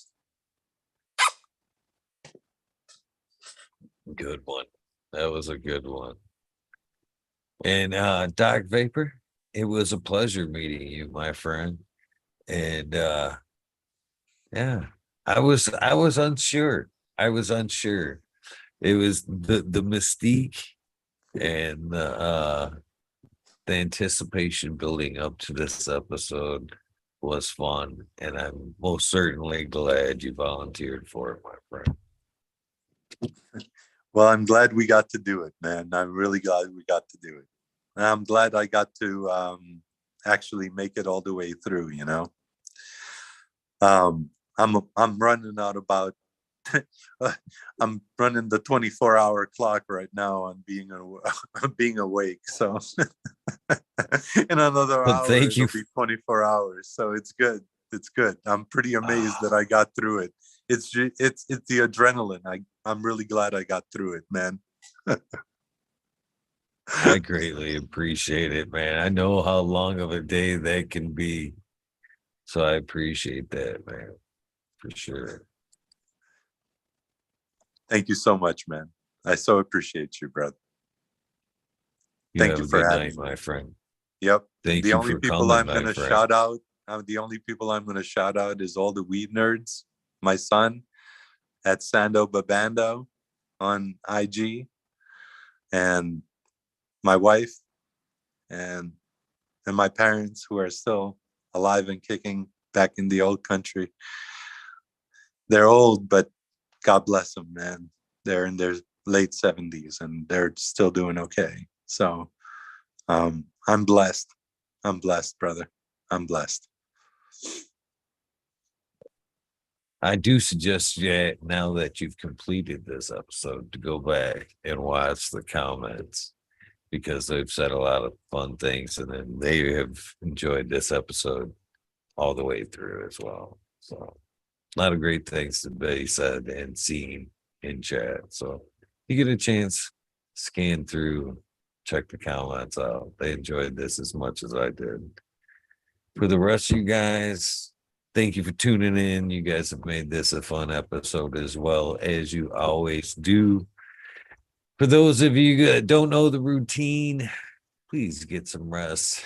I will be here soon. If this is the beginning of your day, your journey, please take time out for a little bit of self-love, a little bit of meditation along that lines of what I am hoping is the beginning of an amazing weekend for you.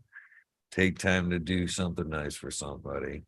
Random acts of kindness do save lives, as I am a believer, and Doc Vapor has said I as sure well. am as well. I'm also a believer. Random acts of kindness. And do plant some seeds, please. Thank you so much.